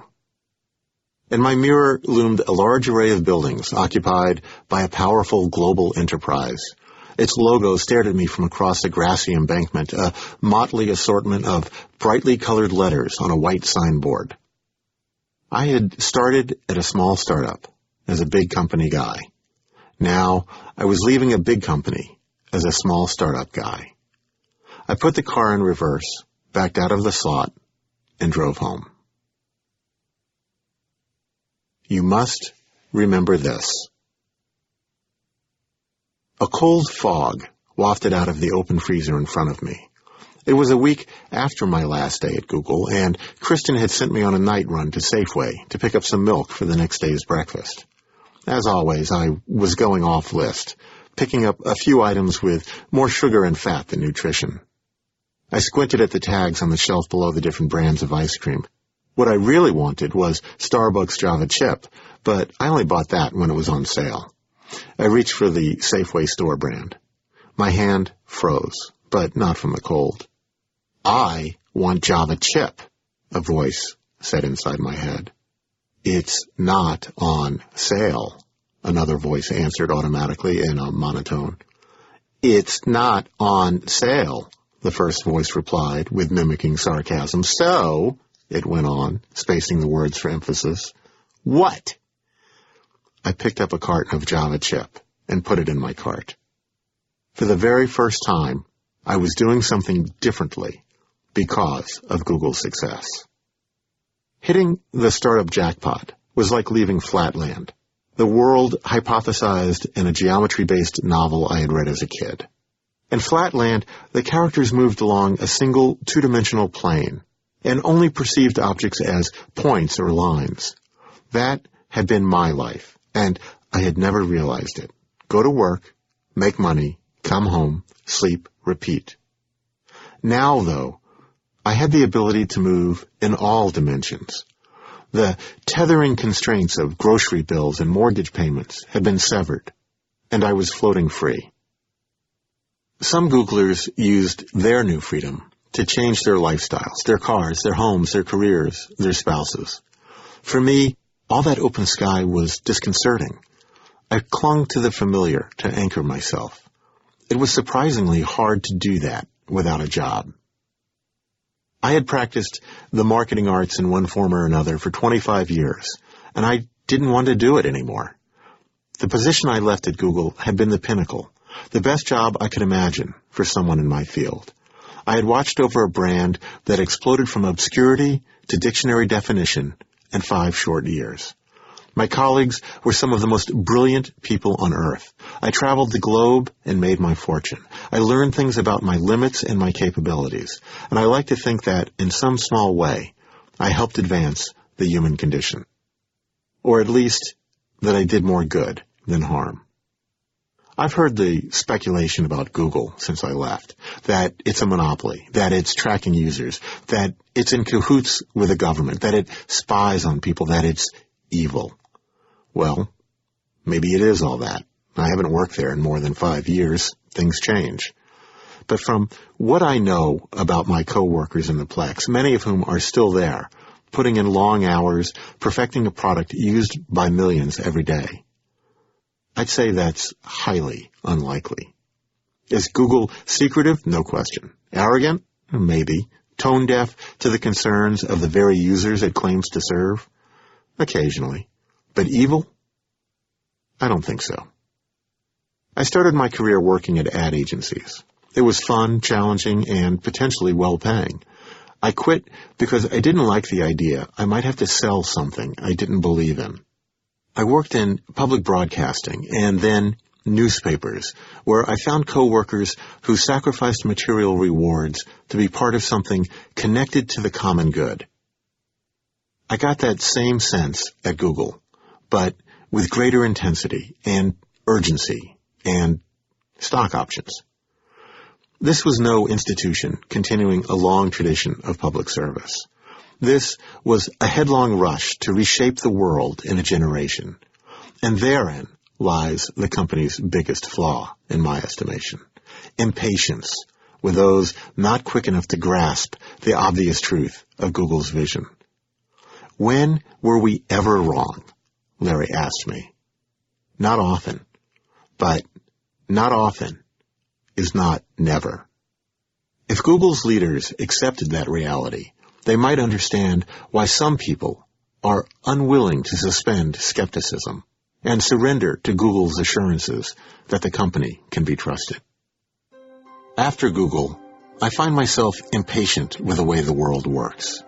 Why is it so hard to schedule a recording on my DVR?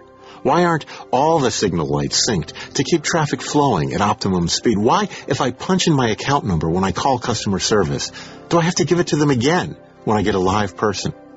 These are all solvable problems.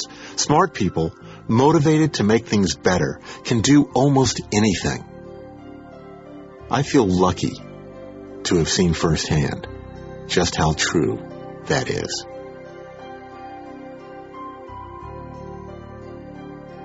This has been an Audible Inc. production of I'm Feeling Lucky, The Confessions of Google Employee Number 59.